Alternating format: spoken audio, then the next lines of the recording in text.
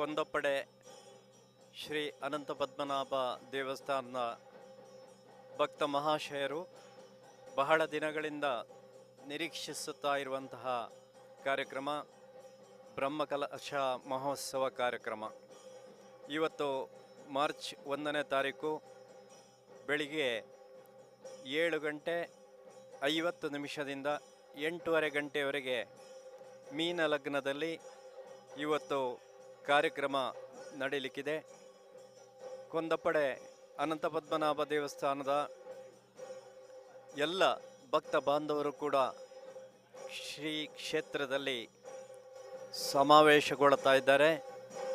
ಬಹಳ ಈ ಒಂದು ಭಕ್ತಿಪೂರ್ವಕವಾದಂತಹ ಕಾರ್ಯಕ್ರಮದಲ್ಲಿ ಭಾಗಿಗಳಾಗ್ತಾ ಇದ್ದಾರೆ.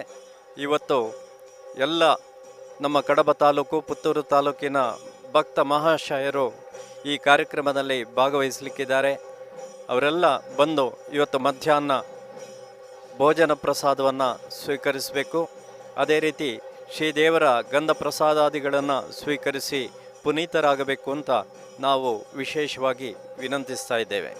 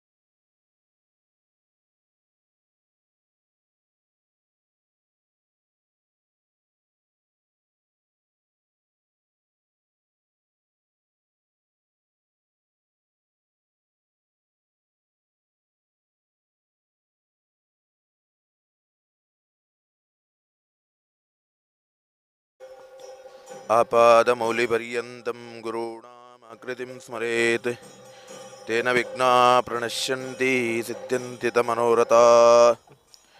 ಅಭೀಪ್ಸಿತಾರ್ಥಸಿದ್ಧ್ಯರ್ಥಂ ಪೂಜಿತೋ ಯಸ್ಸುರೈರಪಿ ಸರ್ವವಿಘ್ನಚ್ಛಿದೇ ತಸ್ಮೈ ಗಣಾಧಿಪತಯೇ ನಮಃ. ಆಜಾನುಬಾಹುಂ ನಮನೇತರಾಗಂ ಶೇಷೇಶಯಾನಂ ಸತತಂ ಪ್ರಸನ್ನಂ ಗಂಭೀರಗಾತ್ರಂ ಸಕಲೈಕನಾಥಂ ಶ್ರೀಪದ್ಮನಾಭಂ ಸತತಂ ಸ್ಮರಾಮಿ.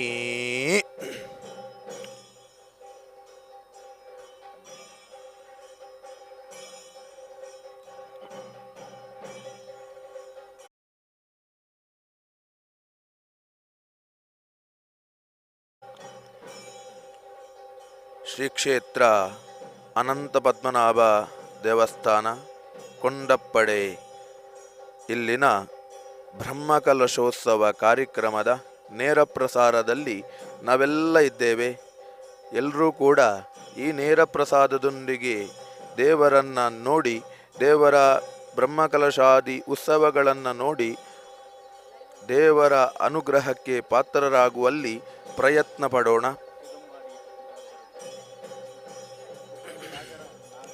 ಯಥೋ ಧರ್ಮ ತಥೋ ಜಯ ಅಂತ ಒಂದು ಮಾತು ಬರ್ತದೆ.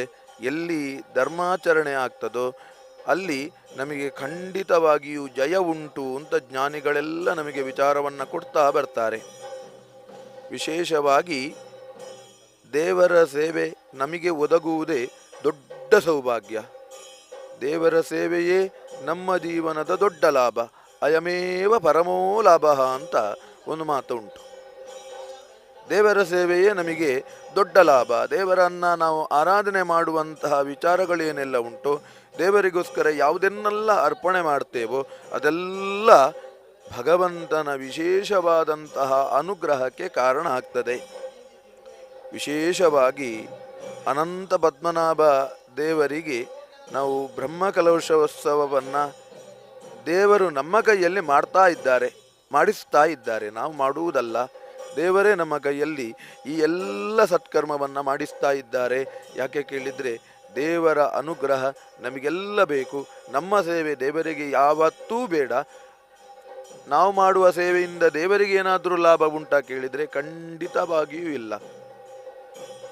ದೇವರ ಅನುಗ್ರಹದ ಲಾಭ ನಮಗೆ ಬೇಕೇ ಹೊರತು ದೇವರಿಗೆ ನಾವು ಮಾಡುವ ಸೇವೆಯಿಂದ ಯಾವ ಉಪಯೋಗವೂ ಇಲ್ಲ.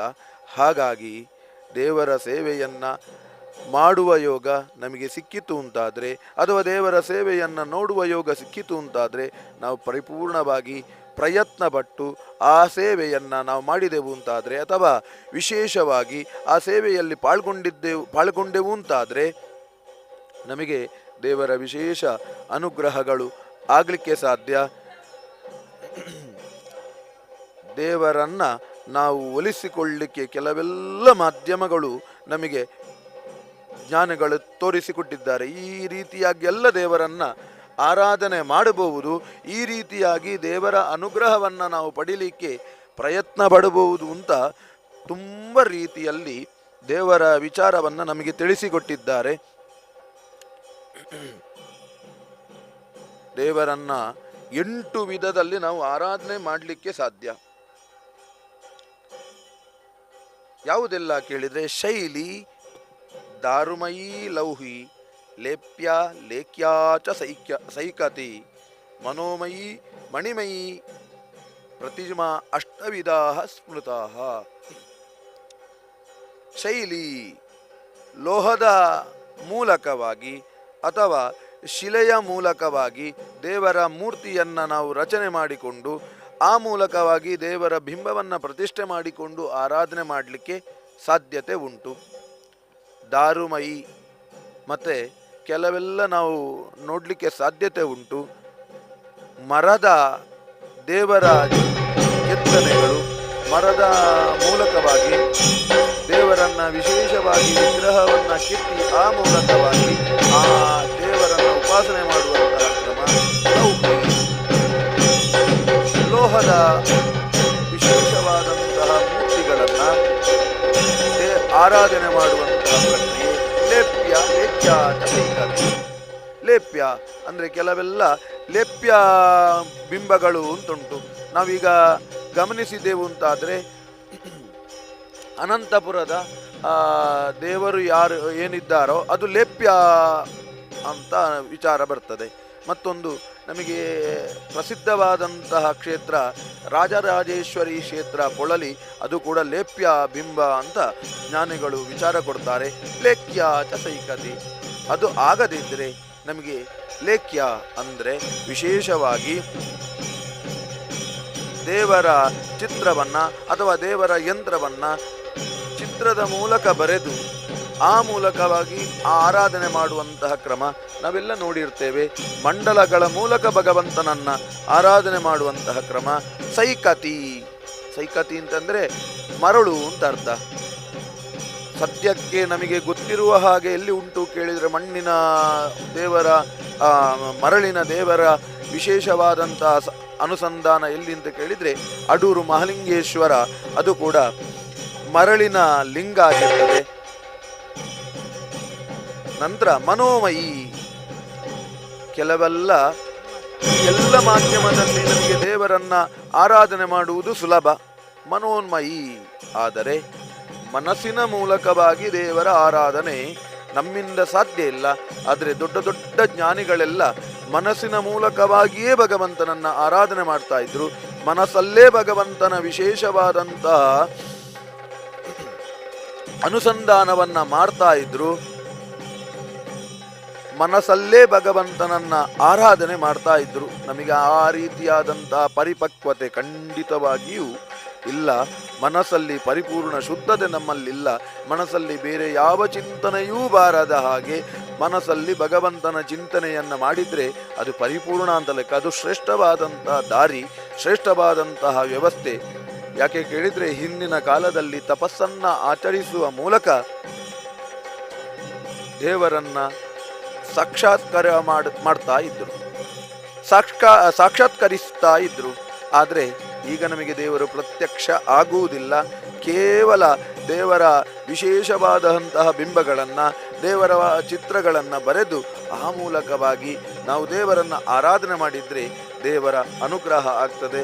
ಮತ್ತು ಮಣಿಮಯಿ ಚೈವ, ಕೆಲವೆಲ್ಲ ಸ್ಥಾನವನ್ನು ಕಲ್ಪನೆ ಮಾಡಿಕೊಂಡು ಮಣೆಗಳ ಮೂಲಕ ಅಥವಾ ವಿಶೇಷವಾದಂತಹ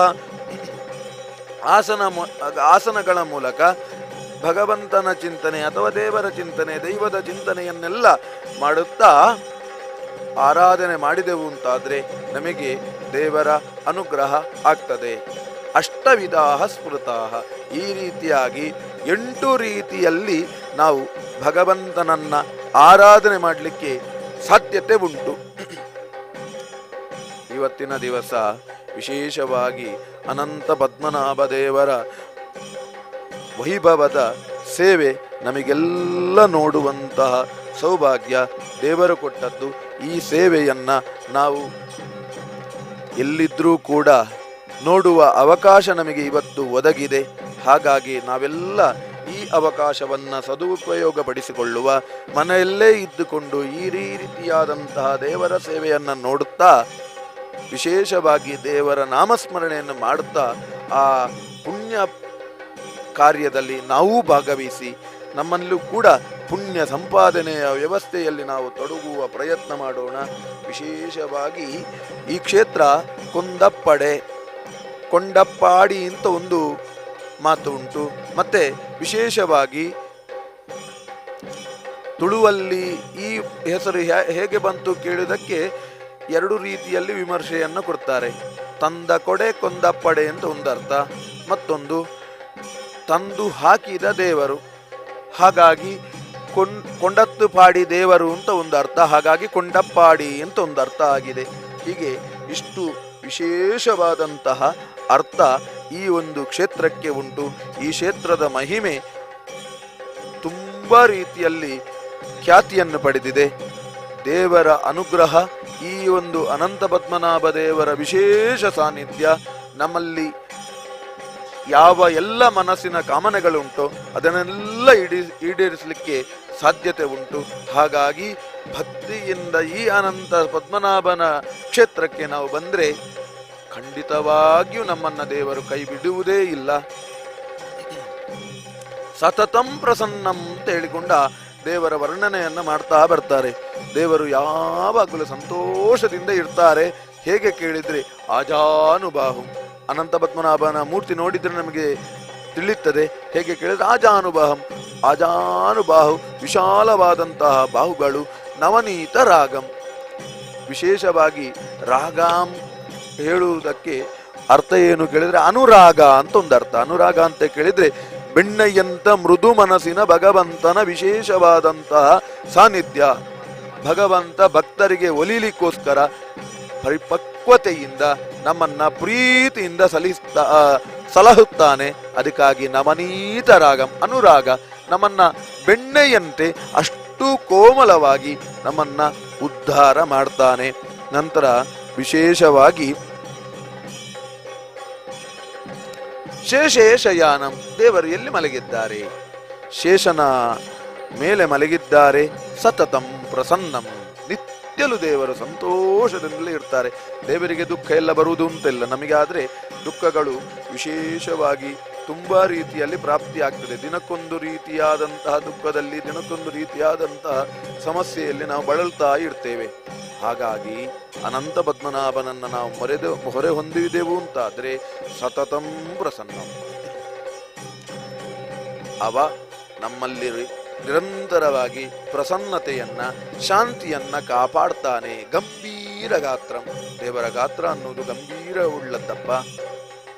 ಸಕಲೈಕನಾಥಂ, ಇಡೀ ಲೋಕಕ್ಕೆ ಒಡೆಯ ಯಾರು ಕೇಳಿದ್ರೆ ಆ ಪದ್ಮನಾಭ ಅನಂತ ಪದ್ಮನಾಭ ಅಂತಹ ಶ್ರೀ ಪದ್ಮನಾಭಂ ಸತತಂ ಸ್ಮರಾಮಿ. ಆ ಪದ್ಮನಾಭನನ್ನ ದಿನಾಲು ನಾನು ಸ್ಮರಣೆ ಮಾಡ್ತೇನೆ ಅಂತ ಜ್ಞಾನಿಗಳು ಶ್ರೇಷ್ಠ ಮುನಿವರ್ಯರೆಲ್ಲ ಕೊಂಡಾಡ್ತಾರೆ. ಹಾಗಾಗಿ ನಾವೆಲ್ಲ ಈ ಒಂದು ಪುಣ್ಯ ಕಾರ್ಯದಲ್ಲಿ ಭಾಗವಹಿಸುವ ಅಥವಾ ದೇವರ ಸೇವೆಯನ್ನು ನೋಡುತ್ತಾ ಭಗವಂತನ ಅನುಗ್ರಹವನ್ನು ಪಡೆದುಕೊಳ್ಳುವ, ನಮ್ಮಲ್ಲಿ ಬರುವಂತಹ ಕಷ್ಟಗಳನ್ನೆಲ್ಲ ದೂರ ಮಾಡಲಿಕ್ಕೆ ದೇವರಲ್ಲಿ ಪ್ರಾರ್ಥನೆ ಮಾಡಿಕೊಳ್ಳುವ, ನಾವೆಲ್ಲ ದೇವರ ಭಕ್ತರಾಗಿ ಇರುವ ಹಾಗೆ ದೇವರೇ ಅನುಗ್ರಹ ಮಾಡಲಿ ಅಂತ ನಾವು ಪ್ರಾರ್ಥನೆ ಮಾಡುವ. ಯಾಕೆ ಕೇಳಿದ್ರೆ ದೇವರಲ್ಲಿ ಸಂಪತ್ತು ಕೇಳುವುದಕ್ಕಿಂತಲೂ ದೇವರೇ ನಮಗೆ ಅನುಗ್ರಹ, ದೇವರೇ ನಮ್ಮ ಸಂಪತ್ತು ಆಗುವ ಹಾಗೆ ನಮ್ಮ ಜೀವನ ಆಗಬೇಕು ಅಂತ ದೇವರಲ್ಲೇ ಪ್ರಾರ್ಥನೆ ಮಾಡಿಕೊಳ್ಳುವಂತಹ ವ್ಯವಸ್ಥೆ. ಅನಂತ ಪದ್ಮನಾಭ ದೇವರ ಹಿನ್ನೆಲೆ ಏನು ಕೇಳಿದ್ರೆ, ವಿಶೇಷವಾಗಿ ಈ ದೇವರು ಎಲ್ಲಿಂದ ಬಂದರು ಕೇಳಿದ್ರೆ ಅನಂತಶಯನ, ಕೇರಳದ ಅನಂತಶಯನದಿಂದ ಈ ದೇವರು ಇಲ್ಲಿಗೆ ಬಂದಿದ್ದಾರೆ ಅನ್ನುವಂತಹ ಪ್ರಸಿದ್ಧಿ ಉಂಟು.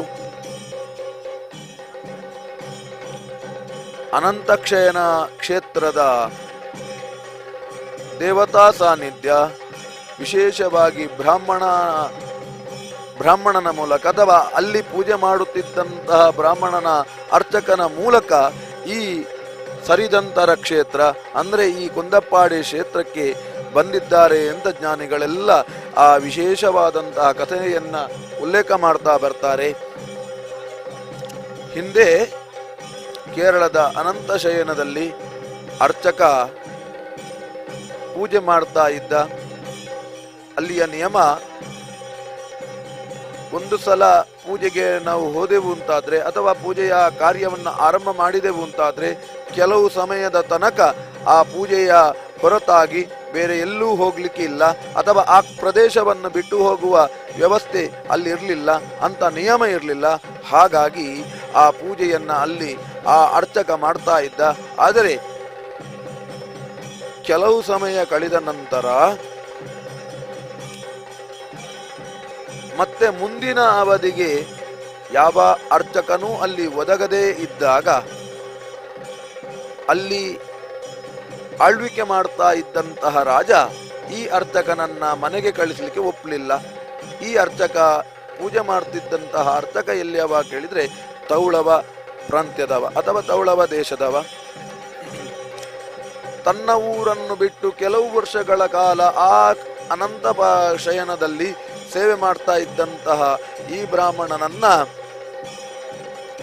ರಾಜ ಕಳಿಸ್ಲಿಕ್ಕೆ ಒಪ್ಪದೇ ಇದ್ದಾಗ ದೇವರಲ್ಲೇ ಈ ಅರ್ಚಕ ಪ್ರಾರ್ಥನೆ ಮಾಡ್ತಾನೆ, ಊರಿಗೆ ನನ್ನ ಊರಿಗೆ ನಾನು ಹೋಗಬೇಕು, ನನ್ನ ಊರನ್ನು ನಾನು ಸೇರಬೇಕು, ನೀನೇ ನನಗೆ ಅನುಗ್ರಹ ಮಾಡಬೇಕು ಅಂತ ಹೇಳಿದಾಗ ಭಕ್ತ ಆ ಪ್ರಾರ್ಥನೆಯನ್ನು ಮಾಡಿದಾಗ ಅನಂತಶಯನ ದೇವರು ಕೃಪಾಸಮುದ್ರನಾದಂತಹ ಆ ದಯಾಶೀಲನಾದಂತಹ ಗುಣಪೂರ್ಣನಾದಂತಹ ಅನಂತಶಯನ ಕೂಡ ಆ ಭಕ್ತನಿಗೆ ವಿಶೇಷವಾದಂತಹ ಅನುಗ್ರಹದ ಮಾತನ್ನು ಹೇಳ್ತಾನೆ, ನಿನ್ನೊಟ್ಟಿಗೆ ನಾನು ಕೂಡ ಬರ್ತೇನೆ, ಹೋಗುವ ಅಂತ.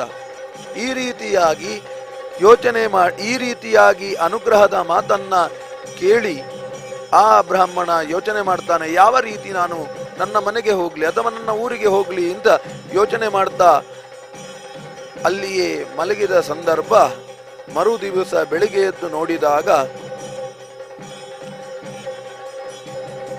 ಆ ಬ್ರಾಹ್ಮಣ ಈ ಕುಂದಪ್ಪಡೆ ಅನ್ನುವಂತಹ ಕ್ಷೇತ್ರದ ದೊಡ್ಡ ಅರಣ್ಯದಲ್ಲಿ ಬಂದು, ಅಥವಾ ಇದಕ್ಕೆ ಚಂಪಕವನ ಅಂತಲೂ ಒಂದು ಹೆಸರು ಉಂಟು, ಈ ವನದ ಮಧ್ಯದಲ್ಲಿ ಬಂದು ಈ ಬ್ರಾಹ್ಮಣ ಇರ್ತಾನೆ.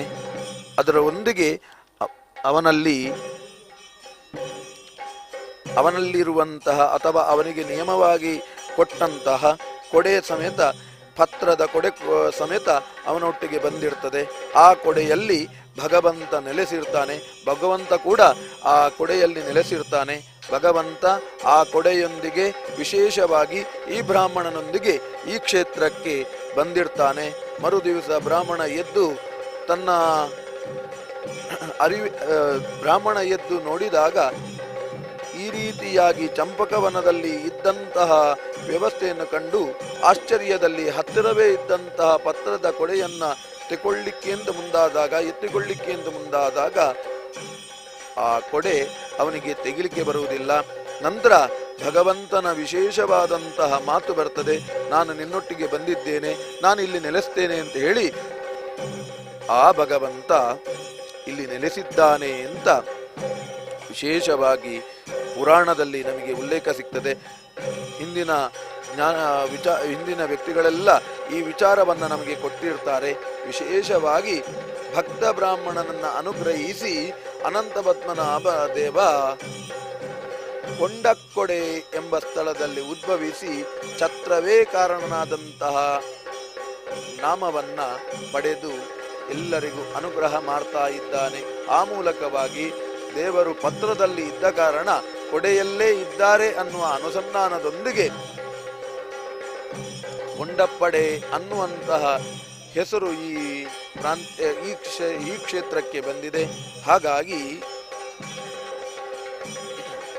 ಈ ಕೊಂಡಪ್ಪಡೆ ಅಥವಾ ಈ ಪತ್ರದ ಕೊಡೆ ಏನಾಯಿತು ಕೇಳಿದ್ರೆ ದೊಡ್ಡದಾದಂತಹ ಹುತ್ತದಲ್ಲಿ ಲೀನ ಆಗಿ ಹೋಯಿತು, ಅಥವಾ ಆ ಹುತ್ತದ ಒಳಗೆ ಈ ಕೊಡೆ ಮುಳುಗಿ ಹೋಯಿತು.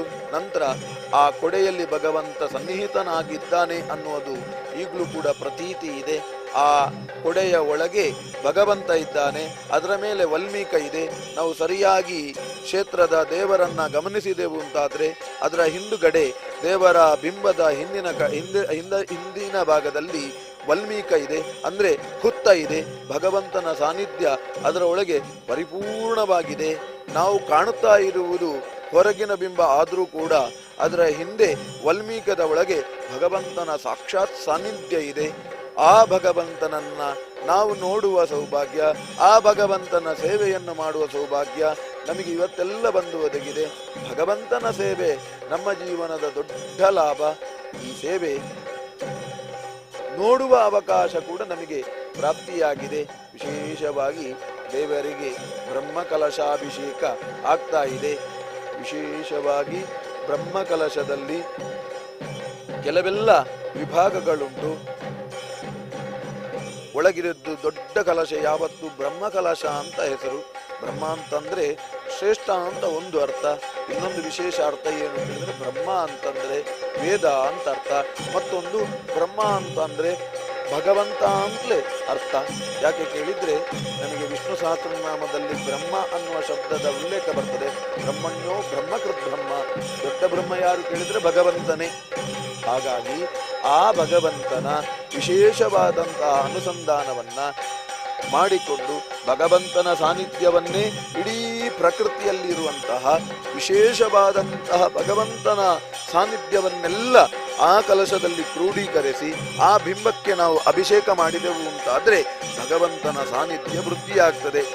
ಭಗವಂತ ಅದರೊಳಗೆ ಹೆಚ್ಚು ರೀತಿಯಲ್ಲಿ ತನ್ನ ಸನ್ನಿಧಾನವನ್ನ ಇಡ್ತಾನೆ ಅಂತ ಜ್ಞಾನಿಗಳು ವಿಚಾರ ಕೊಡ್ತಾರೆ. ಹಾಗಾಗಿ ಭಗವಂತನಿಗೆ ಕಲಶಾಭಿಷೇಕವನ್ನ ನಾವು ಮಾಡ್ತಾ ಇದ್ದೇವೆ. ದ್ರವ್ಯ ಕಲಶ ಅಂತ ಉಂಟು. ಒಂದೊಂದು ರೀತಿಯಾದಂತಹ ದ್ರವ್ಯಗಳು, ಒಂದೊಂದು ರೀತಿಯಾದಂತಹ ವಿಶೇಷವಾದಂತಹ ಔಷಧಿ ಸಸ್ಯಗಳು, ಪಂಚಗವ್ಯ, ನಂತರ ವಿಶೇಷವಾಗಿ ದೇವರಿಗೆ ಹಾಲಿನ ಅಭಿಷೇಕ, ತುಪ್ಪದ ಅಭಿಷೇಕ, ಪಂಚಾಮೃತದ ಅಭಿಷೇಕ, ನಂತರ ವಿಶೇಷವಾಗಿ ದೇವರ ವಿಶೇಷವಾದಂತಹ ಅಭಿಮಂತ್ರಣೆ ಮಾಡಿದಂತಹ ದೇವರ ಮಂತ್ರವನ್ನ ಅಭಿಮಂತ್ರಣೆ ಮಾಡಿದಂತಹ ದೇವರ ಜಪವನ್ನ ಮಾಡಿದಂತಹ ಆ ನೀರನ್ನ ಭಗವಂತನಿಗೆ ನಾವು ಅಭಿಷೇಕ ಮಾಡಲಿಕ್ಕಿದ್ದೇವೆ. ಸುಮಾರು 7:55ರಿಂದ 8:30 ತನಕ ನಡೆಯುವಂತಹ ಮೀನ ಲಗ್ನದಲ್ಲಿ ಭಗವಂತನಿಗೆ ಬ್ರಹ್ಮಕಲಶಾಭಿಷೇಕ ಆಗ್ಲಿಕ್ಕಿದೆ. ಅದರ ಪೂರ್ವಭಾವಿಯಾಗಿ ಪರಿಕಲಶ ಅಂದ್ರೆ ಸುತ್ತದ ಕಲಶಗಳನ್ನೆಲ್ಲ 108 ಕಲಶವನ್ನ ಭಗವಂತನಿಗೆ ನಾವು ಅಭಿಷೇಕ ಮಾಡ್ತಾ ಇದ್ದೇವೆ. ಭಗವಂತನ ಸನ್ನಿಧಾನ ವೃದ್ಧಿಯಾಗಬೇಕು. ಅದೇ ರೀತಿಯಾಗಿ ನಮ್ಮ ಮನಸ್ಸಲ್ಲಿರುವಂತಹ ಭಗವಂತನು ಕೂಡ ವೃದ್ಧಿಯಾಗಬೇಕು. ಭಗವಂತನ ಭಕ್ತಿ ನಮಗೆ ಜಾಗೃತ ಆಗಬೇಕು. ಆ ಮೂಲಕವಾಗಿ ನಮಗೆಲ್ಲ ಕ್ಷೇಮ ಒದಗಲಿಕ್ಕೆ ಸಾಧ್ಯ. ಕ್ಷೇಮಾಯ ವಿಜಯಾಯತ ಅಂತ ಜ್ಞಾನಿಗಳು ವಿಚಾರ ಕೊಡ್ತಾರೆ. ದೇವರ ಸೇವೆ ಯಾಕೆ ಬೇಕು? ಕ್ಷೇಮಾಯ ವಿಜಯಾಯತ. ಜೀವನದಲ್ಲಿ ಕ್ಷೇಮ ಬೇಕಾ? ಅದು ಕೊಡುವುದು ಭಗವಂತನೇ, ಬೇರೆ ಯಾರು ಕೊಡ್ಲಿಕ್ಕೆ ಸಾಧ್ಯ ಇಲ್ಲ. ವಿಜಯ ಅಂದ್ರೆ ನೆಮ್ಮದಿ, ಆ ನೆಮ್ಮದಿಯನ್ನು ಕೂಡ ಕೊಡುವುದು ಭಗವಂತನೇ ಹೊರತು ಬೇರೆ ಯಾರೂ ಅಲ್ಲ. ಹಾಗಾಗಿ ನಾವೆಲ್ಲ ಸ್ವಲ್ಪ ಆದ್ರೂ ಧರ್ಮದ ಕೆಲಸದಲ್ಲಿ ಪ್ರಯತ್ನ ಪಟ್ಟೆವು ಅಂತಾದ್ರೆ ನಮಗೆ ಖಂಡಿತ ದೇವರ ಅನುಗ್ರಹ ಆಗ್ತದೆ. ನಾವೆಲ್ಲೋ ದೂರದಲ್ಲಿದ್ದೇವೆ ಅನ್ನುವ ಚಿಂತೆ ಬೇಡ. ಈ ರೀತಿಯಾದಂತಹ ನೇರ ದೃಶ್ಯವನ್ನ ನೀವೆಲ್ಲ ನೋಡ್ಲಿಕ್ಕೆ ಸಾಧ್ಯತೆ ಉಂಟು. ನಿಮ್ಮ ಮನೆಯಲ್ಲಿ ನೀವೇ ಕೂತುಕೊಂಡು ನೋಡಬಹುದು. ಅದರ ಒಟ್ಟಿಗೆ ದೇವರ ವಿಶೇಷ ಸೇವೆಯನ್ನು ನೋಡುತ್ತಾ ದೇವರ ನಾಮಸ್ಮರಣೆಯನ್ನು ಮಾಡ್ತಾ ಇರುವ ಗೋವಿಂದ ಗೋವಿಂದ ಗೋವಿಂದ ಅಂತ ಹೇಳಿಕೊಂಡು ದೇವರ ಈ ಪ್ರತಿಷ್ಠಾ ಬ್ರಹ್ಮಕಲಶಗಳನ್ನೆಲ್ಲ ನೋಡಿದೆವು ಅಂತಾದ್ರೆ ಭಗವಂತ ಖಂಡಿತ ಅನುಗ್ರಹ ಮಾಡಿಯೇ ಮಾಡ್ತಾನೆ. ಕ್ಷೇತ್ರಕ್ಕೆ ಬರುವುದು ನಾವು ಖಂಡಿತವಾಗಿಯೂ ಆಗಲೇಬೇಕು. ಆದರೆ ಸಾಧ್ಯ ಆಗದೇ ಇರುವ ಪಕ್ಷ, ದೂರದಲ್ಲಿ ಇರುವ ಪಕ್ಷ ದೇವರ ನಾಮಸ್ಮರಣೆಯನ್ನಾದರೂ ಮಾಡುವ. ದೇವರ ನಾಮಸ್ಮರಣೆಯನ್ನು ಮಾಡ್ತಾ ದೇವರ ವಿಶೇಷವಾದಂತಹ ಸೇವೆಯನ್ನು ನೋಡುತ್ತಾ ನಾವೆಲ್ಲ ಕೃತಾರ್ಥರಾಗುವ. ನಮ್ಮಲ್ಲಿರುವ ಪಾಪಗಳೆಲ್ಲ ದೂರ ಹೋಗಬೇಕು. ಪಾಪ ಅಂಧಕಾರಂ ತ್ವರಿತಂ ನಿವಾರಯ. ದೇವರಲ್ಲಿ ಏನು ಪ್ರಾರ್ಥನೆ ಮಾಡಿಕೊಳ್ಳುವ? ನಾವೆಲ್ಲ ದೇವರ ವಿರುದ್ಧವಾಗಿ ಹೋಗಿ ಸಾವಿರ ರೀತಿಯಾದಂತಹ ಪಾಪವನ್ನ ಮಾಡಿದ್ದೇವೆ.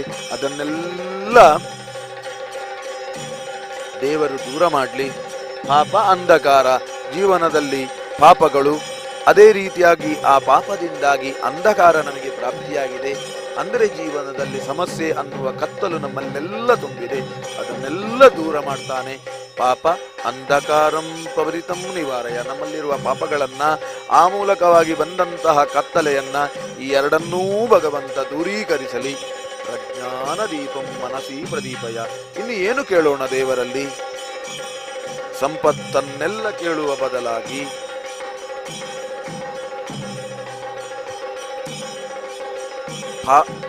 ಪ್ರಜ್ಞಾನ ದೀಪಂ ಮನಸಿ ಪ್ರದೀಪಯ. ನಿನ್ನ ಜ್ಞಾನದ ದೀಪವನ್ನ ನೀನೇ ನನ್ನ ಮನಸ್ಸಲ್ಲಿ ಬೆಳಗಿಸಿ ನನ್ನ ಜೀವನವನ್ನ ನಿನ್ನ ಸೇವೆಯೊಂದಿಗೆ ನಿರಂತರವಾಗಿ ನಡೆಸು ಅಂತ ಭಗವಂತನಲ್ಲಿ ಕೇಳೋಣ.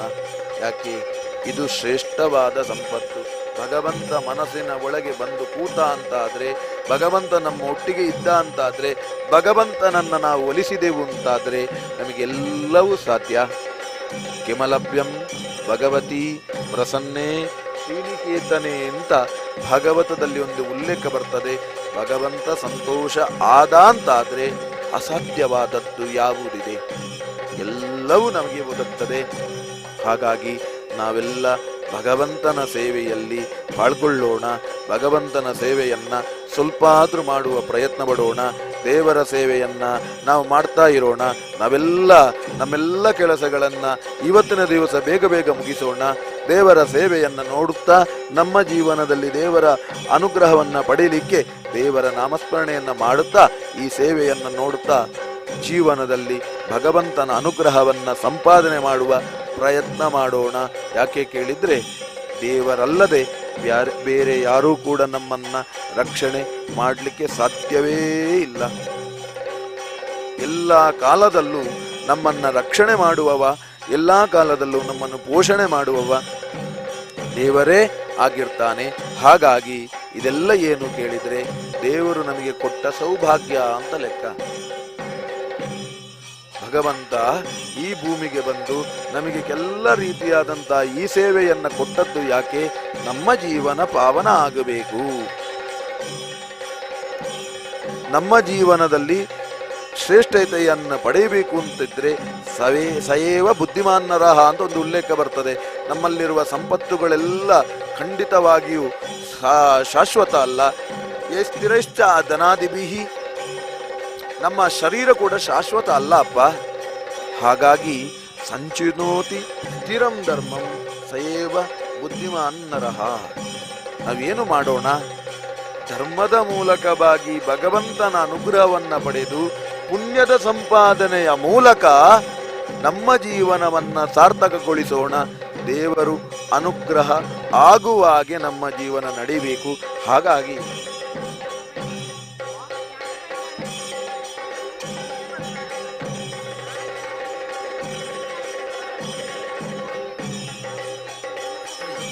ಹಾಗಾಗಿ ನಾವೆಲ್ಲ ಈ ಪ್ರಯತ್ನದಲ್ಲಿ ನಿರಂತರ ಸಾಗೋಣ. ದೇವರು ನಮಗೆ ಒಳ್ಳೆಯ ಅವಕಾಶವನ್ನು, ಸೌಭಾಗ್ಯವನ್ನು ಕೊಟ್ಟಿದ್ದಾರೆ. ನಾನಾ ವಿಧವಾದಂತಹ ಸೇವೆಯನ್ನು ಮಾಡುವ ಯೋಗ ಯೋಗ್ಯತೆಯನ್ನು ನಮಗೆ ಕೊಟ್ಟಿದ್ದಾರೆ. ಈ ಭಾರತ ಭೂಮಿಯಲ್ಲಿ ಭಗವಂತನ ಸೇವೆ ಅತಿಶಯವಾಗಿ ಉಂಟು. ನಾವೆಲ್ಲೇ ಹೋದರೂ ಕೂಡ ದೇವರ ವಿಶೇಷ ಸಾನ್ನಿಧ್ಯಗಳು ಒಂದೊಂದು ರೀತಿಯಾಗಿ ನಮಗೆ ಹೇಳಲಿಕ್ಕೆ ಸಿಗ್ತದೆ. ಈ ರೀತಿಯಾಗಿ ಭಗವಂತ ಒಲಿದು ಈ ಕ್ಷೇತ್ರದಲ್ಲಿ ನಿಂತ ಅಂತ ಒಂದೊಂದು ಕಥೆಗಳು ಬರ್ತದೆ. ಹಾಗಾಗಿ ಒಂದೊಂದು ಪ್ರದೇಶದಲ್ಲೂ ಒಂದೊಂದು ರೀತಿಯ ದೇವತಾ ಸಾನ್ನಿಧ್ಯ ಉಂಟು ಅಂತ ಉಲ್ಲೇಖ. ಅದಕ್ಕಾಗಿಯೇ ಈ ಭಾರತ ಶ್ರೇಷ್ಠ ಅಂತ ಲೆಕ್ಕ. ಜ್ಞಾನಿಗಳು ಈ ಭಾರತಕ್ಕೆ ಅರ್ಥ 28 ಕೊಡ್ತಾರೆ. ನಮಗೆ ಅದನ್ನೆಲ್ಲ ಅರಗಿಸಿಕೊಳ್ಳುವ ಹಾಗೆ, ಅದನ್ನೆಲ್ಲ ತಿಳಿದುಕೊಳ್ಳುವ ಹಾಗೆ ನಮ್ಮಿಂದ ಸಾಧ್ಯವೇ ಇಲ್ಲ. ಹಾಗಾಗಿ ಭಾರತ ಒಂದು ಅರ್ಥ ಏನು ಗೊತ್ತಾ?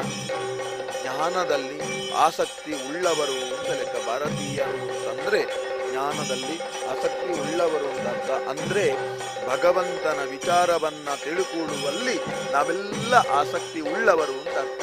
ಭಾರತ ಅನ್ನುವ ಶಬ್ದಕ್ಕೆ ಈ ಒಂದು ಅರ್ಥವನ್ನು ನಾವು ಅನುಸಂಧಾನ ಮಾಡಿಕೊಳ್ಳುವ. ಉಳಿದ 27 ಅರ್ಥ ನಮಗೆ ಅನುಸಂಧಾನ ಮಾಡಲಿಕ್ಕೂ ಸಾಧ್ಯ ಇಲ್ಲ, ಅದನ್ನು ತಿಳ್ಕೊಳ್ಳಿಕ್ಕೂ ಕಷ್ಟ.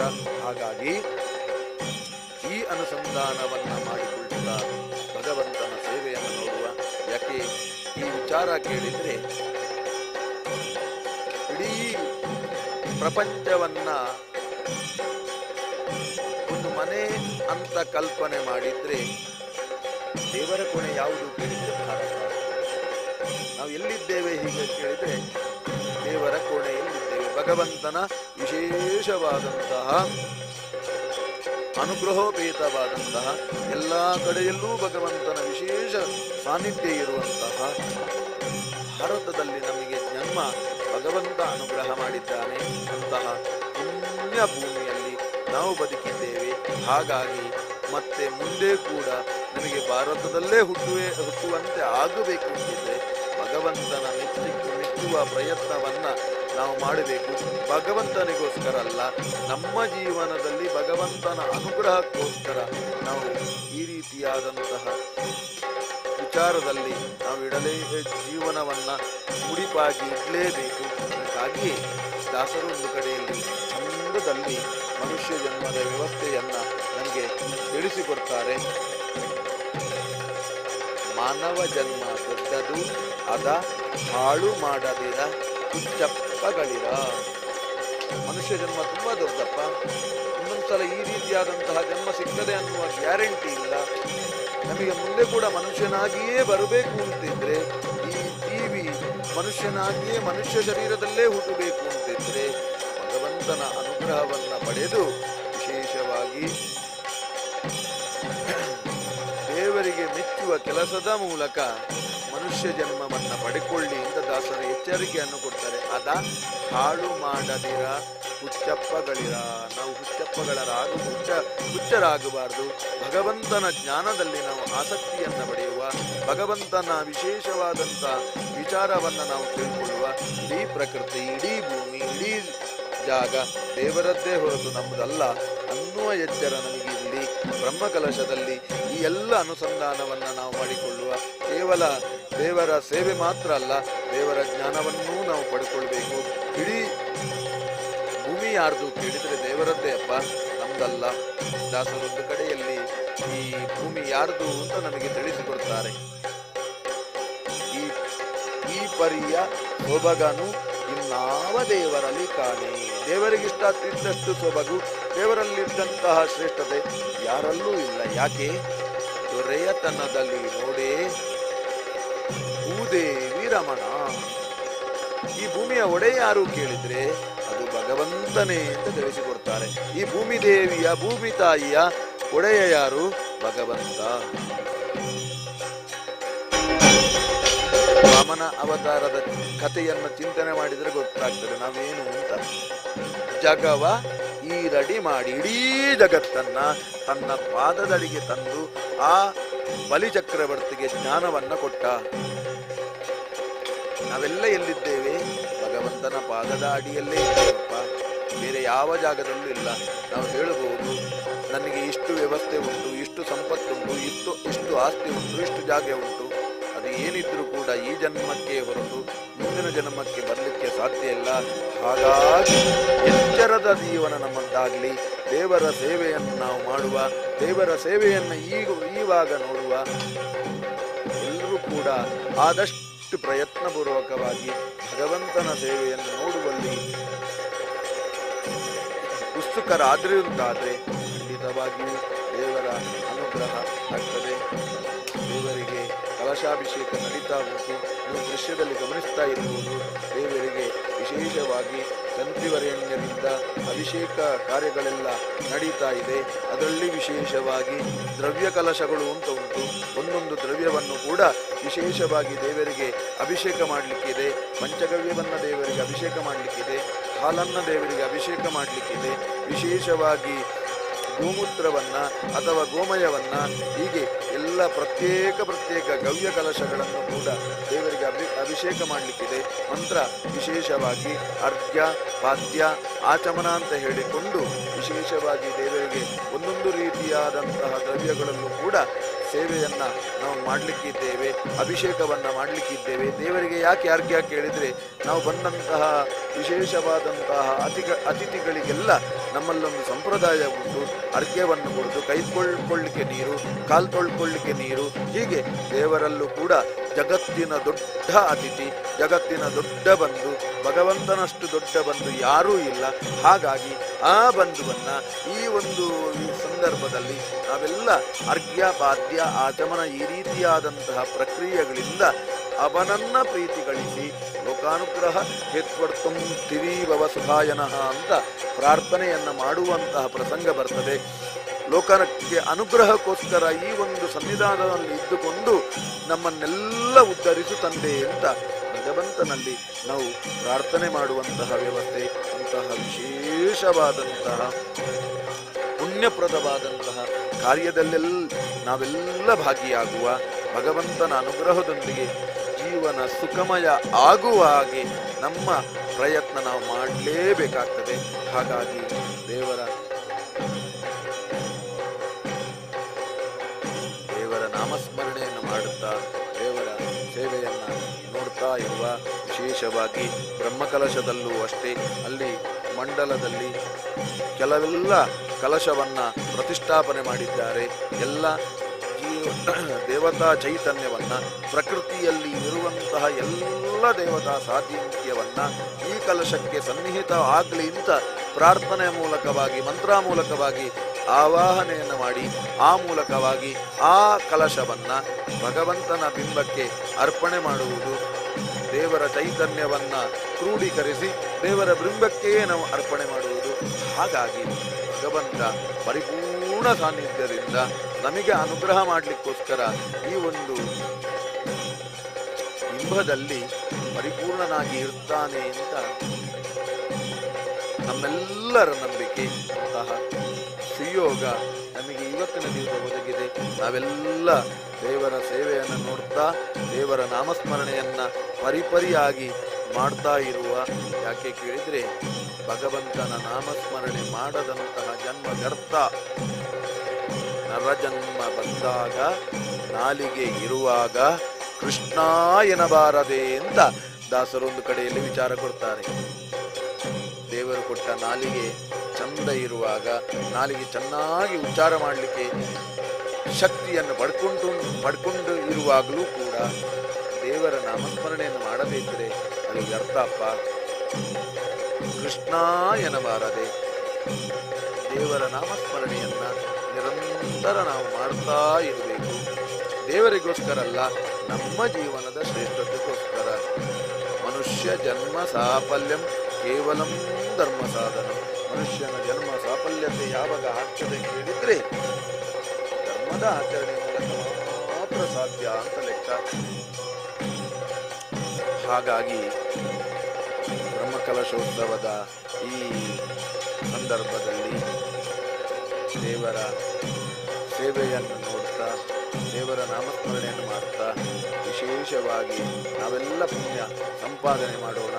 ಬ್ರಹ್ಮಕಲಶೋತ್ಸವದಲ್ಲಿ ನಾವೆಲ್ಲ ಭಾಗಿಯಾಗೋಣ. ದೇವರಿಗೆ ಬ್ರಹ್ಮ ಕಲಶದ ಒಟ್ಟಿಗೆ ವಿಶೇಷವಾಗಿ ದ್ರವ್ಯ ಕಲಶಗಳೆಲ್ಲ ಅಭಿಷೇಕ ಆಗ್ತಾ ಇರ್ತದೆ. ಕೆಲವು ಸಂದರ್ಭ ಅಭಿಷೇಕದಲ್ಲಿ ವಿಶೇಷವಾದಂತಹ ದ್ರವ್ಯವನ್ನು ಭಗವಂತನಿಗೆ ಸಮರ್ಪಣೆ ಮಾಡಲಿಕ್ಕೆ ಉಂಟು. ವಿಶೇಷವಾದಂತಹ ಔಷಧೀಯ ಸಸ್ಯಗಳನ್ನೆಲ್ಲ ಸೇರಿಸಿ ಅದನ್ನು ವಿಶೇಷವಾಗಿ ನೀರಿನೊಂದಿಗೆ ಸೇರಿಸಿ ಅಭಿಮಂತ್ರಣೆ ಮಾಡಿ ಆ ಔಷಧೀಯ ಸಸ್ಯವನ್ನು ಅದರಲ್ಲಿರುವಂಥ ವಿಶೇಷವಾದಂಥ ಔಷಧಿಯನ್ನು ಭಗವಂತನ ಬಿಂಬಕ್ಕೆ ನಾವು ಅಭಿಷೇಕ ಮಾಡಿದೆವು ಅಂತಾದರೆ ಭಗವಂತನಿಗೆ ಏನು ಆರೋಗ್ಯ ಅಂತಲ್ಲ, ನಮ್ಮ ಜೀವನದಲ್ಲಿ ಆರೋಗ್ಯ ನಿರಂತರವಾಗಿ ಉಳಿಯುತ್ತದೆ ಎಂದರ್ಥ. ಔಷಧಂ ಜಗತ ಸೇತು. ದೊಡ್ಡ ಔಷಧ ಯಾರು ಕೇಳಿದರೆ ಭಗವಂತನೇ. ಭಗವಂತನಿಗಿಂತ ದೊಡ್ಡ ಔಷಧ ಇಲ್ಲ. ಹಾಗಾಗಿ ದೇವರು ಕೊಟ್ಟ ಸಂಪತ್ತನ್ನು ದೇವರಿಗೆ ಅರ್ಪಣೆ ಮಾಡುವಂಥ ವ್ಯವಸ್ಥೆ. ಹರಿಯ ಕರುಣೆಯಲ್ಲಿ ಒದಗಿದ ಭಾಗ್ಯವ ಹರಿಗೆ ಸಮರ್ಪಣೆ ಮಾಡಿದರು. ದೇವರು ಏನೆಲ್ಲ ನಮಗೆ ಕೊಟ್ಟಿದ್ದಾರೋ ಅದನ್ನೆಲ್ಲ ದೇವರಿಗೆ ಅರ್ಪಣೆ ಮಾಡುವಂತಹ ಒಂದು ಪುಣ್ಯಕಾಲ. ಈ ಭೂಮಿ ಕೊಟ್ಟದ್ದು ಕೂಡ ಒಂದೇ, ಭೂಮಿ ಕೂಡ ಅವನದ್ದೇ ಹೊರತು ನಮ್ಮದಲ್ಲ. ಇನ್ನು ದೇವರಲ್ಲಿ ಸಂಪತ್ತು ಕೂಡ ಬೇಕಾದಷ್ಟು ಉಂಟಪ್ಪ. ನಮಗೆ ದೇವರಿಗೆ ಕೊಟ್ಟು ದೇವರಿಗೆ ಏನು ಲಾಭ ಆಗ್ಲಿಕ್ಕಿಲ್ಲ. ದೊರೆಯತನದಲ್ಲಿ ನೋಡೇ ಲಕ್ಷ್ಮೀ ರಮಣ. ದೇವರಲ್ಲಿ ಎಷ್ಟು ಸಂಪತ್ತು ಉಂಟು ಅಂತ ನಾವು ಈ ಮಾತನ್ನು ವಿಚಾರ ಮಾಡಿದರೆ ನಮಗೆ ತಿಳಿಯುತ್ತದೆ. ದೇವರಲ್ಲಿದ್ದಷ್ಟು ಸಂಪತ್ತು ಯಾರಲ್ಲೂ ಇಲ್ಲ. ಲಕ್ಷ್ಮೀ ದೇವಿಯ ಒಡೆಯ ಯಾರು ಕೇಳಿದ್ರೆ ನಾರಾಯಣ ದೇವರು. ಹಾಗಾಗಿ ದೇವರಿಗೆ ನಾವು ಕೊಡುವ ಸಂಪತ್ತು ನಮಗೆ ದೇವರು ಮತ್ತೆ ಅನುಗ್ರಹ ಮಾಡ್ತಾನೆ. ನಮ್ಮ ಜೀವನದಲ್ಲಿ ನಾವು ದೇವರಿಗೆ ದುಡ್ಡು ಕೊಟ್ಟ ತಕ್ಷಣ ದೇವರು ನಮಗೆ ದುಡ್ಡು ಕೊಡಬೇಕು.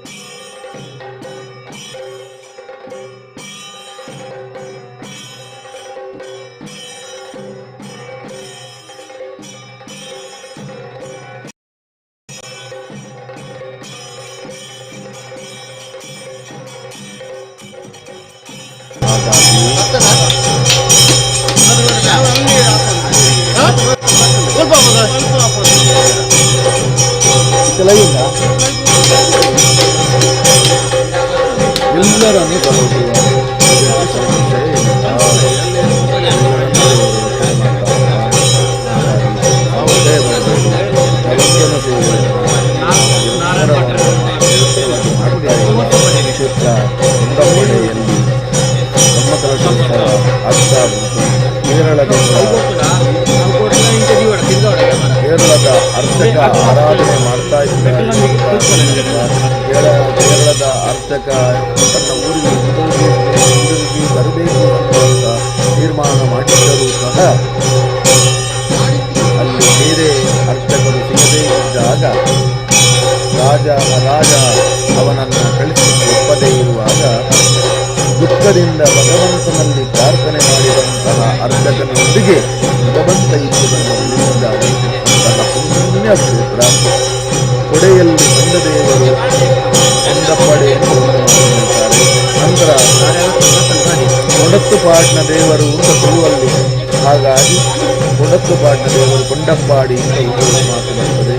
ಹಾಗಾಗಿ ಆ ಭಗವಂತ ನಮ್ಮನ್ನೆಲ್ಲ ಉದ್ಧಾರ ಮಾಡಲಿಕ್ಕೆ ದೂರದ ಕೇರಳದ ಊರಿನ ಭಗವಂತ ಈ ಒಂದು ಕ್ಷೇತ್ರದಲ್ಲಿ ಬಂದು ನಮ್ಮನ್ನೆಲ್ಲ ಅನುಗ್ರಹ ಮಾಡಲಿಕ್ಕೆ ಈ ಕ್ಷೇತ್ರಕ್ಕೆ ಬಂದಿದ್ದಾರೆ. ಈ ಕ್ಷೇತ್ರದಲ್ಲಿ ದೇವರ ಸೇವೆಯನ್ನು ನಾವು ಮಾಡಿದ್ದೇವೆಂದಾದರೆ ನಮಗೆ ದೇವರು ಖಂಡಿತವಾಗಿಯೂ ರಕ್ಷಣೆ ಮಾಡ್ತಾನೆ ಅನ್ನುವ ನಂಬಿಕೆ ನಮಗೆ ದೃಢವಾಗಿದ್ದು ದೇವರ ಕೈಗೊಳ್ಳಲಿಕ್ಕೆ ಸಾಧ್ಯವಿಲ್ಲ. ವಿಶೇಷವಾಗಿ ದೇವರಿಗೆ ಬ್ರಹ್ಮಕಲಶಾದಿ ಉತ್ಸವಗಳೆಲ್ಲ ನಡೀತಾ ಉಂಟು. ದಿವ್ಯ ಕಲಶ ವಿಶೇಷವಾಗಿ ದೇವರಿಗೆ ಸಾನ್ನಿಧ್ಯ ಕಲಶವನ್ನೆಲ್ಲ ಅರ್ಪಣೆ ಮಾಡಿಕೊಂಡು ಮಧ್ಯದಲ್ಲಿ ನೈವೇದ್ಯಗಳನ್ನೆಲ್ಲ ಅರ್ಪಣೆ ಮಾಡಿಕೊಂಡು ಒಂದು ದ್ರವ್ಯ ಆದ ಕೂಡಲೇ ವಿಶೇಷವಾದಂತಹ ದೇವರಿಗೆ ನೈವೇದ್ಯವನ್ನು ಅರ್ಪಣೆ ಮಾಡಿ ನಂತರ ದೇವರಿಗೆ ಕಲಶಾಭಿಷೇಕ ಮುಂದುವರಿಯುತ್ತಾ ಉಂಟು. ವಿಶೇಷವಾಗಿ ಆ ಕಲಶದ ವಿಚಾರದಲ್ಲೂ ನಾವು ನೋಡ್ತಾ ಹೋದೆವು ಅಂತಾದರೆ ಮಧ್ಯದಲ್ಲಿದ್ದದ್ದು ಆಯ್ತು ಕಲಶದವರ ಬಾಟ್ಲಿ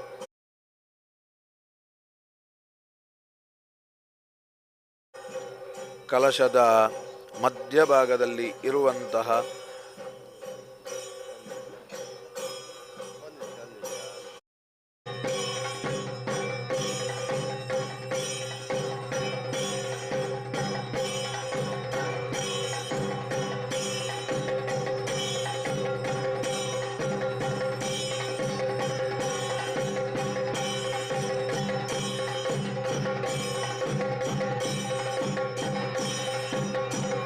ಈಗ ನೀವು ನೋಡ್ತಾ ಇರಬಹುದು ಕಲಶದ ಜಾಗವನ್ನು ಕಲಶ ಮಂಟಪವನ್ನು ನೋಡ್ತಾ ಇದ್ರೆ ಗಮನಿಸಬಹುದು.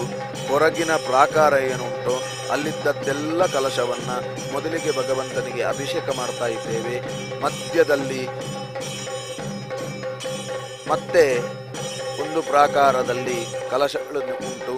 ಮಧ್ಯದಲ್ಲಿ ಅಲಂಕಾರ ಭರಿತವಾದಂತಹ ಬ್ರಹ್ಮಕಲಶ ನಮಗೆ ಕಾಣ್ತಾ ಉಂಟು. ಸುತ್ತದ ಹೊರಗಿನ ಆವರಣದ ಕಲಶಗಳು ಮಾನುಷ ಕಲಶ ಅಂತ ಅದಕ್ಕೆ ಹೆಸರು. ಅದಕ್ಕಿಂತ ಒಳಗಿನ ಆವರಣ ಕಲಶಕ್ಕೆ ದೈವಿಕ ಕಲಶ ಅಂತ ಹೆಸರು. ಅದಕ್ಕಿಂತ ಒಳಗೆ ಅಲಂಕಾರದಿಂದ ಶೋಭಿಸುವಂತಹ ಕಲಶಕ್ಕೆ ಬ್ರಹ್ಮ ಕಲಶ ಅಂತ ಹೆಸರು.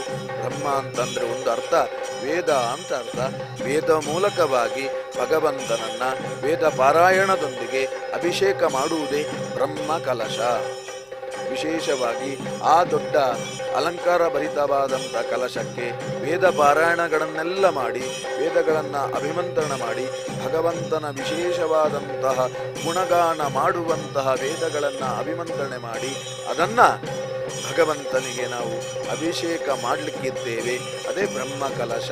ವಿಶೇಷವಾಗಿ ಎಲ್ಲೆಲ್ಲೋ ಇದ್ದಂತಹ ರತ್ನಗಳನ್ನು, ಯಾವುದೋ ಸಮುದ್ರದಲ್ಲಿ ಸಿಕ್ಕಿದಂತಹ ರತ್ನಗಳನ್ನು, ಎಲ್ಲೋ ಇದ್ದಂತಹ ಶ್ರೇಷ್ಠವಾದಂತಹ ಕೆಲವು ರೀತಿಯಾದಂತಹ ಅಮೂಲ್ಯವಾದಂತಹ ಮುತ್ತುಗಳನ್ನು ಅದನ್ನೆಲ್ಲ ಒಂದೊಂದು ಕಲಶದಲ್ಲಿ ಕ್ರೋಢೀಕರಿಸಿ ನಂತರ ಅದನ್ನು ಭಗವಂತನಿಗೆ ಅರ್ಪಣೆ ಮಾಡುವುದು. ಯಾಕೆ ಕೇಳಿದರೆ ವಿಶೇಷವಾಗಿ ಎಲ್ಲ ವಸ್ತುಗಳಲ್ಲೂ ಭಗವಂತನ ಸನ್ನಿಧಾನ ಉಂಟು. ಅಣು ರೇಣು ತೃಣ ಕಾಷ್ಟ ಪರಿಪೂರ್ಣ ಗೋವಿಂದ. ದೇವರೆಲ್ಲೆಲ್ಲ ಇದ್ದಾನೆ, ಎಲ್ಲ ದಿಕ್ಕಲ್ಲೂ ಇದ್ದಾನೆ, ಎಲ್ಲ ವಸ್ತುಗಳಲ್ಲಿದ್ದಾನೆ. ಎಲ್ಲ ರೀತಿಯಾದಂತಹ ಸನ್ನಿಧಾನ ಕೂಡ ಭಗವಂತನದ್ದು ಎಲ್ಲ ಕಡೆ ವ್ಯಾಪಿಸಿಕೊಂಡಿದೆ. ಹಾಗಾಗಿ ಸಮುದ್ರದ ಒಳಗೆ ಇರುವಂತಹ ಮುತ್ತುಗಳಿರಲಿ, ರತ್ನಗಳಿರಲಿ, ಅದರಲ್ಲೂ ಕೂಡ ಭಗವಂತನ ಸನ್ನಿಧಾನ ಉಂಟು. ಹಾಗಾಗಿ ಆ ಮುತ್ತಲ್ಲಿರುವ ಭಗವಂತನ ಸನ್ನಿಧಾನವನ್ನು, ಬೇರೆಲ್ಲೋ ಇದ್ದಂತಹ ಶ್ರೇಷ್ಠವಾದಂತಹ ಭಗವಂತನ ದ್ರವ್ಯದಲ್ಲಿರುವಂತಹ ಭಗವಂತನ ಸನ್ನಿಧಾನವನ್ನು ಈ ಬಿಂಬಕ್ಕೆ ನಾವು ಅಭಿಷೇಕ ಮೂಲಕವಾಗಿ ಅರ್ಪಣೆ ಮಾಡಿದೆವು ಅಂತಾದರೆ, ಐಕ್ಯತೆ ಮಾಡಿದೆವು ಅಂತಾದರೆ ಭಗವಂತನ ಸನ್ನಿಧಾನ ಅನ್ನೋದು ವೃದ್ಧಿಯಾಗ್ತದೆ. ಅಥವಾ ಆ ಬಿಂಬದಲ್ಲಿ ಭಗವಂತನ ವಿಶೇಷ ಸಾನ್ನಿಧ್ಯ ವೃದ್ಧಿಯಾಗ್ತದೆ. ಆ ಮೂಲಕವಾಗಿ ನಮಗೆ ಭಗವಂತನ ಅನುಗ್ರಹವನ್ನು ಪಡೀಲಿಕ್ಕೆ ಸುಲಭ ಆಗ್ತದೆ ಅಂತ ಲೆಕ್ಕ. ಇಡೀ ಪ್ರಪಂಚದಲ್ಲಿ ಎಲ್ಲ ಕಡೆ ನೀರಿದ್ರೂ ಕೂಡ ನಮಗೆ ಯಾಕೆ ಟಾಂಕಿ ಮೂಲಕವಾಗಿ ನಳ್ಳಿ ಮೂಲಕವಾಗಿ ನೀರನ್ನು ಉಪಯೋಗ ಮಾಡ್ತೇವೆ ಕೇಳಿದರೆ, ನಮಗೆ ಅನುಕೂಲ ಆಗಲಿ ಅನ್ನುವ ಕಾರಣಕ್ಕಾಗಿ, ನಮಗೆ ಸುಲಭದಲ್ಲಿ ಒದಗಿ ಬರಬೇಕು ಅಂತ. ಅದೇ ರೀತಿಯಾಗಿ ದೇವಸ್ಥಾನದಲ್ಲಿ ಭಗವಂತನ ವಿಶೇಷವಾದಂಥ ಸಾನ್ನಿಧ್ಯವನ್ನು ವೃದ್ಧಿ ಮಾಡುವುದು, ನಮಗೆ ಬರುವಂತಹ ಕಷ್ಟವನ್ನೆಲ್ಲ ಭಗವಂತನಲ್ಲಿ ಪ್ರಾರ್ಥನೆ ಮಾಡಿದೆವು ಅಂತಾದರೆ ಭಗವಂತ ಇಲ್ಲಿಂದಲೇ ಎಲ್ಲವನ್ನ ಪರಿಹಾರ ಮಾಡಲಿ. ಹಾಗಾಗಿ ಈ ಬ್ರಹ್ಮಕಲಶವನ್ನು ನಾವು ಮಾಡ್ತಾ ಇದ್ದೇವೆ. ಮತ್ತು ಈ ಕ್ಷೇತ್ರದ ವೈಶಿಷ್ಟ್ಯ ಏನು ಕೇಳಿದರೆ, ಇದು ಎಲ್ಲರಿಗೂ ಭಾರಿ ಮುಖ್ಯವಾದಂತಹ ವಿಚಾರ. ಸಂತಾನಪ್ರದ ಅನಂತ ಪದ್ಮನಾಭ ಅಂತಲೇ ಇಲ್ಲಿಯ ಕ್ಷೇತ್ರಕ್ಕೆ ಹೆಸರು. ಸಂತಾನ ಆಗದೇ ಇದ್ದ ಪಕ್ಷದಲ್ಲಿ ಭಗವಂತನ ಸನ್ನಿಧಾನದಲ್ಲಿ ಬಂದು ಪ್ರಾರ್ಥನೆ ಮಾಡಿದೆವು ಅಂತಾದರೆ ಖಂಡಿತವಾಗಿಯೂ ದೇವರು ನಮಗೆ ಸಂತಾನವನ್ನು ಕೊಟ್ಟೇ ಕೊಡ್ತಾನೆ, ಸಂಶಯವೇ ಇಲ್ಲ.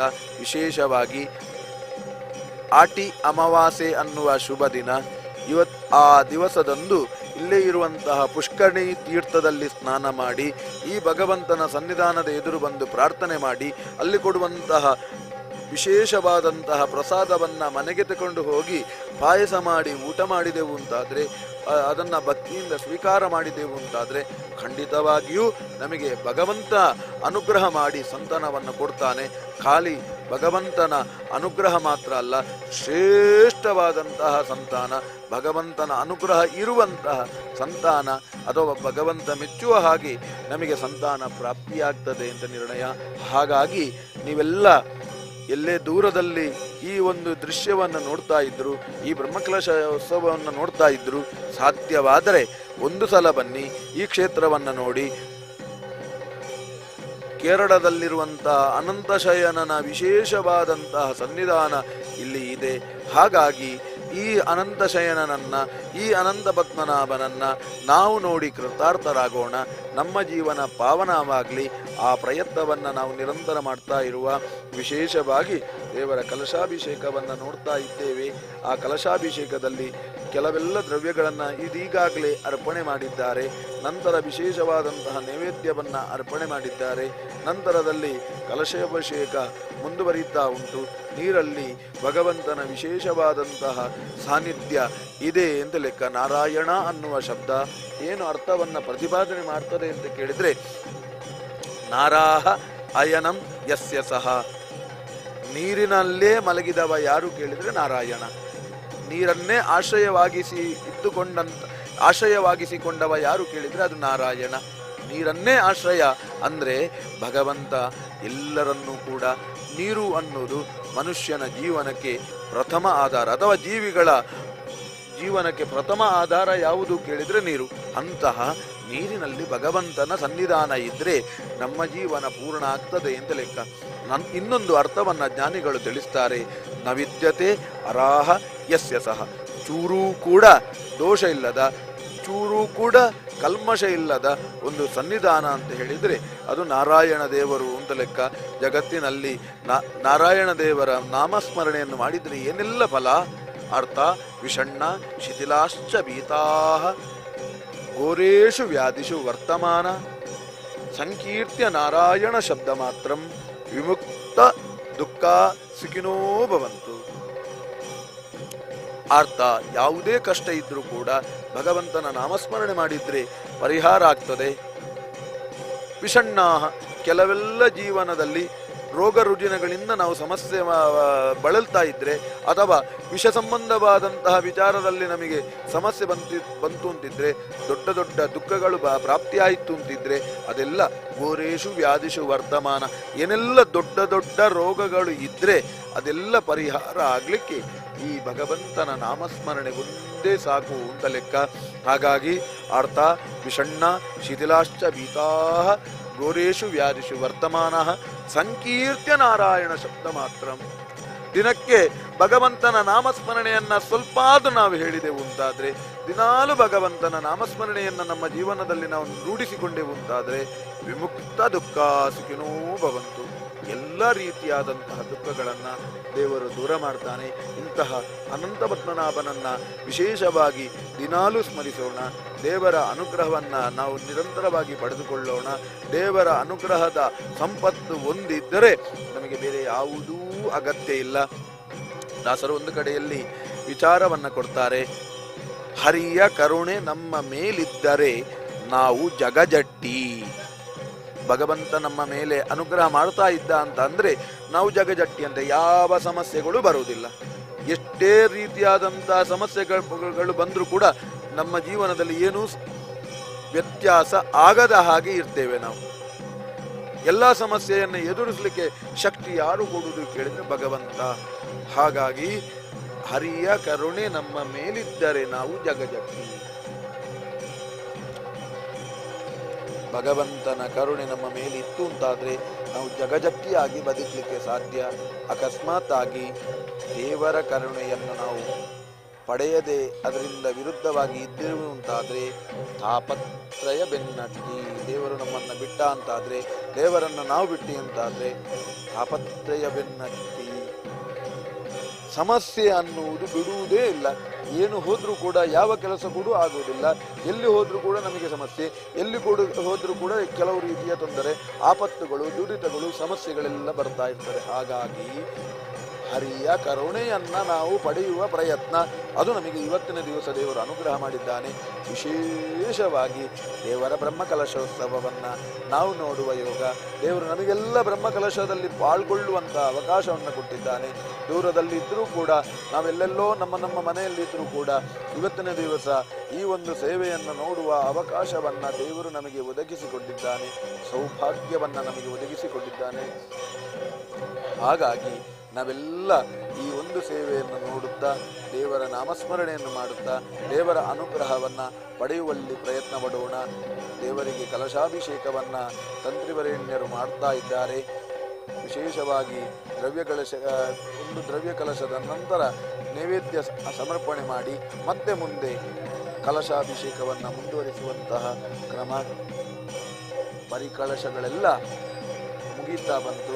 ಈಗ ಮತ್ತೆ ವಿಶೇಷವಾಗಿ ಒಳಗಿನ ದೈವಿಕ ಕಲಶ ಅಂತ ಹೇಳಿ ದೇವರ ಸಾನ್ನಿಧ್ಯ ಇರುವಂತಹ ಕಲಶಗಳನ್ನೆಲ್ಲ ಆ ಬಿಂಬಕ್ಕೆ ನಾವು ಅಭಿಷೇಕವನ್ನು ಮಾಡ್ತಾ ಇದ್ದೇವೆ. ಯಾಕೆ ಕೇಳಿದರೆ ದೇವರನ್ನು ಒಲಿಸಲಿಕ್ಕೆ ಸುಲಭ ಅಂತ ವಿಚಾರವನ್ನು ಕೊಡ್ತಾರೆ. ಸಲಿಲೇನಾಪಿ ಪೂಜಿತಃ, ದೇವರನ್ನು ನೀರಲ್ಲೂ ಕೂಡ ಪೂಜೆ ಮಾಡಲಿಕ್ಕೆ ಸಾಧ್ಯ. ಪ್ರಕೃತಿಯಲ್ಲಿ ಸಿಗುವಂತಹ ಎಲ್ಲ ವಸ್ತುಗಳಲ್ಲೂ ಭಗವಂತ ಇದ್ರೂ ಕೂಡ ಪೃಥ್ವಿ, ಅಪು, ತೇಜು, ವಾಯು, ಆಕಾಶ ಅನ್ನುವಂತಹ 5 ರೀತಿಯಾದಂತಹ ತತ್ವಗಳಲ್ಲಿ ನಾವು ಭಗವಂತನನ್ನು ಆರಾಧನೆ ಮಾಡುವುದು. ಪೃಥ್ವಿ ಅಂದರೆ ಭೂಮಿ ಮೂಲಕವಾಗಿ ಮಂಡಲವನ್ನು ಬರೆದು ಅಥವಾ ವಿಶೇಷವಾಗಿ ದೇವರ ಸಾನ್ನಿಧ್ಯವನ್ನು ಕಲ್ಪನೆ ಮಾಡಿಕೊಂಡು ಪೂಜೆ ಮಾಡುವುದು. ನಂತರ ಆಪ ಅಂದರೆ ನೀರಿನ ಮೂಲಕ ಭಗವಂತನ ಆರಾಧನೆ. ನೀರಲ್ಲಿ ಭಗವಂತನ ಸನ್ನಿಧಾನ ಉಂಟು, ಆ ಸನ್ನಿಧಾನವನ್ನು ಭಗವಂತನಿಗೆ ಸೇರಿಸುವುದು. ಆ ಮೂಲಕವಾಗಿ ನಾವು ಅನುಗ್ರಹವನ್ನು ಪಡೆಯುವ ಸುಲಭ ದಾರಿ. ಯಾಕೆ ಕೇಳಿದರೆ ದೇವರ ಕಾರುಣ್ಯ ಎಷ್ಟು ಉಂಟು ಅಂತ ನಾವು ತಿಳಿಯಲಿಕ್ಕೆ ಸಾಧ್ಯ. ದೇವರನ್ನು ನಾವು ನೀರಲ್ಲಿ ಅಭಿಷೇಕ ಮಾಡ್ತೇವೆ. ಕೆಲವು ಸಂದರ್ಭ ಏನೂ ಸಿಗದಿದ್ದರೂ ಕೂಡ ಕೇವಲ ನೀರನ್ನು ದೇವರಿಗೆ ಅರ್ಪಣೆ ಮಾಡಿದ್ರೂ ಕೂಡ ದೇವರು ಪ್ರೀತಿಯಾಗ್ತಾನಂತೆ. ದೇವರಿಗೆ ನಮಗೆ ಬೇಕಾದಂಥ ಭಕ್ಷ್ಯಭೋಜ್ಯಗಳು ಇಲ್ಲದಿದ್ದರೂ ತೊಂದರೆ ಇಲ್ಲ, ಕೇವಲ ನೀರನ್ನು ಭಗವಂತನಿಗೆ ಅರ್ಪಣೆ ಮಾಡಿದೆವು ಅಂತಾದರೂ ಕೂಡ ಭಗವಂತ ಸಂತೋಷ ಆಗ್ತಾನೆ. ಪತ್ರಂ ಪುಷ್ಪಂ ಫಲಂ ತೋಯಂ ಯೋಮಾ ಭಕ್ತ್ಯಾ ಪ್ರಯಚ್ಛತಿ ಅಂತ ಭಗವದ್ಗೀತೆಯಲ್ಲಿ ಭಗವಂತ ಉಲ್ಲೇಖ ಮಾಡಿದ್ದಾನೆ. ಪತ್ರವನ್ನು ಕೊಡಬಹುದು, ಪುಷ್ಪವನ್ನು ಭಗವಂತನಿಗೆ ಅರ್ಪಣೆ ಮಾಡಬಹುದು, ಫಲವನ್ನು ಅರ್ಪಣೆ ಮಾಡಬಹುದು. ಅದು ಇಲ್ಲ ಅಂತಾದರೆ ತೋಯಂ ನೀರಾದರೂ ನನಗೆ ಕೊಡಿಯಪ್ಪ. ಹೇಗೆ ಕೊಡಿ? ಭಕ್ತಿಯಲ್ಲಿ ಕೊಡಿ. ಒಳ್ಳೆ ರೀತಿಯಲ್ಲಿ ನಿಮ್ಮ ಜೀವನ ಪಾವನ ಆಗ್ತದೆ ಅಂತ ಭಗವಂತ ಕೊಟ್ಟಂತಹ ಎಚ್ಚರದ ಮಾತು. ಪತ್ರಂ ಪುಷ್ಪಂ ಫಲಂ ತೋಯಂ ಯೋಮಾ ಭಕ್ತಿಯ ಪ್ರಯಚ್ಛತಿ. ಭಕ್ತಿ ಮೂಲಕವಾಗಿ ಭಗವಂತನಿಗೆ ಏನು ಕೊಟ್ಟರೂ ಕೂಡ ಭಗವಂತ ಸ್ವೀಕಾರ ಮಾಡ್ತಾನೆ. ವಿಶೇಷವಾಗಿ ನಾವು ಯೋಚನೆ ಮಾಡಿದರೆ ದೇವರ ಕಾರುಣ್ಯ ಎಷ್ಟು ಉಂಟು ಅಂತ ನಮಗೆ ತಿಳಿಲಿಕ್ಕೆ ಸಾಧ್ಯ. ನೀರು ಅನ್ನೋದು ಎಲ್ಲಿಂದ ಬಂತು? ನಮ್ಮಲ್ಲಿ ನೀರು ಅಂತ ಹೇಳುವ ಕ್ರಮದಿಂದಲೂ ಹಿಂದಿನವರೆಲ್ಲ ಈ ನೀರನ್ನ ವಿಶೇಷವಾಗಿ ಹೇಗೆ ಕರೀತಿದ್ರು ಕೇಳಿದ್ರೆ ಗಂಗೆ ಅಂತ. ಗಂಗೆ ಭಗವಂತನ ವಿಶೇಷವಾದಂತಹ ಅನುಸಂಧಾನ ಇರುವಂತಹ ಒಂದು ತೀರ್ಥ ಅಂತ ಲೆಕ್ಕ. ಹಾಗಾಗಿ ನೀರನ್ನ ದೇವರಿಗೆ ಅಭಿಷೇಕ ಮಾಡಿದ್ರೂ ಕೂಡ ಭಗವಂತ ತೃಪ್ತಿಯಾಗ್ತಾನೆ. ನೀವೀಗ ದೃಶ್ಯದಲ್ಲಿ ಗಮನಿಸ್ತಾ ಇರಬಹುದು, ಕಲಶದ ಹಿಂದುಗಡೆ ಭಗವಂತನ ವಿಶೇಷವಾದಂತಹ ಬಿಂಬ ಉಂಟು. ಹೆಡೆ, ನಾಗದೇವರ ಹೆಡೆ ಅಲ್ಲಿ ನಮಗೆ ಕಾಣ ಸಿಗ್ತಾ ಉಂಟು. ಅದು ಭಗವಂತನ ವಿಶೇಷವಾದಂತಹ ಚೈತನ್ಯ, ಶೇಷದೇವರ ಕಲ್ಪನೆ, ಶೇಷದೇವರ ಸೇವೆ, ಶೇಷದೇವರ ವಿಶೇಷವಾದಂತಹ ಒಂದು ಅನುಸಂಧಾನ. ಆ ಶೇಷನ ಒಳಗೂ ಕೂಡ ಸಂಕರ್ಷಣ ಅನ್ನುವ ಭಗವಂತನ ಸ್ವರೂಪ ಉಂಟು. ನಂತರ ವಿಶೇಷವಾಗಿ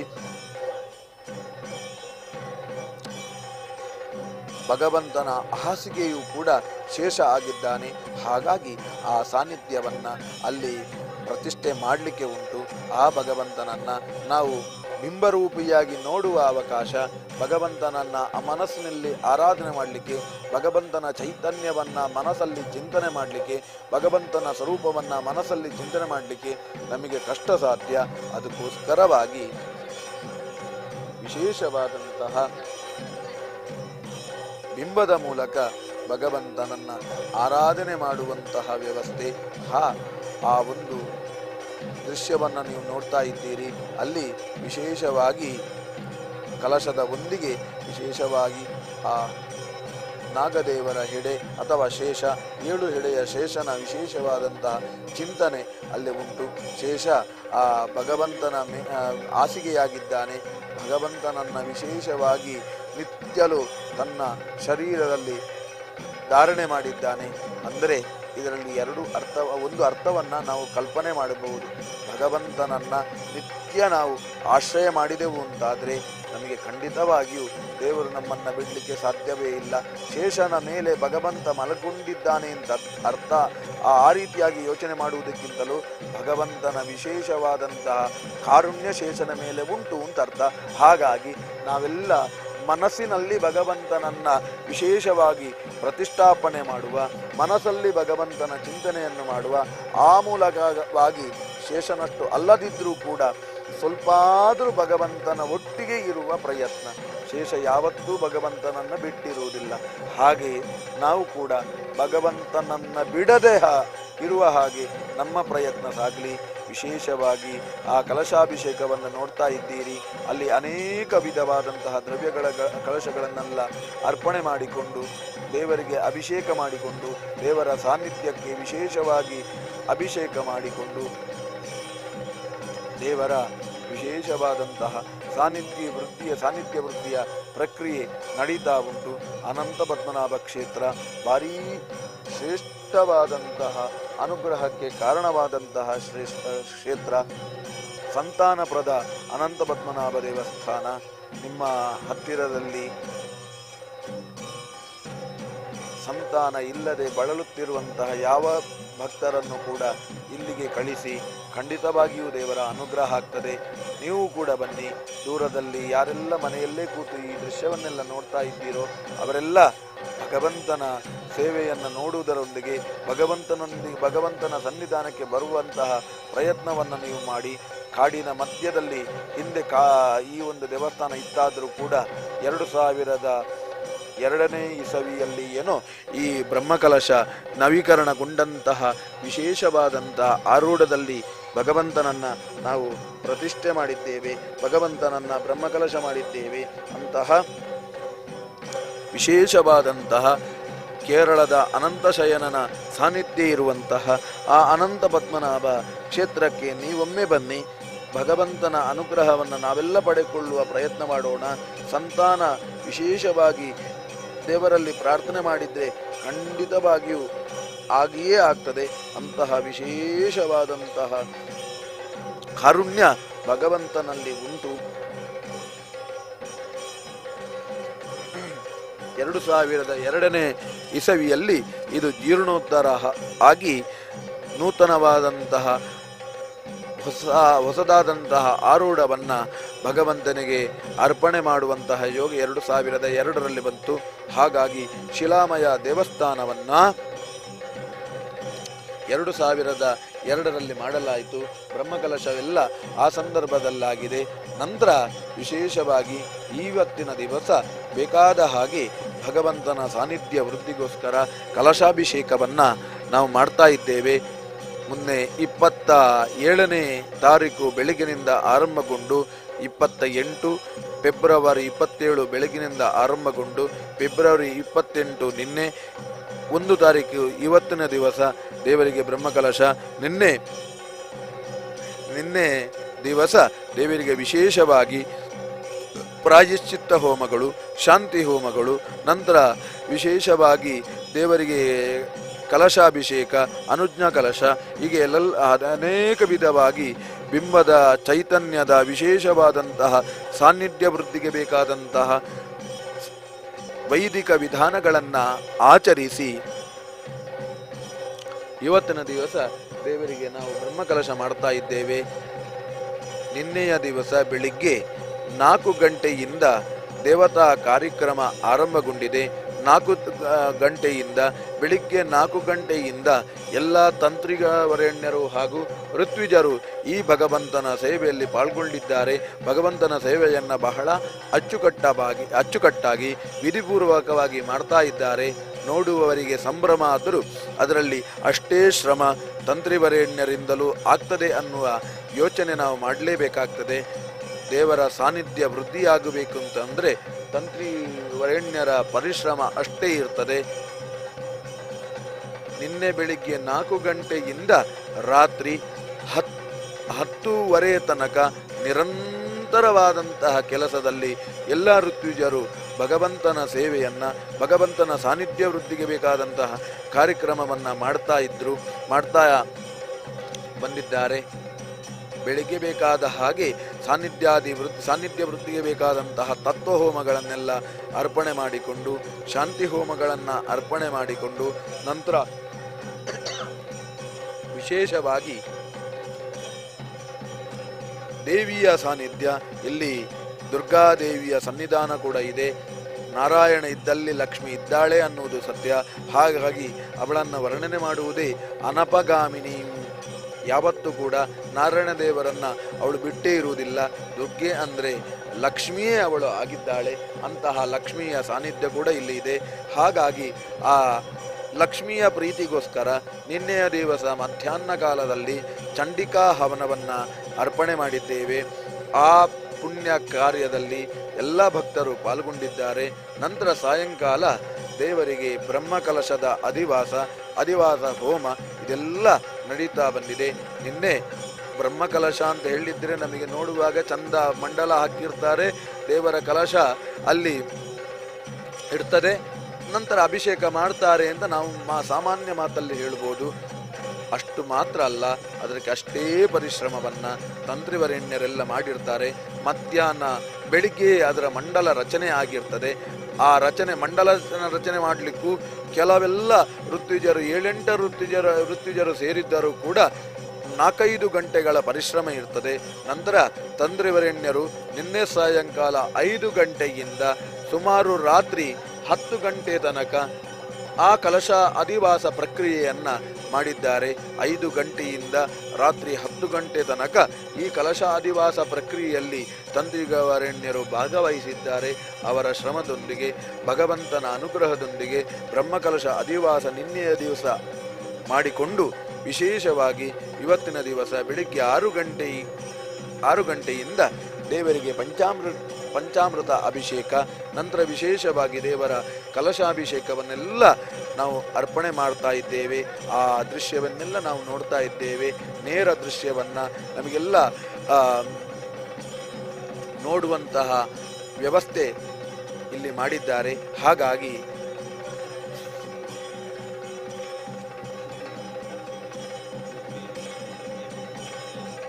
ಸುದ್ದಿ ಪುತ್ತೂರು ಲೈವ್ ಇವರು ಈ ರೀತಿಯಾದಂತಹ ವ್ಯವಸ್ಥೆಯನ್ನು ಮಾಡಿ ನಮ್ಮೆಲ್ಲ ಮನೆಗಳಲ್ಲಿ ಈ ಸೇವೆಯನ್ನು ನೋಡುವ ಅವಕಾಶವನ್ನು ನಮಗೆ ಒದಗಿಸಿದ್ದಾರೆ. ನಾವೆಲ್ಲ ಆ ದೃಶ್ಯದಲ್ಲಿ ಗಮನಿಸ್ತಾ ಇರಬಹುದು. ಎಲ್ಲ ಋತ್ವಿಜರು ಕೂಡ ಆ ಕಲಶವನ್ನು ಭಗವಂತನಿಗೆ ತೆಗೆದುಕೊಂಡು ಹೋಗಿ ತಂತ್ರಿವರೇಣ್ಯರ ಕೈಯಲ್ಲಿ ಕೊಟ್ಟು ಆ ಮೂಲಕವಾಗಿ ಅಭಿಷೇಕವನ್ನು ಮಾಡುವಂತಹ ಪ್ರಕ್ರಿಯೆಯನ್ನು ನೀವು ನೋಡ್ತಾ ಇದ್ದೀರಿ.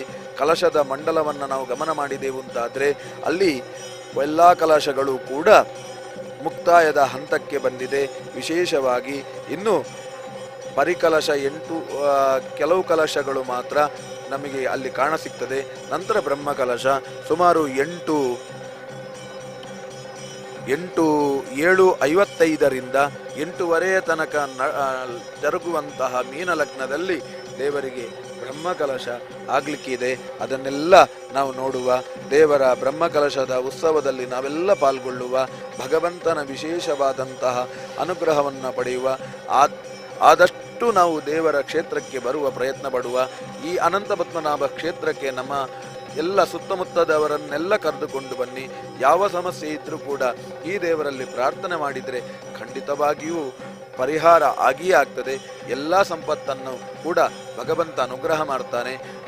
ಸಂತಾನವನ್ನು ವಿಶೇಷವಾಗಿ ಅನುಗ್ರಹ ಮಾಡ್ತಾನೆ. ಆಟಿಯ ಅಮಾವಾಸ್ಯೆಯ ದಿನ ಸುಮಾರು 3,000ಕ್ಕಿಂತಲೂ ಅಧಿಕ ಭಕ್ತ ಮಂದಿ ಈ ಕ್ಷೇತ್ರಕ್ಕೆ ಬಂದು ದೇವರ ಸನ್ನಿಧಾನದಲ್ಲಿ ವಿಶೇಷ ಪ್ರಾರ್ಥನೆ ಮಾಡಿಕೊಂಡು ಸಂತಾನವನ್ನು ಪಡೆಯುವಲ್ಲಿ ಸಫಲರಾಗಿದ್ದಾರೆ. ದೇವರ ಅನುಗ್ರಹದೊಂದಿಗೆ ಸಂತಾನವನ್ನು ಪಡೆದು ಸುಖಿಯಾದಂತಹ ಜೀವನವನ್ನು ನಡೆಸ್ತಾ ಇದ್ದಾರೆ. ಪ್ರತಿ ಆಟಿ ಅಮಾವಾಸ್ಯೆಯ ದಿವಸ ಇಲ್ಲಿ ವಿಶೇಷವಾಗಿ ದೇವರಿಗೆ ಸೇವೆ ನಡೆಯುತ್ತದೆ. ಆ ಸಂದರ್ಭದಲ್ಲಿ ವಿಶೇಷವಾಗಿ ಆ ದೇವಸ್ಥಾನದ ಮೇಲುಗಡೆ ಇರುವಂತಹ ಪುಷ್ಕರಣಿಯಲ್ಲಿ ಸ್ನಾನ ಮಾಡಿ ಬಂದು ದೇವರ ಎದುರಲ್ಲಿ ಪ್ರಾರ್ಥನೆ ಮಾಡಿ ದೇವರಲ್ಲ ಎದುರ ಸನ್ನಿಧಾನದಲ್ಲಿ ಕೊಡುವಂತಹ ಪ್ರಸಾದವನ್ನು ಮನೆಗೆ ತೆಗೆದುಕೊಂಡು ಹೋಗಿ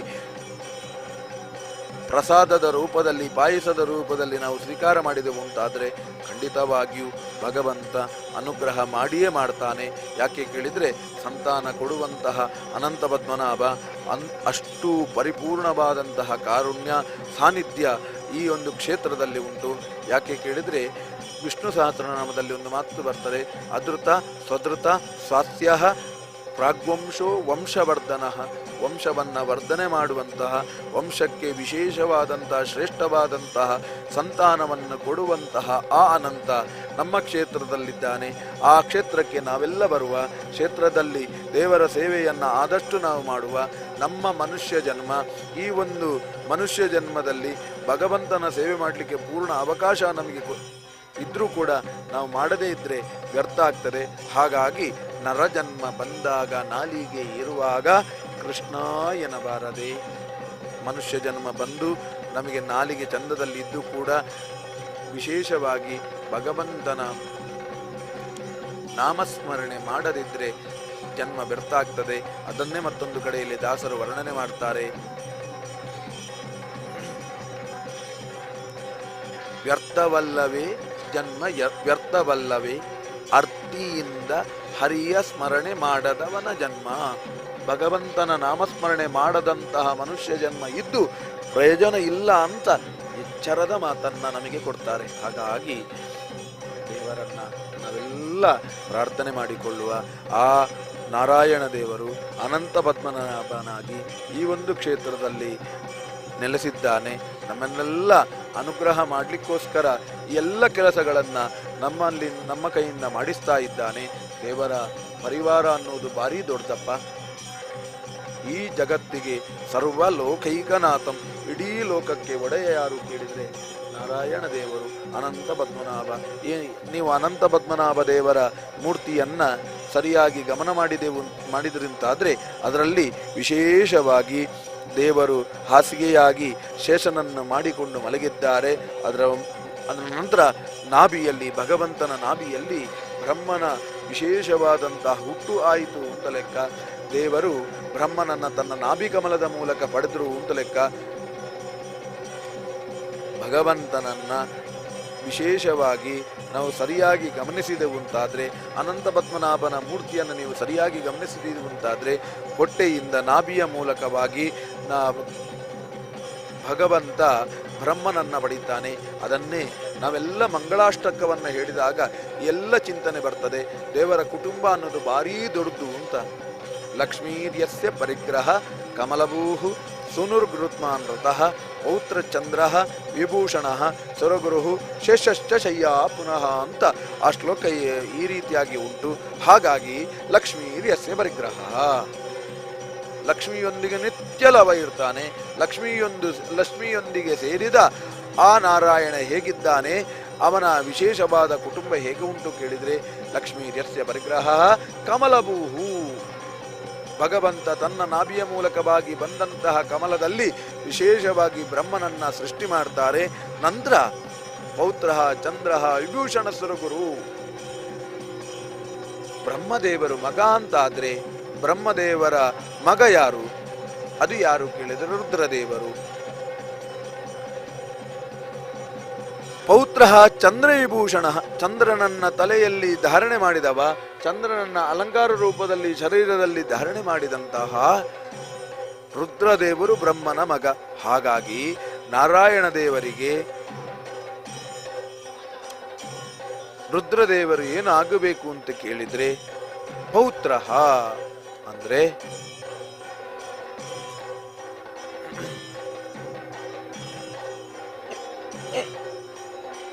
ಪೌತ್ರಶ್ಚಂದ್ರ, ಪೌತ್ರನಾಗಬೇಕು.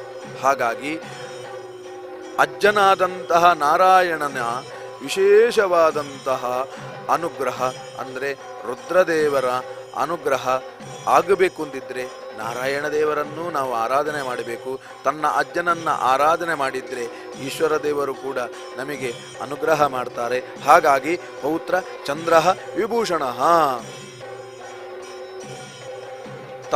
ಚಂದ್ರನನ್ನ ತಲೆಯಲ್ಲಿ ಹೊತ್ತಂತಹ ರುದ್ರದೇವರು ಪೌತ್ರನಾಗ್ತಾನೆ, ಪುಳ್ಳಿಯಾಗ್ತಾನೆ. ಅದೇ ರೀತಿಯಾಗಿ ಬ್ರಹ್ಮ ಮಗನಾಗ್ತಾನೆ. ನಂತರ ಶೇಷ ಪುನಃ ಶೇಷ ಹಾಸಿಗೆಯಾಗ್ತಾನೆ. ಬ್ರಹ್ಮಾಂಡಂ ವರಮಂದಿರಂ ಸೃಗಣಾ, ಇಡೀ ಬ್ರಹ್ಮಾಂಡವೇ ಅವನ ಮಂದಿರ, ಅವನ ವಿಶೇಷವಾದಂತಹ ಆಲಯ.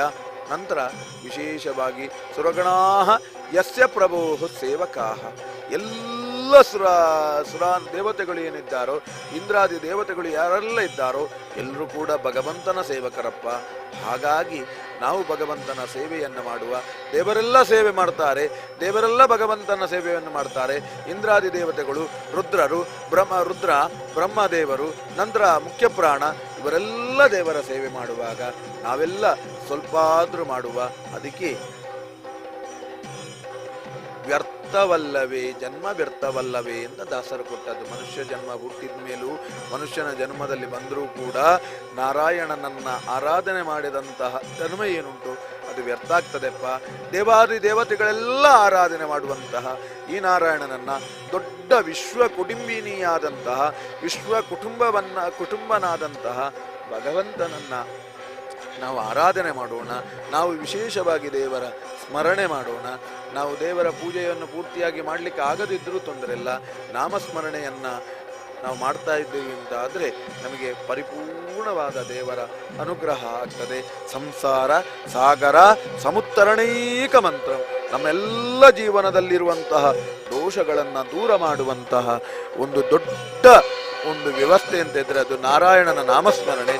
ಅದು ನಾವು ಮಾಡ್ತಾ ಇರಬೇಕು, ಮಾಡುವ ವ್ಯವಸ್ಥೆಯಲ್ಲಿ ಪ್ರಯತ್ನ ಪಡಬೇಕು. ತಂತ್ರಿವರೆಣ್ಯರು ಪರಿಕಲಶವನ್ನೆಲ್ಲ ಮುಗಿಸಿ ಬ್ರಹ್ಮಕಲಶದ ಪೂಜೆ ಮಾಡಿ ನಂತರ ಬ್ರಹ್ಮಕಲಶವನ್ನ ದೇವರ ವಿಶೇಷವಾದಂತಹ ಮಂತ್ರಜಪದೊಂದಿಗೆ, ವೇದಘೋಷದೊಂದಿಗೆ, ವಾದ್ಯಘೋಷಗಳೊಂದಿಗೆ,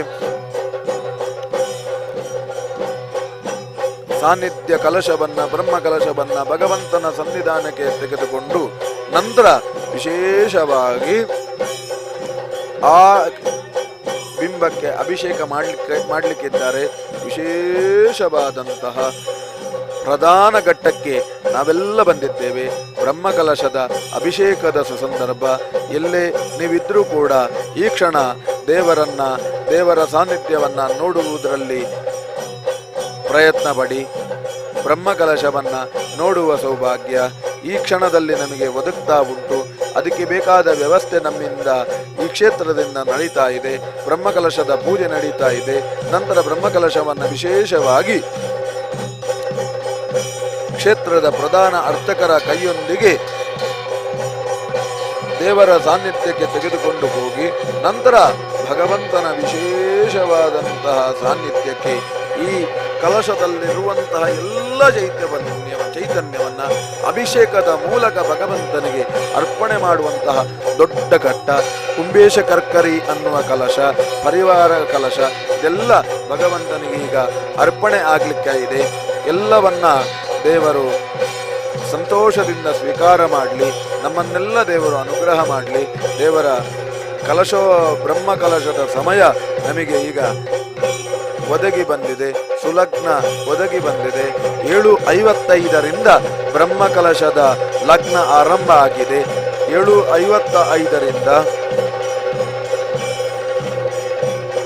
8:30 ತನಕ ನಡೆಯುವ ಮೀನ ಲಗ್ನದಲ್ಲಿ ದೇವರ ವಿಶೇಷವಾದಂತಹ ಬಿಂಬ ಪ್ರತಿಷ್ಠೆ ಹಾಗೂ ಕಲಶಾಭಿಷೇಕ ಎಲ್ಲ ನಡೀಲಿಕ್ಕಿದೆ. ಅದರ ಪ್ರಧಾನ ಘಟ್ಟಕ್ಕೆ ನಾವೆಲ್ಲ ಬಂದಿದ್ದೇವೆ. ಆ ಬ್ರಹ್ಮಕಲಶವನ್ನ ನೋಡುವ ಯೋಗ, ದೇವರ ಕಲಶ ಪೂಜೆಗಳೆಲ್ಲ ನಡೀತಾ ಉಂಟು. ದೃಶ್ಯದಲ್ಲಿ ನೀವು ಗಮನಿಸ್ತಾ ಇರ್ಬೋದು. ಬ್ರಹ್ಮಕಲಶದ ಪೂಜೆಯ ಹೊತ್ತಲ್ಲಿ ನಾವೆಲ್ಲ ಕಾಣ್ತಾ ಇರ್ಬೋದು.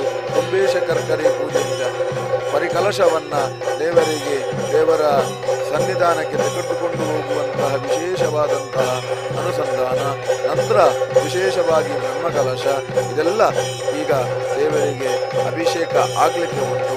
ನಾವೆಲ್ಲ ಈ ದೃಶ್ಯವನ್ನ ಕಣ್ಣಲ್ಲಿ ನೋಡ್ತಾ ಇದ್ದೇವೆ. ಈ ದೃಶ್ಯ ನಾವು ನೋಡುವುದರೊಂದಿಗೆ ಭಗವಂತನ ನಾಮಸ್ಮರಣೆಯನ್ನು ಮಾಡುವ, ಗೋವಿಂದ ಗೋವಿಂದ ಗೋವಿಂದ ಅನ್ನುತ್ತಾ ಭಗವಂತನ ಕಲಶಾಭಿಷೇಕವನ್ನು ಮಾಡುವ, ಆ ಮೂಲಕವಾಗಿ ದೇವರ ಅನುಗ್ರಹವನ್ನ ನಾವೆಲ್ಲ ಪಡೆಯುವ, ನಮಗೆ ದೇವರು ಕೊಟ್ಟಂತಹ ಯೋಗ, ನಮಗೆ ದೇವರು ಕೊಟ್ಟಂತಹ ಸೌಭಾಗ್ಯ, ನಮಗೆ ದೇವರು ಕೊಟ್ಟಂತಹ ಒಂದು ವ್ಯವಸ್ಥೆ, ದೇವರು ಕೊಟ್ಟ ಸಂಪತ್ತನ್ನು ದೇವರಿಗೆ ಅರ್ಪಣೆ ಮಾಡುವಂತಹ ದೊಡ್ಡ ಒಂದು ಅವಕಾಶ ನನಗೆ ಪ್ರಾಪ್ತಿಯಾಗಿದೆ. ಬ್ರಹ್ಮಕಲಶವನ್ನ ಭಗವಂತನಿಗೆ ವಿಶೇಷವಾಗಿ ಅಭಿಷೇಕ ಮಾಡಲಿಕ್ಕೆ ನಾವೆಲ್ಲ ಆ ಕ್ಷಣವನ್ನು ನೋಡಲಿಕ್ಕೆ ಬಹಳ ಕಾತರದಿಂದ ಕಾಯ್ತಾ ಇದ್ದೇವೆ.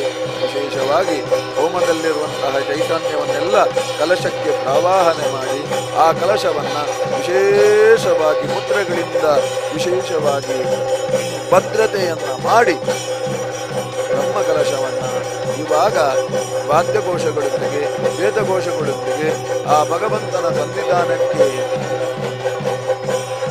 ತೆಗೆದುಕೊಂಡು ಹೋಗಿ ವೈಭವದೊಂದಿಗೆ ಭಗವಂತನ ವಿಶೇಷವಾದಂತಹ ಮಂತ್ರದೊಂದಿಗೆ ಆ ಅಭಿಷೇಕವನ್ನ ಮಾಡಲಿಕ್ಕಿದ್ದಾರೆ. ಭಗವಂತನ ವಿಶೇಷವಾದಂತಹ ವೇದಗಳ ಪಾರಾಯಣ ಭಾರೀ ಪ್ರೀತಿ ಲೆಕ್ಕ. ನೀರಾಂಜನದಿಂದ ಅರ್ಚಿಸು ಮೆಚ್ಚಿಸು. ಒಂದು ನಾವು ಆರತಿ ಮಾಡುವುದು ಕೂಡ ನೀರಾಂಜನ. ಅಷ್ಟು ಮಾತ್ರ ಅಲ್ಲಪ್ಪ, ಭಗವಂತನ ನಾಮಸ್ಮರಣೆ ಕೂಡ ಅದು ನೀರಾಂಜನ ಅಂತ ಲೆಕ್ಕ. ನಿತರಾಂ ರಂಜಯತೆ ಇತಿ ನೀರಾಂಜನ. ನಿತ್ಯವಾಗಿಯೂ ದೇವರನ್ನ ಸಂತೋಷಗೊಳಿಸುವಂತಹ ಮಂತ್ರವನ್ನ ನಾವು ಹೇಳಿದೆವು ಅಂತಾದ್ರೆ ಅದು ನೀರಾಂಜನ ಆಗ್ತದೆ.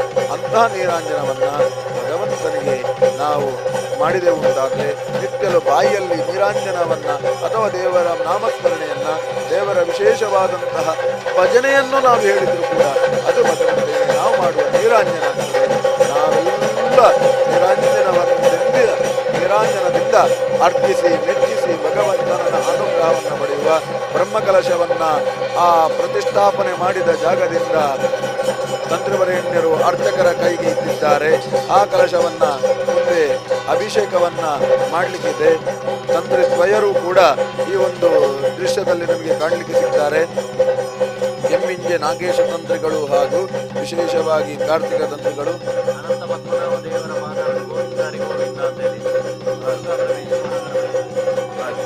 ಹಾಗಾಗಿ ಎಲ್ಲ ಸಾನ್ನಿಧ್ಯ ಕಲಶವನ್ನ ಇವಾಗ ದೇವರಿಗೆ ಅಭಿಷೇಕ ಮಾಡುವಂತಹ ಒಳ್ಳೆಯ ಲಗ್ನ. ಆ ಲಗ್ನ ನಾವೆಲ್ಲ ದೇವರ ನಾಮಸ್ಮರಣೆಯನ್ನು ಮಾಡುವ ಸಪರಿವಾರ ಸಹಿತ ಅನಂತ ಪದ್ಮನಾಭ ದೇವರ ಪಾದಾರಂದಕ್ಕೆ ಗೋವಿಂದಾನೇ ಗೋವಿಂದ ಗೋವಿಂದ ಈ ನಾಮಸ್ಮರಣೆಯನ್ನ ನಿರಂತರ ಮಾಡುವ ದೇವರ ಬ್ರಹ್ಮಕಲಶ ಆಗುವ ತನಕವೂ ಕೂಡ ಈ ಒಂದು ನಾಮಸ್ಮರಣೆಯನ್ನ ದೇವರ ನಾಮಸ್ಮರಣೆಯನ್ನ ದೇವರಿಗೆ ಗೋವಿಂದ ಉಚ್ಚಾರಣೆಯನ್ನ ಗೋವಿಂದ ಘೋಷವನ್ನ ಮಾಡುತ್ತಾ ಆ ಕಲಶಾಭಿಷೇಕವನ್ನು ನೋಡುತ್ತಾ ಧನ್ಯರಾಗೋಣ.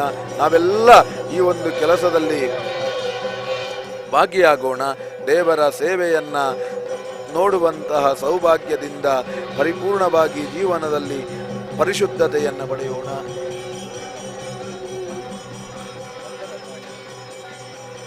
ಅನಂತ ಪದ್ಮನಾಭ ದೇವರ ಪಾದಾರವಿಂದಕ್ಕೆ ಗೋವಿಂದಾನಿ ಗೋವಿಂದ ಗೋವಿಂದ. ಸಪರಿವಾರ ಸಹಿತ ಶ್ರೀ ಅನಂತ ಪದ್ಮನಾಭ ದೇವರ ಪಾದಾರವಿಂದಕ್ಕೆ ಗೋವಿಂದಾನಿ ಗೋವಿಂದ ಗೋವಿಂದ. ಸಪರಿವಾರ ಸಹಿತ ಅನಂತ ಪದ್ಮನಾಭ ದೇವರ ಪಾದಾರವಿಂದಕ್ಕೆ ಗೋವಿಂದಾನಿ ಗೋವಿಂದ ಗೋವಿಂದ. ಎಲ್ಲರೂ ಕೂಡ ದೃಶ್ಯವನ್ನು ನೋಡುವುದು ಮಾತ್ರ ಅಲ್ಲ, ಬಾಯಲ್ಲಿ ದೇವರ ನಾಮಸ್ಮರಣೆಯನ್ನು ಮಾಡುತ್ತಾ ಇರಿ, ಗೋವಿಂದ ಘೋಷವನ್ನು ಮಾಡುತ್ತಾ ಇರಿ.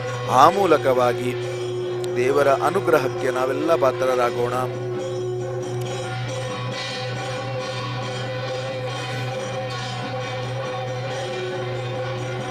ದೇವರಿಗೆ ಬ್ರಹ್ಮಕಲಶದ ವಿಶೇಷವಾದಂತಹ ಸುಸಂದರ್ಭ. ದೇವರಿಗೆ ಎಲ್ಲ ಚೈತನ್ಯವನ್ನ, ಪ್ರಕೃತಿಯಲ್ಲಿದ್ದಂತಹ ಎಲ್ಲ ಚೈತನ್ಯವನ್ನ ಕ್ರೋಢೀಕರಿಸಿ ಆ ಚೈತನ್ಯವನ್ನ ಆ ಕಲಶದೊಂದಿಗೆ ವಿಶೇಷವಾಗಿ ಅಭಿಷೇಕದ ಮೂಲಕ ಭಗವಂತನ ಸಾನ್ನಿಧ್ಯಕ್ಕೆ ಅರ್ಪಣೆ ಮಾಡಿ ಭಗವಂತನ ಅನುಗ್ರಹದಲ್ಲಿ ವಿಶೇಷವಾಗಿ ನಾವೆಲ್ಲ ಕೃತಾರ್ಥರಾಗುವಂತಹ ಶ್ರೇಷ್ಠವಾದಂತಹ ಘಟ್ಟ. ಆ ಘಟ್ಟದಲ್ಲಿ ನಾವೆಲ್ಲ ಇದ್ದೇವೆ. ಒಳಗೆ ಕೂಡ ವಿಶೇಷವಾಗಿ ಕಲಶ ಅಧಿವಾಸಗಳೆಲ್ಲ ಆಗಿದೆ. ಆ ಕಲಶವನ್ನು ಕೂಡ ಚೈತನ್ಯ ಕಲಶಾದಿವಾಸ, ಅನುಜ್ಞ ಕಲಶ ಇಂಥದ್ದೆಲ್ಲ ಪ್ರಕ್ರಿಯೆಗಳನ್ನೆಲ್ಲ ಮಾಡಿಕೊಂಡು ಇವಾಗ ಒಳಗೆ ಇರುವಂತಹ ಎಲ್ಲ ಸಾನ್ನಿಧ್ಯ ಕಲಶಗಳನ್ನು ವಿಶೇಷವಾಗಿ ಹೊರಗಿರುವಂತಹ ನಿನ್ನೆಯಿಂದ ನಾವು ಎಲ್ಲ ವಿಶೇಷವಾಗಿ ದೇವರ ಸಾನ್ನಿಧ್ಯ ವೃದ್ಧಿಗೆ ಮಾಡಿದಂತಹ ಬ್ರಹ್ಮಕಲಶದ ಅಧಿವಾಸದ ಪ್ರಕ್ರಿಯೆಯನ್ನು ಸಮಾಪ್ತಿಗೊಳಿಸಿ ಇವತ್ತಿನ ದಿವಸ ಆ ಬ್ರಹ್ಮಕಲಶವನ್ನು ವಿಶೇಷವಾಗಿ ಆರಾಧನೆ ಮಾಡಿ ಪೂಜೆ ಮಾಡಿ ವಿಶೇಷವಾಗಿ ಇವಾಗ ಭಗವಂತನಿಗೆ ಅಭಿಷೇಕ ಮಾಡುವಂತಹ ಗಳಿಗೆ ಸುಗಳಿಗೆ ಆ ಗಳಿಗೆ ನಮ್ಮ ಜೀವನದ ಧನ್ಯತೆಯ ಕ್ಷಣ. ಆ ಕ್ಷಣವನ್ನು ನಾವೆಲ್ಲ ನೋಡೋಣ.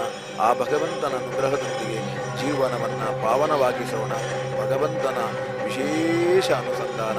ನಾವೆಲ್ಲರೂ ದೇವರ ನಾಮಸ್ಮರಣೆಯನ್ನು ನಿರಂತರ ಮಾಡುವ ಬ್ರಹ್ಮಕಲಶವನ್ನು ನಾವು ಮಾಡ್ತಾ ದೇವರಿಗೆ ಬ್ರಹ್ಮಕಲಶ ಮಾಡುವ ಸಂದರ್ಭ ನಾವೆಲ್ಲ ದೇವರ ನಾಮಸ್ಮರಣೆಯನ್ನು ಬಾಯಲ್ಲಿ ಮಾಡೋಣ. ಗೋವಿಂದ ಗೋವಿಂದ ಗೋವಿಂದ ಗೋವಿಂದ ಅನ್ನುವ ಉಚ್ಚಾರ ಇರಲಿ, ಅಥವಾ ಅನಂತ ಪದ್ಮನಾಭ ದೇವರ ಪಾದಾರಂದಕ್ಕೆ ಗೋವಿಂದಾನಿ ಗೋವಿಂದ ಅನ್ನುವಂತಹ ಉಚ್ಚಾರ ನಿರಂತರವಾಗಿರಲಿ. ದೇವರ ನಾಮಸ್ಮರಣೆಯನ್ನು ನಾವು ಮಾಡಿದ್ದೇವೆ ಅಂತಾದರೆ ನನಗೆ ಪರಿಪೂರ್ಣವಾಗಿ ದೇವರು ಖಂಡಿತವಾಗಿಯೂ ರಕ್ಷಣೆ ಮಾಡೇ ಮಾಡ್ತಾನೆ. ದಾಸರೊಂದು ಕಡೆಯಲ್ಲಿ ವಿಚಾರ ಕೊಡ್ತಾರೆ, ನಾಮ ಸಂಕೀರ್ತನೆ ಅನುದಿನ ಮಾಡ್ಬಗೆ ನರಕ ಭಯಗಳುಂಟೆ. ದೇವರ ನಾಮಸ್ಮರಣೆಯನ್ನು ಮಾಡುವಂತಹ ಮನುಷ್ಯನಿಗೆ ಖಂಡಿತವಾಗಿಯೂ ಕಷ್ಟ ಬರಲಿಕ್ಕೆ ಸಾಧ್ಯವೇ ಇಲ್ಲ ಅಂತ ಜ್ಞಾನಿಗಳು ವಿಚಾರ ಕೊಡ್ತಾರೆ. ದಿನೇಶನಿಗೆ ಅಂಜದ ತಮವುಂಟೆ ಅದರ ವಿಚಾರವನ್ನು ಕೊಡ್ತಾರೆ. ದೇವರು ಅನುಗ್ರಹ ಮಾಡಿದ ಅಂತಾದರೆ ಯಾವ ಸಮಸ್ಯೆಯೂ ಬರಲಿಕ್ಕಿಲ್ಲ. ಯಾಕೆ ಕೇಳಿದರೆ ಸೂರ್ಯದೇವರು ಪ್ರಕಾಶ ಆದ ಅಂತಾದರೆ ಅಥವಾ ಸೂರ್ಯದೇವರು ಬಂದ ಅಂತಾದರೆ, ಸೂರ್ಯದೇವರು ಉದಯಿಸಿದ ಅಂತಾದರೆ ಎಲ್ಲೂ ಕೂಡ ಕತ್ತಲೆ ಉಳಿಯಲಿಕ್ಕೆ ಸಾಧ್ಯವೇ ಇಲ್ಲ. ಅದೇ ರೀತಿಯಾಗಿ ದೇವರ ವಿಶೇಷವಾದಂತಹ ಅನುಗ್ರಹ ನಮ್ಮಲ್ಲಿ ಇತ್ತು ಅಂತಾದರೆ ಯಾವ ಸಮಸ್ಯೆ ಕೂಡ ಬರಲಿಕ್ಕೆ ನಮಗೆ ಸಾಧ್ಯವೇ ಇಲ್ಲ. ದೇವರು ನಮಗೆ ಕಾಪಾಡ್ತಾನೆ, ದೇವರು ನಮ್ಮನ್ನು ರಕ್ಷಣೆ ಮಾಡ್ತಾನೆ. ಹಾಗಾಗಿ ದೇವರ ಅನುಗ್ರಹದಲ್ಲಿ ನಾವೆಲ್ಲ ಕೃತಾರ್ಥರಾಗೋಣ, ಜೀವನ ಪಾವನ ಮಾಡೋಣ. ವಿಶೇಷವಾಗಿ ನಮ್ಮ ಧರ್ಮ ನಮ್ಮ ಜನ್ಮ ಸಾರ್ಥಕ ಆಗಲಿ. ನಮ್ಮ ಧರ್ಮದಲ್ಲಿ ನಮಗೆ ಏನೆಲ್ಲ ಸಂಸ್ಕೃತಿಯನ್ನು, ನಮಗೆ ಏನೆಲ್ಲ ವಿಚಾರವನ್ನು, ಏನೆಲ್ಲ ಧರ್ಮಾಚರಣೆಯನ್ನು ಕೊಟ್ಟಿದ್ದಾರೆ ಅದನ್ನೆಲ್ಲ ಪ್ರಯತ್ನಪೂರ್ವಕವಾಗಿ ಮಾಡುತ್ತಾ ದೇವರ ವಿಶೇಷವಾದಂತಹ ಅನುಗ್ರಹದೊಂದಿಗೆ ಭಗವಂತನ ಅನುಗ್ರಹದೊಂದಿಗೆ ಜೀವನದಲ್ಲಿ ಶ್ರೇಷ್ಠತೆಯನ್ನು ಸಂಪಾದನೆ ಮಾಡೋಣ ಅಂತ ನಾವೆಲ್ಲ ದೇವರಲ್ಲಿ ಪ್ರಾರ್ಥನೆ ಮಾಡಿಕೊಳ್ಳುವ. ವಿಶೇಷವಾಗಿ ದೇವರ ಬ್ರಹ್ಮಕಲಶ ದೇವರ ಸಾನ್ನಿಧ್ಯದ ಹತ್ತಿರ ಬರ್ತಾ ಇದೆ. ದೇವರ ವಿಶೇಷವಾದಂತಹ ಸಾನ್ನಿಧ್ಯದಲ್ಲಿ ಆ ದೇವರಿಗೆ ಬ್ರಹ್ಮಕಲಶವನ್ನು ಇವಾಗ ತಂತ್ರಿವರೇಣ್ಯರು ಮಾಡಲಿಕ್ಕಿದ್ದಾರೆ. ಎಲ್ಲ ಪರಿಕಲಶಗಳೊಂದಿಗೆ ಬ್ರಹ್ಮಕಲಶವನ್ನು ಭಗವಂತನಿಗೆ ಅರ್ಪಣೆ ಮಾಡುವಂತಹ ಧನ್ಯತೆಯ ಕ್ಷಣ. ಇಡೀ ಲೋಕಕ್ಕೆ ಸುಖವನ್ನು ಅನುಗ್ರಹ ಮಾಡುವಂತಹ ಭಗವಂತನಿಗೆ ವಿಶೇಷವಾದಂತಹ ಚೈತನ್ಯವನ್ನು ಕ್ರೋಢೀಕರಿಸುವಂತಹ ಒಂದು ವಿಶೇಷವಾದಂತಹ ಪುಣ್ಯಪ್ರದವಾದಂತಹ ಸಂದರ್ಭ. ಈ ಸಂದರ್ಭದಲ್ಲಿ ನಾವೆಲ್ಲ ಭಗವಂತನಲ್ಲಿ ವಿಶೇಷ ಪ್ರಾರ್ಥನೆ ಮಾಡಿಕೊಳ್ಳುವ. ಸರ್ವೇಪಿ ಸುಖಿನ ಸಂತು, ಸರ್ವೇ ಸಂತು ನಿರಾಮಯ, ಸರ್ವೇ ಭದ್ರಾಣಿ ಪಶ್ಯಂತು, ಮಾ ಕಶ್ಚಿತ್ ದುಃಖವಾಗ್ತದೆ. ಎಲ್ಲರಿಗೂ ಶುಭ ಆಗಲಿಯಪ್ಪ, ಎಲ್ಲರಿಗೂ ಸುಖವನ್ನು ದೇವರ ಅನುಗ್ರಹ ಮಾಡಲಿ. ಸರ್ವೇ ಸಂತು ನಿರಾಮಯ, ಎಲ್ಲರೂ ಕೂಡ ನೆಮ್ಮದಿಯಿಂದ ಬದುಕುವಾಗಿ ಅನುಗ್ರಹ ಮಾಡು ಭಗವಂತ. ಸರ್ವೇ ಸಂತು ನಿರಾಮಯ, ಸರ್ವೇ ಭದ್ರಾಣಿ ಪಶ್ಯಂತು, ಎಲ್ಲರೂ ಕೂಡ ಮಂಗಳವನ್ನೇ ಕಾಣಲಿ. ನಿನ್ನ ನಾಮಸ್ಮರಣೆ ಎಲ್ಲರ ಬಾಯಲ್ಲೂ ಬರುವ ಹಾಗೆ ನೀನೇ ಅನುಗ್ರಹ ಮಾಡು. ಮಾಕಚ್ಚಿತ್ ದುಃಖವಾಗ್ತವೆ, ಯಾವ ಕ್ಷಣಕ್ಕೂ ಅವರಿಗೆ ದುಃಖ ಬರದಾಗೆ ಕಾಪಾಡಪ್ಪ. ಈ ಪ್ರಾರ್ಥನೆಯನ್ನು ಮಾಡಿಕೊಳ್ಳುವ. ಇಡೀ ಲೋಕಕ್ಕೆ ಹಿತವನ್ನು ಬಯಸುವ, ಲೋಕಕ್ಕೆ ಹಿತವನ್ನು ಭಗವಂತ ಅನುಗ್ರಹ ಮಾಡ್ತಾನೆ. ಈ ಬ್ರಹ್ಮಕಲಶ ಇದನ್ನೆಲ್ಲ ಯಾಕೆ ದೇವರಿಗೆ ಮಾಡಬೇಕು ಅಂತ ಹೇಳಿದ್ರೆ, ಲೋಕಾನುಗ್ರಹ ಹೇತ್ವರ್ಥಂ ಸ್ಥಿರೀಭವ ಸುಖಾಯನಃ ಸಾನ್ನಿಧ್ಯಂ ಚ ತಥಾ ದೇವ ಪ್ರತ್ಯಹಂ ಪರಿವರ್ತಯ. ದೇವರ ವಿಶೇಷವಾದಂತಹ ಸಾನ್ನಿಧ್ಯದಲ್ಲಿ ಭಗವಂತ ಬಿಂಬರೂಪಿಯಲ್ಲಿ ಭಗವಂತ ಇದ್ದು ಏನು ನಮ್ಮನ್ನು ಅನುಗ್ರಹ ಮಾಡಬೇಕು ಅಂತ ಹೇಳಿದ್ರೆ, ಲೋಕಾನುಗ್ರಹ ಯತ್ವತ್ವಂ, ಇಡೀ ಲೋಕಕ್ಕೆ ಕ್ಷೇಮವನ್ನ ನೀನು ನೀಡುದೇವ. ಸ್ಥಿರೀಭವ ಸುಖಾಯನ, ನಮ್ಮನ್ನೆಲ್ಲ ಸುಖದಿಂದ ನೀನು ಕೊಲ್ಸಲವು, ನೀನು ಕೂಡ ಇಲ್ಲಿ ಸ್ಥಿರವಾಗಿ ನಿಲ್ಲು, ಆ ಮೂಲಕವಾಗಿ ನಮ್ಮನ್ನೆಲ್ಲ ಉದ್ಧಾರ ಮಾಡು ಅನ್ನುವಂತಹ ಪ್ರಾರ್ಥನೆಯನ್ನ ಮಾಡಿಕೊಳ್ಳೋಣ. ವಿಶೇಷವಾಗಿ ದೇವರ ಸನ್ನಿಧಾನದ ಎದುರಲ್ಲಿ ಕಲಶವನ್ನು ಇಟ್ಟಿದ್ದಾರೆ. ಈಗ ಅದನ್ನು ಭಗವಂತನಿಗೆ ಅರ್ಪಣೆ ಮಾಡಲಿಕ್ಕಿದ್ದಾರೆ. ಆ ಸೇವೆಯನ್ನು ನಾವೆಲ್ಲ ನೋಡಿ ಪುಣ್ಯರಾಗೋಣ. ಆ ವಿಚಾರವನ್ನು ಭಗವಂತನ ನಾಮಸ್ಮರಣೆಯೊಂದಿಗೆ ನಾವು ನೋಡೋಣ. ಗೋವಿಂದ ಗೋವಿಂದ ಗೋವಿಂದ ಅನ್ನುವ ನಾಮಸ್ಮರಣೆ ನಿರಂತರವಾಗಿ ನಮ್ಮ ಬಾಯಿಯಲ್ಲಿ ಬರಲಿ. ಅಥವಾ ದೇವರ ನಾಮಸ್ಮರಣೆಯೊಂದಿಗೆ ಅನಂತ ಪದ್ಮನಾಭ ದೇವರ ಅನ್ನುವಂತಹ ವಿಚಾರದೊಂದಿಗೆ ಘೋಷದೊಂದಿಗೆ ದೇವರ ಬ್ರಹ್ಮಕಲಶೋತ್ಸವವನ್ನು ನಾವು ನೋಡುವ. ಸಾನ್ನಿಧ್ಯವನ್ನು ಭಗವಂತನಿಗೆ ವಿಶೇಷವಾಗಿ ಸಾನ್ನಿಧ್ಯದಲ್ಲಿ ದೇವರಲ್ಲಿ ವಿಶೇಷವಾದಂತಹ ಪ್ರಾರ್ಥನೆ ಮಾಡಿಕೊಳ್ಳುವ. ಸಭೂಪಾಲಂ ತಥಾ ರಾಷ್ಟ್ರಂ ಸರ್ವೋಪದ್ರವವರ್ಜಿತಂ, ಎಲ್ಲ ಭೂಮಿಯಲ್ಲಿ ಆಳ್ವಿಕೆಯನ್ನ ಚಂದದಲ್ಲಿ ಮಾಡುವ ರಾಜರೆಲ್ಲ ಪರಿಪೂರ್ಣವಾಗಿ ಆಳ್ವಿಕೆ ಮಾಡಲಿ, ನ್ಯಾಯದಲ್ಲಿ ಆಳ್ವಿಕೆ ಮಾಡಲಿ. ಈಗ ನೀವು ದೃಶ್ಯದಲ್ಲಿ ಗಮನಿಸ್ತಾ ಇದ್ದೀರಿ, ದೇವರಿಗೆ ವಿಶೇಷವಾದಂತಹ ಬಿಂಬವನ್ನು ಅಂದರೆ ನಾಗದೇವರ ಶೇಷದೇವರ 7 ಎಳೆಯ ಹಣವನ್ನು ಆ ಸಾನ್ನಿಧ್ಯದಲ್ಲಿ ಪ್ರತಿಷ್ಠಾಪನೆ ಮಾಡಿ ದೇವರಿಗೆ ನೀರಾಂಜನದೊಂದಿಗೆ ಅರ್ಚನೆ ಮಾಡ್ತಾ ಇದ್ದಾರೆ. ನಂತರದಲ್ಲಿ ವಿಶೇಷವಾಗಿ ದೇವರ ಸಾನ್ನಿಧ್ಯಕ್ಕೆ ಬೇಕಾದಂತಹ ಕಲಶಾಭಿಷೇಕವನ್ನು ಇವತ್ತಿನಲ್ಲಿ ಮಾಡ್ತಾ ಇದ್ದಾರೆ. ದೃಶ್ಯದಲ್ಲಿ ನೀವು ಗಮನಿಸ್ತಾ ಇದ್ದೀರಿ.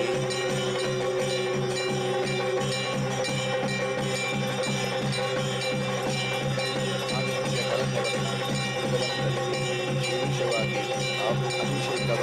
ಅಭಿಷೇಕ ಮಾಡಿ ಎಲ್ಲ ಒಟ್ಟಿಗರೊಂದಿಗೆ ಸೇರಿಕೊಂಡು ಭಕ್ತವರಿದ್ದರು ಅಲ್ಲಿ ವೇದಘೋಷವನ್ನು ಮಾಡುತ್ತಾ ದೇವರ ಬಿಂಬಕ್ಕೆ ಬೇಕಾದಂತಹ ಉಪಚಾರ ಪೂಜೆಯನ್ನು ಮಾಡಿ ಕಲಶವನ್ನು ಭಗವಂತನಿಗೆ ಈ ಸಂದರ್ಭದಲ್ಲಿ ಅರ್ಪಣೆ ಮಾಡ್ತಾ ಇದ್ದಾರೆ.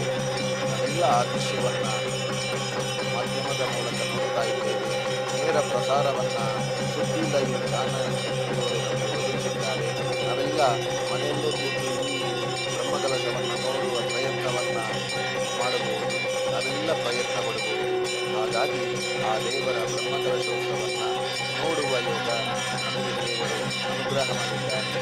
ದೇವರ ಸೇವೆಯನ್ನು ಮಾಡುವ ಯೋಗಕ್ಕೆ ದೇವರ ಅನುಗ್ರಹವನ್ನು ನಾವೆಲ್ಲ ಪಡೆಯುವ ವಿಚಾರ ನಮಗೆ ಇದರಿಂದೆಲ್ಲ ಪ್ರಾಪ್ತಿಯಾಗ್ತದೆ. ಅಷ್ಟು ಮಾತ್ರ ಅಲ್ಲ, ಕ್ಷೇಮೇಣ ವೃತ್ತಿಮತುಲ, ಮುಖ್ಯವಾಗಿ ನಮಗೆಲ್ಲರಿಗೂ ಅತುಲವಾದಂತಹ ತುಲನೆಗೆ ಸಾಧ್ಯವಿಲ್ಲದಂತಹ ಕ್ಷೇಮವನ್ನು ಅನುಗ್ರಹ ಮಾಡು. ಸುಖಂ ಅಕ್ಷಯ ಅಶ್ನುತಾಂ, ಸುಖವನ್ನೇ ನಿತ್ಯಲು ಅಕ್ಷಯವಾಗಿ ಉಣ್ಣುವಂತೆ ನಮ್ಮನ್ನು ಮಾಡು. ಪೂಜಂ ಗ್ರಹಾಣ ಸತತಂ ಮಾಮುದ್ದರ ನಮಸ್ತುತೆ, ಪೂಜೆಯನ್ನು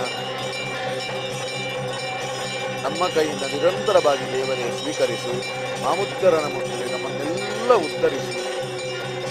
ಮತ್ತೆ ದೇವರಲ್ಲಿ ವಿಶೇಷ ಪ್ರಾರ್ಥನೆ. ಯಾವತ್ತಂದ್ರಸ್ಥೆ ಸೂರ್ಯಶ್ಚ ಯಾವತ್ತಿಷ್ಟತಿ ಮೇಲೆ, ಎಲ್ಲಿ ತನಕ ಸೂರ್ಯದೇವರು ಅನ್ನುವುದು ಈ ಪ್ರಕೃತಿಯಲ್ಲಿ ಇರ್ತಾರೋ ಆ ತನಕ ನೀನು ಈ ಒಂದು ಸಾನ್ನಿಧ್ಯದಲ್ಲಿ ಸ್ಥಿರ ಆಗಿರು. ಅಲ್ಲಿ ತನಕ ಎಲ್ಲ ಭಕ್ತರನ್ನ ನೀನು ಅನುಗ್ರಹ ಮಾಡು. ಸೂರ್ಯಚಂದ್ರನನ್ನು ನೇಮಿಸಿದ್ದು ನೀನೆ. ಆ ಸೂರ್ಯಚಂದ್ರರು ಈ ಭೂಮಿಯಲ್ಲಿ ಯಾವ ತನಕವು ಇರ್ತಾರೋ, ಈ ಭೂಮಿಗೆ ಯಾವ ತನಕವೂ ಕೂಡ ತಂಪು ಹಾಗೂ ಬೆಳಕನ್ನು ಕೊಡುವಂತಹ ಸೂರ್ಯಚಂದ್ರನು ಯಾವ ತನಕ ಇರ್ತಾರೋ ಆ ತನಕ ನೀನು ಈ ಒಂದು ಸಾನ್ನಿಧ್ಯದಲ್ಲಿ ಇಟ್ಟುಕೊಂಡು ನಮ್ಮನ್ನೆಲ್ಲ ಅನುಗ್ರಹ ಮಾಡುವಂತ ವಿಶೇಷವಾದಂತಹ ಪ್ರಾರ್ಥನೆ. ಸ್ವಸ್ತಿ ಪ್ರಜಾಭ್ಯ ಪರಿಪಾಲಯಂತಾಂ ನ್ಯಾಯೇನ ಮಾರ್ಗೇಣ ಮಹೀಷಾಃ. ಓ ಬ್ರಾಹ್ಮಣೇಭ್ಯೋ ಶುಭಮಸ್ತು ಲೋಕಾಃ ಸಮಸ್ತಾಃ. ವಿಶೇಷವಾದಂತಹ ಸಾನ್ನಿಧ್ಯ ಕಲಶವನ್ನು ಮಾಡ್ತಾ ಇದ್ದಾರೆ ವರೇಣ್ಯರು. ಆ ದೃಶ್ಯವನ್ನು ನೀವು ನೋಡ್ತಾ ಇದ್ದೀರಿ. ದೇವರಿಗೆ ಕಲಶಾಭಿಷೇಕ ಆಗುವಂತಹ ಸುರಗಳಿಗೆ ಬಿಂಬಕ್ಕೆ ವಿಶೇಷವಾದಂತಹ ಸಾನ್ನಿಧ್ಯ ಕಲಶವನ್ನು ಅರ್ಪಣೆ ಮಾಡ್ತಾ ಇದ್ದಾರೆ. ಆ ಭಗವಂತನ ಅನುಗ್ರಹ ನಮಗೆಲ್ಲರಿಗೂ ಪ್ರಾಪ್ತಿಯಾಗಲಿ.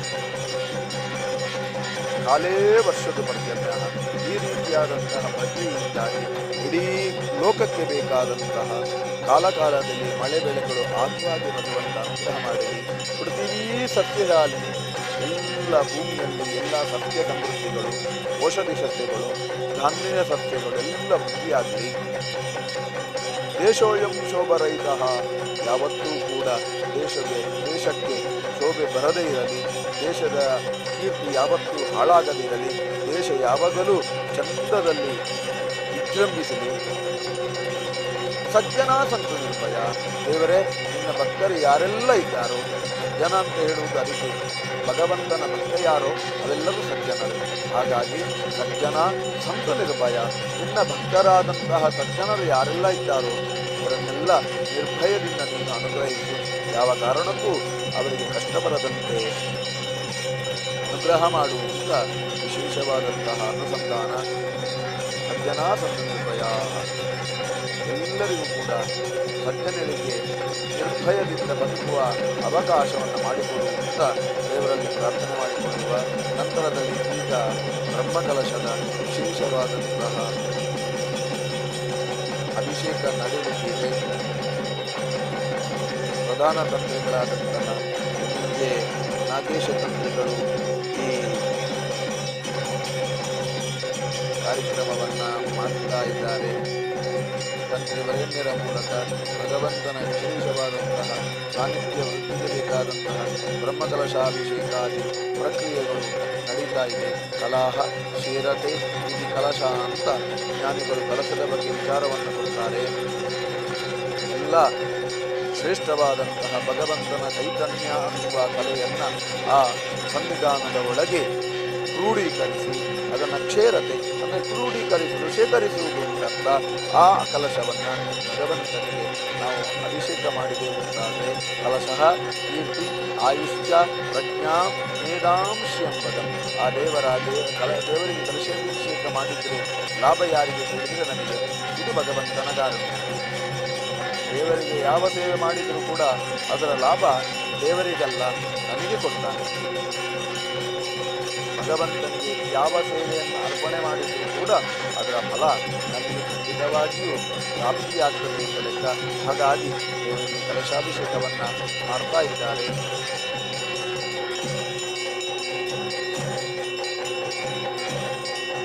ಕಲಶಃ ಕೀರ್ತಿಮಾಯುಷ್ಯ ಪ್ರಜ್ಞಾ ಮೇಧಾಂಶಿ. ಕಲಶದಿಂದಾಗಿ ನಮಗೆ ಆಯುಷ್ಯ ವೃದ್ಧಿಯಾಗ್ತದೆ. ದೇವರಿಗೆ ಆಯುಷ್ಯ ವೃದ್ಧಿ ಇರುವುದಿಲ್ಲ. ಅವನ ನಿತ್ಯ ನಿರಂತರವಾಗಿ ಅವ ಅನಂತ, ಅವನಿಗೆ ಅಂತ್ಯ ಅನ್ನುವುದೇ ಇಲ್ಲ, ಆದಿ ಅನ್ನುವುದೂ ಇಲ್ಲ. ಅದಕ್ಕಾಗಿ ಅವ ಅನಂತ. ಅಂತಹ ಅನಂತ ಪದ್ಮನಾಭನಿಗೆ ನಾವು ಇವಾಗ ಕಲಶಾಭಿಷೇಕವನ್ನು ಮಾಡ್ತಾ ಇದ್ದೇವೆ. ಕಲಶದ ಅಭಿಮಂತ್ರಣೆ ಮಾಡಿಕೊಂಡು ಕಲಶದೊಂದಿಗೆ ವೇದಘೋಷವನ್ನು ಮಾಡಿಕೊಂಡು ಅಭಿಷೇಕವನ್ನು ಇವಾಗ ಈ ಕ್ಷಣದಲ್ಲಿ ತಂತ್ರಿವರೇಣ್ಯರು ಮಾಡಲಿಕ್ಕಿದ್ದಾರೆ. ಸಾನ್ನಿಧ್ಯವನ್ನು ವೃದ್ಧಿ ಮಾಡುವಂತಹ ಪ್ರಕ್ರಿಯೆ ನಡೀತಾ ಇದೆ. ನಮಗೆಲ್ಲರಿಗೂ ದೇವರ ಅನುಗ್ರಹ ಆಗಬೇಕು ಅನ್ನುವಂತಹ ಸಂಕಲ್ಪದಿಂದ 27 ತಾರೀಕಿನ ಬೆಳಗಿನಿಂದ ವಿಶೇಷವಾಗಿ ಈ ಹೊತ್ತಿನ ತನಕ ನಿರಂತರವಾಗಿ ಅವಿರತವಾದಂತಹ ಶ್ರಮದಿಂದ ತಂತ್ರಿವರೇಣ್ಯರು ಹಾಗೂ ಅವರ ಎಲ್ಲ ವೃತ್ತಿಜರು, ಅವರೊಂದಿಗಿರುವಂತಹ ಪರಿವಾರ ವೃತ್ತಿಜರು ಕೂಡ ಈ ಕೆಲಸವನ್ನು ಮಾಡಿದ್ದಾರೆ. ಈ ಒಂದು ಧನ್ಯತೆಯನ್ನು ನಾವು ಈ ಹೊತ್ತಿನಲ್ಲಿ ಈ ಕಲಶಾಭಿಷೇಕವನ್ನು ನೋಡುವ ಯೋಗವನ್ನು ನಮಗೆ ಭಗವಂತ ಪ್ರಾಪ್ತಿ ಮಾಡಿದರೂ ಕೂಡ ಭಗವಂತನ ಅನುಗ್ರಹದೊಂದಿಗೆ ಇಷ್ಟೆಲ್ಲ ಕೆಲಸ ತಂತ್ರಿವರೇಣ್ಯರಿಂದ ಆಗಿದೆ. ಈ ಕೆಲಸವನ್ನು ಭಗವಂತನಿಗೆ ಈ ಸಂದರ್ಭದಲ್ಲಿ ಅಭಿಷೇಕ ಮಾಡ್ತಾ ಇದ್ದಾರೆ ಮಾಡುವಂತಹ ಸುಗಳಿಗೆ. ಹಾಗಾಗಿ ಕಲಶ ಕೀರ್ತಿಮಾಯುಷ್ಯ, ದೇವರಿಗೆ ಕಲಶಾಭಿಷೇಕ ಮಾಡಿದೆವು ಅಂತಾದರೆ ನಮಗೆ ಕೀರ್ತಿ ಪ್ರಾಪ್ತಿಯಾಗ್ತದೆ, ಆಯುಷ್ಯ ಪ್ರಾಪ್ತಿಯಾಗ್ತದೆ, ಪ್ರಜ್ಞಾ ನಮ್ಮ ಬುದ್ಧಿ ಅನ್ನೋದು ಚಂದದಲ್ಲಿ ನಡೀತದೆ, ಒಳ್ಳೆ ರೀತಿಯ ಪ್ರಜ್ಞೆ ನಮ್ಮಲ್ಲಿರ್ತದೆ. ಪ್ರಜ್ಞಾ ಬುದ್ಧಿಂ ಶ್ರಿಯಂ ಭಗಂ, ನಮ್ಮ ಬುದ್ಧಿ ಕೂಡ ಸರಿಯಾಗ್ತದೆ. ಒಳ್ಳೆ ರೀತಿಯ ಭಗವಂತನ ಜ್ಞಾನ, ಜೀವನದಲ್ಲಿ ಭಗವಂತ ಮೆಚ್ಚುವ ಹಾಗೆ ಬದುಕುವ ಬುದ್ಧಿ, ಇದನ್ನು ದೇವರು ನಮಗೆ ಕೊಡ್ತಾನೆ. ಶ್ರಿಯಂ ಭಗಂ, ಬೇಕಾದಂತಹ ಸಂಪತ್ತು, ಬೇಕಾದಂತಹ ವ್ಯವಸ್ಥೆ ಎಲ್ಲ ನಮಗೆ ಪ್ರಾಪ್ತಿಯಾಗ್ತದೆ. ಯೋಗ್ಯತಾ ಪಾಪಹಾನಿಂಚ, ನಮಗೆ ಬೇಕಾದಂತಹ ಯೋಗ್ಯತೆಯ ಪ್ರಾಪ್ತಿಯಾಗ್ತದೆ. ದೇವರನ್ನು ನೋಡಿದೆವು ಅಂತಾದರೆ, ದೇವರ ಬ್ರಹ್ಮಕಲಶೋತ್ಸವವನ್ನು ನೋಡಿದೆವು ಅಂತಾದರೆ ನಮಗೆ ಯೋಗ್ಯತೆಗಳೆಲ್ಲ ಪ್ರಾಪ್ತಿಯಾಗ್ತದಂತೆ. ಯಾವುದು ಯೋಗ್ಯತೆ ಕೇಳಿದರೆ ಅಪ್ರಾಪ್ತಸ್ಯ ಪ್ರಾಪ್ತಿ ಯೋಗ. ಯಾವುದೆಲ್ಲ ನಮ್ಮಲ್ಲಿ ಇಲ್ಲವೋ, ಯಾವುದೆಲ್ಲ ಜೀವನದಲ್ಲಿ ಅಗತ್ಯತೆ ಉಂಟು, ಅದೆಲ್ಲ ನಮ್ಮಲ್ಲಿ ಇಲ್ಲದಿದ್ದರೆ ಅದೆಲ್ಲ ನಮಗೆ ದೇವರು ಕೊಡ್ತಾನೆ. ಅದೇ ಯೋಗ್ಯತೆ. ಆ ಯೋಗ್ಯತೆಯನ್ನು ದೇವರು ನಮಗೆ ಕೊಡ್ತಾರೆ. ಪಾಪಹಾನಿಂಚ, ನಮ್ಮಲ್ಲಿರುವ ಪಾಪಗಳೆಲ್ಲ ಪರಿಹಾರ ಆಗ್ತದೆ. ದೇವರು ಎಲ್ಲ ಪಾಪವನ್ನು ಪರಿಹಾರ ಮಾಡ್ತಾನೆ ಅಂತ ಭಾಗವತದಲ್ಲಿ ಉಲ್ಲೇಖ ಇರ್ತದೆ. ನಾರಾಯಣೋ ನಾಮ ನರೋ ನರಾಣಾಂ ಪ್ರಸಿದ್ಧ ಚೋರಃ ಕಥಿತ ಪೃಥಿವ್ಯಂ. ದೇವರಷ್ಟು ದೊಡ್ಡ ಕಳ್ಳ ಬೇರೆ ಯಾರೂ ಇಲ್ಲಂತೆ. ನಾವೆಲ್ಲ ಏನು ಕಳ್ಳತನ ಅಂತ ಮಾಡ್ತೇವೋ ಅದೆಲ್ಲ ಬಾಕಿಯವರ ವಸ್ತುವನ್ನು, ಏನಾದರೂ ಅವನಲ್ಲಿರುವ ಶ್ರೇಷ್ಠ ವಸ್ತುವನ್ನು ಅಪರಾಹ ಮಾಡುವುದರಲ್ಲಿ ನಮ್ಮ ಕಳ್ಳತನ ನಡೀತದೆ. ದೇವರ ಆ ವ್ಯವಸ್ಥೆಯಲ್ಲಿಲ್ಲ. ದೇವರಷ್ಟು ದೊಡ್ಡ ಕಳ್ಳ ಈ ಭೂಮಿಯಲ್ಲಿ ಯಾರೂ ಇಲ್ಲಂತೆ. ಯಾಕೆ ಕೇಳಿದರೆ, ದೇವರನ್ನು ಕಳ್ಳ ಹೇಳಿದರೆ ತಪ್ಪು ಅಂತ ಯೋಚನೆ ಮಾಡಿದರೆ ಖಂಡಿತ ತಪ್ಪಲ್ಲ. ಜ್ಞಾನಿಗಳು ಕೊಡ್ತಾರೆ. ಅನೇಕ ಜನ್ಮಾರ್ಜಿತ ಪಾಪ ಸಂಚಯಂ ಹರತ್ಯಶೇಷಂ ಸ್ಮೃತ ಮಾತ್ರ ಏವ. ದೇವರ ಸೇವೆಯನ್ನು ನಾವು ಮಾಡಿದೆವು ಅಂತಾದರೆ, ದೇವರ ನಾಮಸ್ಮರಣೆಯನ್ನು ನಾವು ಮಾಡಿದೆವು ಅಂತಾದರೆ, ದೇವರಿಗೆ ಪ್ರೀತಿಯಾಗುವ ಕಾರ್ಯವನ್ನು ಯಾವುದನ್ನೇ ಮಾಡಿದರೂ ಕೂಡ ನಮ್ಮಲ್ಲಿರುವ ಪಾಪವನ್ನೆಲ್ಲ ದೇವರು ಕದ್ದು ಬಿಡ್ತಾನೆ. ಯಾರಿಗೂ ಕೂಡ ಯಾವ ದೊಡ್ಡ ಕಳ್ಳ ಇದ್ದರೂ ಕೂಡ ನೀನು ನನ್ನ ಪಾಪವನ್ನು ಕಳ್ಳತನ ಮಾಡು ಅಂತ ಹೇಳಿದರೆ ಅದು ಅವನಿಂದ ಸಾಧ್ಯವೇ ಇಲ್ಲ. ಹಾಗಾಗಿ ಭಗವಂತ ಅದನ್ನೆಲ್ಲ ನಮ್ಮಲ್ಲಿರುವಂತಹ ಪಾಪವನ್ನೆಲ್ಲ ಪರಿಹಾರ ಮಾಡ್ತಾನಂತೆ. ಪಾಪವನ್ನೆಲ್ಲ ಕಳ್ಳತನ ಮಾಡ್ತಾನೆ, ನಮ್ಮನ್ನು ಶುದ್ಧ ಮಾಡ್ತಾನೆ. ಹಾಗಾಗಿ ಭಗವಂತನ ನಾಮಸ್ಮರಣೆಯನ್ನು ನಾವು ಮಾಡಿದೆವು ಅಂತಾದರೆ ಎಲ್ಲ ಪಾಪಗಳು ದೂರ ಹೋಗ್ತದೆ. ಕಲಶೋತ್ಸವದ ಸಂದರ್ಭ, ದೇವರಿಗೆ ಕಲಶಾಭಿಷೇಕ ಆಗುವ ಸಂದರ್ಭ, ನಾವೆಲ್ಲ ದೇವರ ನಾಮಸ್ಮರಣೆಯನ್ನು ಮಾಡ್ತಾ ಇರುವ. ಯಾಕೆ ಕೇಳಿದರೆ, ದೇವರ ನಾಮಸ್ಮರಣೆ ಅನ್ನುವುದು ನಮ್ಮ ಬಾಯಲ್ಲಿದ್ದರೆ ಎಲ್ಲ ಪಾಪಗಳು ಕೂಡ ದೂರ ಹೋಗ್ತದೆ, ಎಲ್ಲ ಕಷ್ಟಗಳು ಕೂಡ ದೂರ ಹೋಗ್ತದೆ. ದೇವರ ಹಾಗೆ ನಮ್ಮನ್ನು ರಕ್ಷಣೆ ಮಾಡುವಂಥ ಬೇರೆ ಖಂಡಿತ ವಸ್ತುವಿಲ್ಲ, ಬೇರೆ ಯಾವ ಶಕ್ತಿಯೂ ಇಲ್ಲ. ದೇವರೇ ನಮ್ಮನ್ನೆಲ್ಲರನ್ನೂ ಕಾಪಾಡ್ತಾನೆ. ಹಾಗಾಗಿ ಈ ದೃಢ ವಿಶ್ವಾಸದೊಂದಿಗೆ ಈ ಕಲಶಾಭಿಷೇಕದಲ್ಲಿ ಭಗವಂತನಲ್ಲಿ ನಾವೆಲ್ಲ ಪ್ರಾರ್ಥನೆ ಮಾಡಿಕೊಳ್ಳುವ. ಎಲ್ಲ ದೋಷಗಳನ್ನು ನಮ್ಮಿಂದ ದೂರ ಮಾಡಲಿ. ಪುಣ್ಯವೃದ್ಧಿಂಜದಾದೆ, ಇದು ನಮ್ಮಲ್ಲಿ ಪುಣ್ಯವೃದ್ಧಿಯಾಗುವ ಹಾಗೆ ದೇವರ ಅನುಗ್ರಹ ಮಾಡಲಿ. ಆ ಕಲಶಾಭಿಷೇಕವನ್ನು ನಾವೆಲ್ಲ ನೋಡ್ತಾ ಧನ್ಯರಾಗೋಣ. ಕಲಶದಲ್ಲಿ ಇರುವಂತಹ ಸಾನ್ನಿಧ್ಯಗಳೆಲ್ಲ ಭಗವಂತನಿಗೆ ಅರ್ಪಣೆ ಆಗ್ತಾ ಉಂಟು. ಆ ಚೈತನ್ಯ ವೃದ್ಧಿ ಆಗ್ತಾ ಉಂಟು. ನಾವೆಲ್ಲ ಗೋವಿಂದ ಗೋವಿಂದ ಗೋವಿಂದ ಅನ್ನುವಂತಹ ನಾಮಸ್ಮರಣೆಯನ್ನು ಜೋರಾಗಿ ಮಾಡೋಣ. ಅನಂತ ಪದ್ಮನಾಭ ದೇವರ ಪಾದಾರವಿಂದಕ್ಕೆ ಗೋವಿಂದಾನಿ ಗೋವಿಂದ ಗೋವಿಂದ ಈ ಘೋಷವನ್ನು ನಿರಂತರವಾಗಿ ನಾವು ಪಠನ ಮಾಡೋಣ. ದೇವರ ಸಾನ್ನಿಧ್ಯದಲ್ಲಿ ವಿಶೇಷವಾಗಿ ನಾವು ಪ್ರಾರ್ಥನೆ ಮಾಡಿಕೊಳ್ಳುವ. ನಮ್ಮೆಲ್ಲ ಸಮಸ್ಯೆಗಳನ್ನು ದೇವರು ದೂರ ಮಾಡಲಿ. ಧರ್ಮ ಪ್ರಜ್ಞೆಯಿಂದ ನಮಗೆ ಕೊಟ್ಟಂತಹ ಹಿಂದೂ ಧರ್ಮದೊಂದಿಗೆ ಜೀವನದ ಕಡೆ ತನಕವೂ ಈ ಧರ್ಮವನ್ನು ಗೌರವಿಸುತ್ತಾ, ಈ ಧರ್ಮದ ಸಂಸ್ಕೃತಿಯನ್ನು ನಾವು ಆಚರಣೆ ಮಾಡುತ್ತಾ ಕೃತಾರ್ಥರಾಗೋಣ ಅಂತ ದೇವರಲ್ಲಿ ಪ್ರಾರ್ಥನೆ ಮಾಡಿಕೊಳ್ಳುವ. ಸಂಪತ್ತುಗಳೆಲ್ಲ ಕೇಳುವ ಬದಲಾಗಿ ದೇವರನ್ನೇ ನಾವು ಕೇಳಿದರೆ, ದೇವರೇ ನಮ್ಮ ಸಂಪತ್ತಾಗಲಿ ಅಂತ ನಾವು ಪ್ರಾರ್ಥನೆ ಮಾಡಿದರೆ, ದೇವರೇ ನಮ್ಮೊಟ್ಟಿಗಿದ್ದರೆ ಯಾವತ್ತೂ ಕೂಡ ನಮಗೆ ಕಷ್ಟ ಬರಲಿಕ್ಕೆ ಸಾಧ್ಯ ಇಲ್ಲ. ಹಾಗಾಗಿ ಆ ಬ್ರಹ್ಮಕಲಶದ ಸಂದರ್ಭ ನಾವೆಲ್ಲ ಪ್ರಾರ್ಥನೆ ಮಾಡಿಕೊಳ್ಳುವ. ಇಡೀ ಲೋಕಕ್ಕೆ ಸುಖ ಆಗಲಿ, ಎಲ್ಲ ಜನರಿಗೂ ಸಜ್ಜನರಿಗೂ ಕೂಡ ಜ್ಞಾನವನ್ನು ಭಗವಂತ ಅನುಗ್ರಹ ಮಾಡಲಿ. ಭಗವಂತನ ಅನುಗ್ರಹದ ಮೂಲಕ ಜೀವನ ಪಾವನ ಆಗುವ ಹಾಗೆ ಭಗವಂತ ನಮ್ಮನ್ನು ಅನುಗ್ರಹಿಸಿ ದೇವರೇ ಒಳ್ಳೆಯ ದಾರಿಯಲ್ಲಿ ನಮ್ಮನ್ನು ನಡೆಸಲಿ. ಪೂರ್ಣ ರೀತಿಯ ಆರೋಗ್ಯವನ್ನು ನಮಗೆಲ್ಲ ಕೊಡಲಿ, ಪೂರ್ಣ ರೀತಿಯ ಆಯುಷ್ಯವನ್ನು ಕೊಡಲಿ. ತುಂಬ ದೇವರ ಸೇವೆ ಮಾಡುವ ಅವಕಾಶ ನಮಗೆಲ್ಲ ಪ್ರಾಪ್ತಿಯಾಗಲಿ. ಜೀವನದ ಕೊನೆ ಕ್ಷಣಕ್ಕೂ ಕೂಡ ಸ್ವತಂತ್ರವಾಗಿ ಬದುಕುವ, ಸ್ವತಂತ್ರವಾಗಿ ಭಗವಂತನ ಆರಾಧನೆ ಮಾಡುವಂತಹ, ಭಗವಂತನ ಸೇವೆಯನ್ನು ಪ್ರೀತಿಯಿಂದ ಮಾಡುವಂತಹ, ಶ್ರದ್ಧೆಯಿಂದ ಮಾಡುವಂತಹ, ಭಕ್ತಿಯಿಂದ ಮಾಡುವಂತಹ ಅವಕಾಶ ನಮಗೆ ದೇವರ ಅನುಗ್ರಹ ಮಾಡಲಿ. ಮುಂದೆ ಕೂಡ ಇಂತಹ ಉತ್ಸವಗಳಲ್ಲೆಲ್ಲ ನಾವೆಲ್ಲ ಪಾಲ್ಗೊಳ್ಳೋಣ. ಆ ಮೂಲಕವಾಗಿ ದೇವರ ಸೇವೆಯನ್ನು ನಮ್ಮ ಜೀವನದ ಕೊನೆಯ ಕ್ಷಣಕ್ಕೂ ಕೂಡ ಮಾಡುವ ಹಾಗೆ ದೇವರು ನಮ್ಮನ್ನು ಅನುಗ್ರಹ ಮಾಡಲಿ. ವಿಶೇಷವಾಗಿ ಧರ್ಮ ಮಾರ್ಗದಲ್ಲಿ ಒಳ್ಳೆಯ ರೀತಿಯಾದಂತಹ ಪ್ರಜ್ಞೆ, ಅದಕ್ಕೆ ಬೇಕಾದಂತಹ ವಿಶೇಷವಾದಂತಹ ಸಂಪತ್ತು ದೇವರೆಲ್ಲ ಅನುಗ್ರಹ ಮಾಡಲಿ.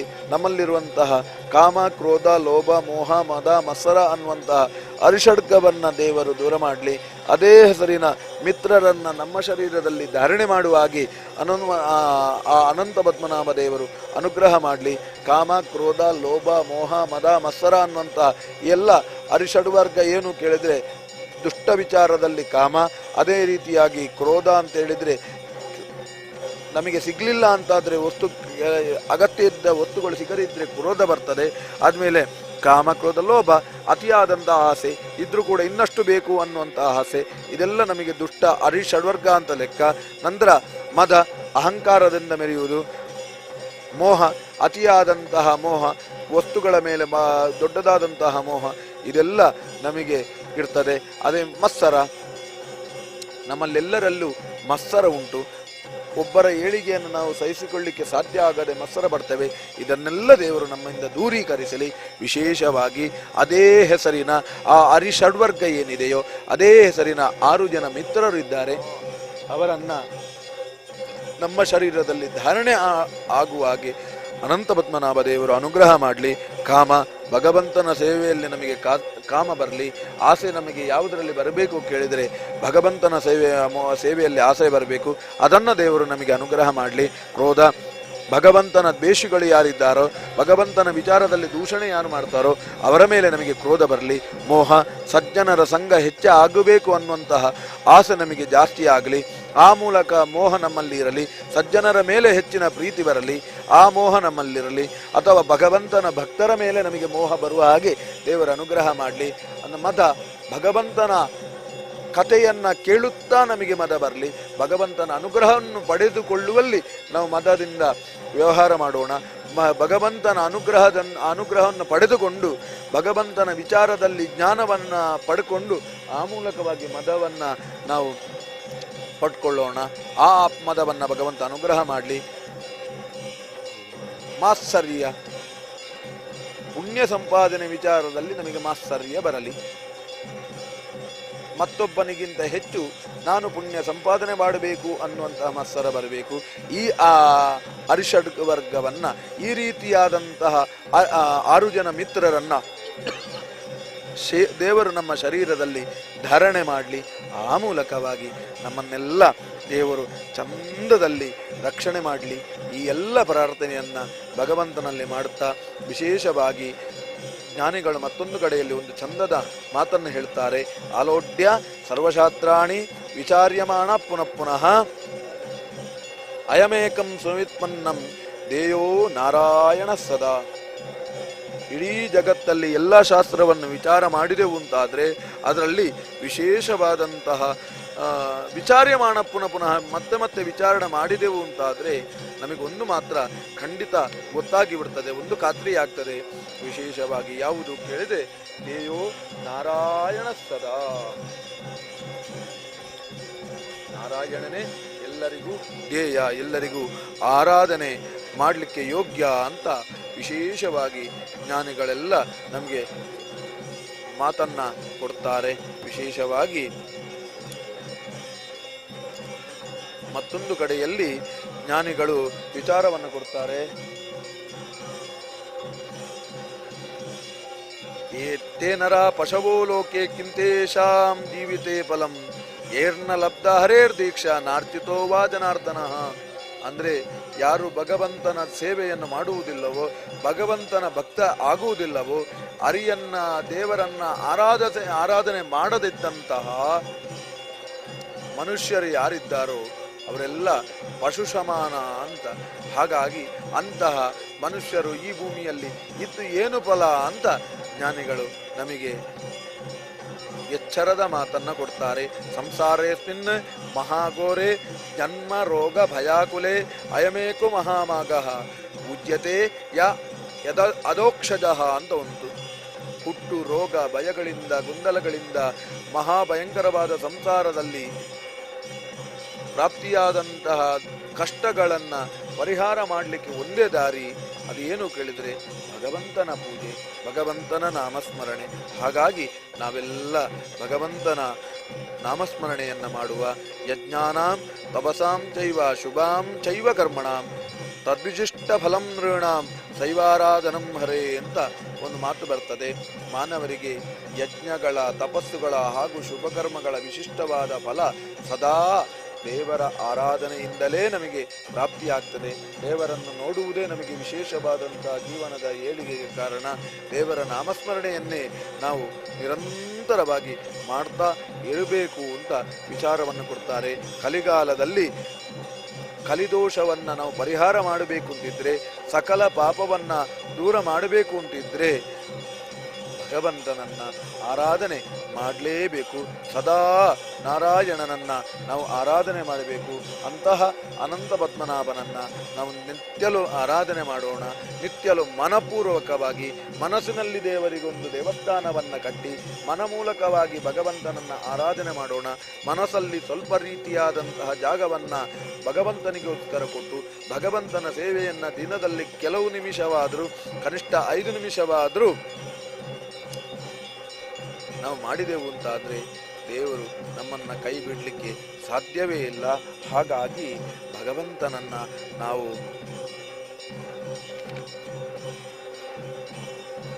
ಆರಾಧನೆ ಮಾಡುವಲ್ಲಿ ಪ್ರಯತ್ನವನ್ನು ಪಡೋಣ. ವಿಶೇಷವಾಗಿ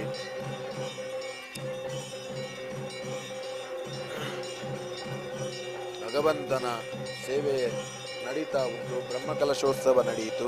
ಇವಾಗ ಬ್ರಹ್ಮಕಲಶದ ಪೂಜೆ ನಡೆದು ನಂತರ ವಿಶೇಷವಾಗಿ ಪ್ರಾರ್ಥನೆಗಳೆಲ್ಲ ನಡೀಲಿಕ್ಕಿದೆ. ಅಂತಹ ಕಾರ್ಯಕ್ರಮವನ್ನೆಲ್ಲ ನೀವು ನೇರ ದೃಶ್ಯದೊಂದಿಗೆ ನೋಡ್ತಾ ಇದ್ದೀರಿ. ಸುದ್ದಿ ಲೈವ್ ಚಾನೆಲ್ನವರು ಆ ವ್ಯವಸ್ಥೆಯನ್ನು ನಮಗೆ ಮಾಡಿಕೊಟ್ಟಿದ್ದಾರೆ. ಅಂತಹ ವಿಶೇಷವಾದಂತಹ ಆ ದೇವರ ಬ್ರಹ್ಮಕಲಶೋತ್ಸವವನ್ನು ನೋಡುತ್ತಾ ದೇವರ ಅನುಗ್ರಹವನ್ನು ನಾವು ಪಡೆಯುವಲ್ಲಿ ಪ್ರಯತ್ನ ಪಡೋಣ.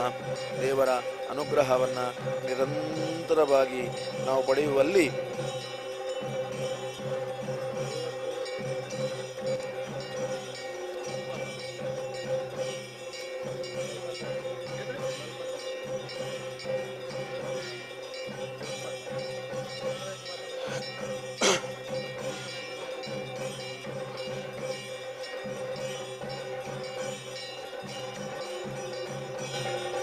ಪದ್ಮನಾಭನಲ್ಲಿ ನಾವೆಲ್ಲ ಪ್ರಾರ್ಥನೆ ಮಾಡಿಕೊಳ್ಳುವ. ಈಶನಿನ್ನ ಚರಣ ಭಜನೆ ಅನ್ನುವಂತಹ ಒಂದು ಹಾಡು ನಾವೆಲ್ಲ ಕೇಳಿರ್ತೇವೆ. ಅದರಲ್ಲೊಂದು ವಾಕ್ಯ ಬರ್ತದೆ, ಬಿತ್ತು ಭವದನೇಕ ಜನುಮ ಬದ್ಧನಾಗಿ ಕಲುಷದಿಂದ ಎತ್ತು ಕೋಪ ಬುದ್ಧಿ ತೋರೋ ಪದ್ಮನಾಭನ.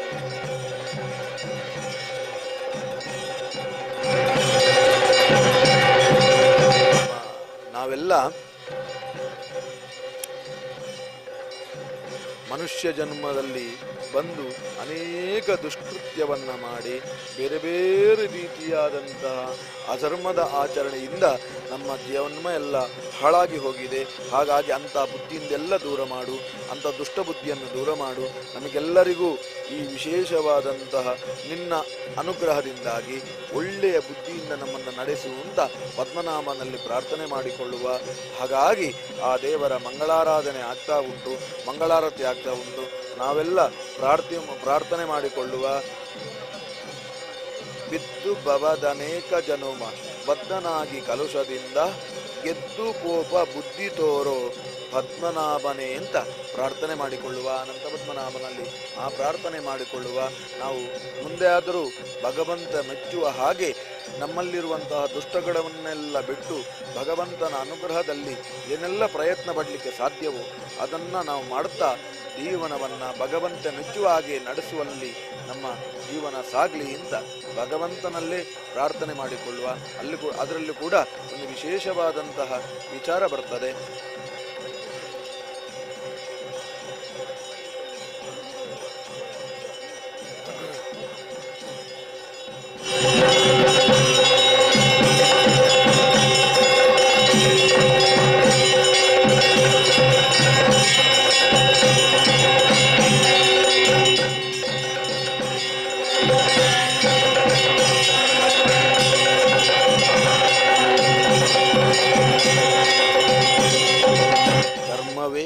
ಜಯ ಎಂಬ ದಿವ್ಯ ಮಂತ್ರ ಅಂತ ದಾಸರೊಂದು ಕಡೆಯಲ್ಲಿ ಕೊಡ್ತಾರೆ. ಧರ್ಮದಲ್ಲಿ ನಮ್ಮ ನಂಬಿಕೆ ಇದ್ದರೆ, ಧರ್ಮದ ಆಚರಣೆ ನಾವು ಮಾಡಿದ್ದೇವೆ ಅಂತಾದರೆ ಖಂಡಿತವಾಗಿಯೂ ಜಯ ನಮಗೆ ಉಂಟು ಅಂತ ಲೆಕ್ಕ. ಹಾಗೆ ಎಲ್ಲ ರೀತಿಯಲ್ಲೂ ಕೂಡ ಧರ್ಮದ ಆಚರಣೆಯ ಪ್ರಯತ್ನವನ್ನು ನಾವು ಮಾಡುವ. ಹಾಗಾಗಿ ಆ ದೇವರ ಅನುಗ್ರಹವನ್ನು ನಾವು ಪಡೆದೆವು ಅಂತಾದರೆ ಎಲ್ಲವೂ ಕೂಡ ನಮಗೆ ಪ್ರಾಪ್ತಿಯಾಗ್ತದೆ. ಅಸಾಧ್ಯವಾದದ್ದು ಯಾವುದೂ ಇಲ್ಲ. ಆ ರೀತಿಯಾಗಿ ನಮ್ಮ ಪ್ರಯತ್ನ ಸಾಗ್ತಾ ಇರಲಿ. ದೇವರ ವಿಶೇಷವಾದಂತಹ ಬಿಂಬವನ್ನು ನಾವು ನೋಡ್ತಾ ಇದ್ದೇವೆ. ದೇವರಿಗೆ ಮಂಗಳಾರತಿಯನ್ನೆಲ್ಲ ಮಾಡಿ ವಿಶೇಷವಾದಂತಹ ಉಪಚಾರ ಪೂಜೆಯನ್ನು ಮಾಡಿ ನೀರಾಂಜನವನ್ನು ಭಗವಂತನಿಗೆ ಅರ್ಪಣೆ ಮಾಡಿ ಆ ಮೂಲಕವಾಗಿ ದೇವರಲ್ಲಿ ವಿಶೇಷವಾದಂತಹ ಪ್ರಾರ್ಥನೆಯನ್ನು ಮಾಡ್ತಾ ಇದ್ದಾರೆ.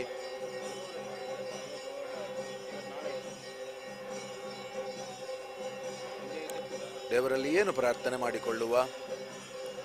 ದಾಸನ ಮಾಡಿಕೋ ಎನ್ನ. ದೇವರೇ, ನೀನು ನನ್ನನ್ನು ದಾಸನಾಗಿ ಮಾಡಿಕೋ.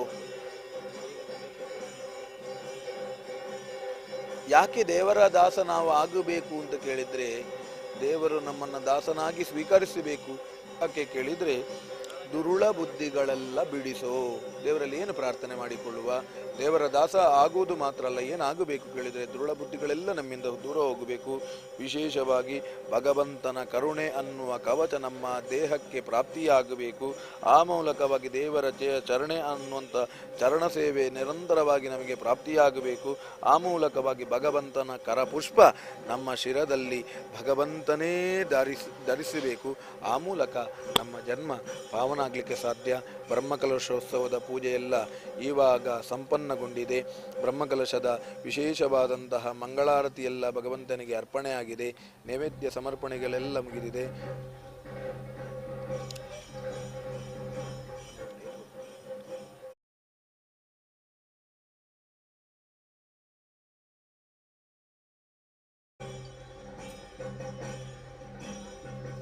ಸಂದರ್ಭ ವಿಶೇಷವಾಗಿ ಭಗವಂತನ ನಾಮಸ್ಮರಣೆಯನ್ನು ಮಾಡುತ್ತಾ ಭಗವಂತನ ವಿಶೇಷವಾದಂತಹ ಅನುಗ್ರಹವನ್ನು ಪಡೆಯುವಲ್ಲಿ ನಮ್ಮೆಲ್ಲ ಪ್ರಯತ್ನ ಸಾಗಲಿ. ಮುಂದೆ ದೇವರಿಗೆ ವಿಶೇಷವಾಗಿ ದುರ್ಗಾದೇವಿಗೆ, ನಂತರ ವಿಶೇಷವಾಗಿ ಗಣಪತಿ ದೇವಿಗೆ ಕಲಶಾಭಿಷೇಕಗಳೆಲ್ಲ ನಡೀಲಿಕ್ಕಿದೆ.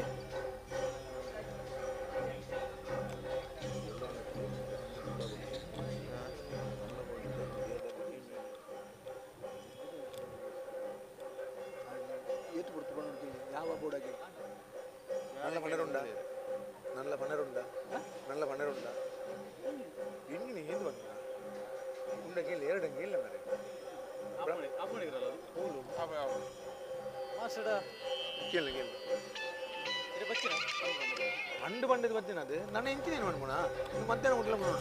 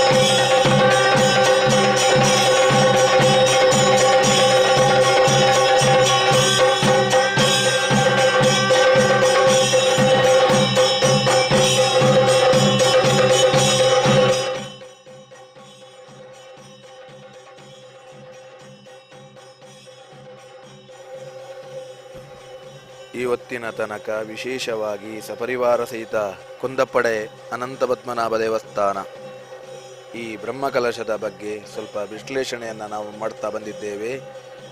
ಶ್ರೀ ಕ್ಷೇತ್ರ ಕುಂದಪ್ಪಡೆ, ನೀವೆಲ್ಲ ಈ ಕ್ಷೇತ್ರಕ್ಕೆ ಬನ್ನಿ.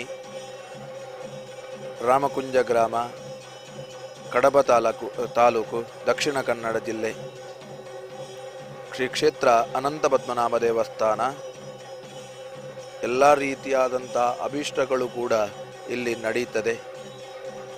ದೇವರ ಅನುಗ್ರಹ ಮಾಡಿಕೊಡ್ತಾನೆ. ವಿಶೇಷವಾಗಿ ಸಂತಾನ ಈ ಒಂದು ಕ್ಷೇತ್ರದಲ್ಲಿ ಬಂದು ಪ್ರಾರ್ಥನೆ ಮಾಡಿದರೆ ಖಂಡಿತವಾಗಿಯೂ ಆಗ್ತದೆ. ನಿಮ್ಮಲ್ಲಿರುವಂತಹ, ನಿಮ್ಮ ಪಕ್ಕದಲ್ಲಿರುವಂತಹ ಸುತ್ತಮುತ್ತದ ಮನೆಯವರಲ್ಲಿ ಏನಾದರೂ ಸಮಸ್ಯೆಗಳು ಇತ್ತು ಅಂತಾದರೆ ಅವರನ್ನೂ ಕರ್ಕೊಂಡು ಬನ್ನಿ. ಒಂದು ಕ್ಷಲ ಈ ಕ್ಷೇತ್ರಕ್ಕೆ ಭೇಟಿ ಕೊಡಿ. ಇವತ್ತಿನ ದಿವಸ ಬ್ರಹ್ಮಕಲಶ ನಡೀತಾ ಇದೆ. ಮಧ್ಯಾಹ್ನ ಮಹಾಪೂಜೆ, ಅನ್ನಸಂತರ್ಪಣೆ ಎಲ್ಲ ಪ್ರಕ್ರಿಯೆಗಳು ನಡೀಲಿಕ್ಕಿದೆ. ಹಾಗಾಗಿ ನೀವೆಲ್ಲ ಈ ಒಂದು ಧಾರ್ಮಿಕ ಕಾರ್ಯಕ್ರಮದಲ್ಲಿ ಭಾಗವಹಿಸಿ ಭಗವಂತನ ಕೃಪೆಗೆ ಪಾತ್ರರಾಗಿ ಆ ಮೂಲಕವಾಗಿ ಜೀವನದಲ್ಲಿ ಭಗವಂತನ ಅನುಗ್ರಹದೊಂದಿಗೆ ಶ್ರೇಷ್ಠತೆಯನ್ನು ಪಡೆಯುವ ಅಂತ ಹೇಳುತ್ತಾ ಈ ಹೊತ್ತಿನ ತನಕ ಯಥಾಶಕ್ತಿಯಾಗಿ ವಿಶ್ಲೇಷಣೆಯನ್ನು ನೀಡಿದ್ದೇನೆ. ಎಲ್ರಿಗೂ ಧನ್ಯವಾದಗಳು. ಶ್ರೀಕೃಷ್ಣಾರ್ಪಣಮಸ್ತು.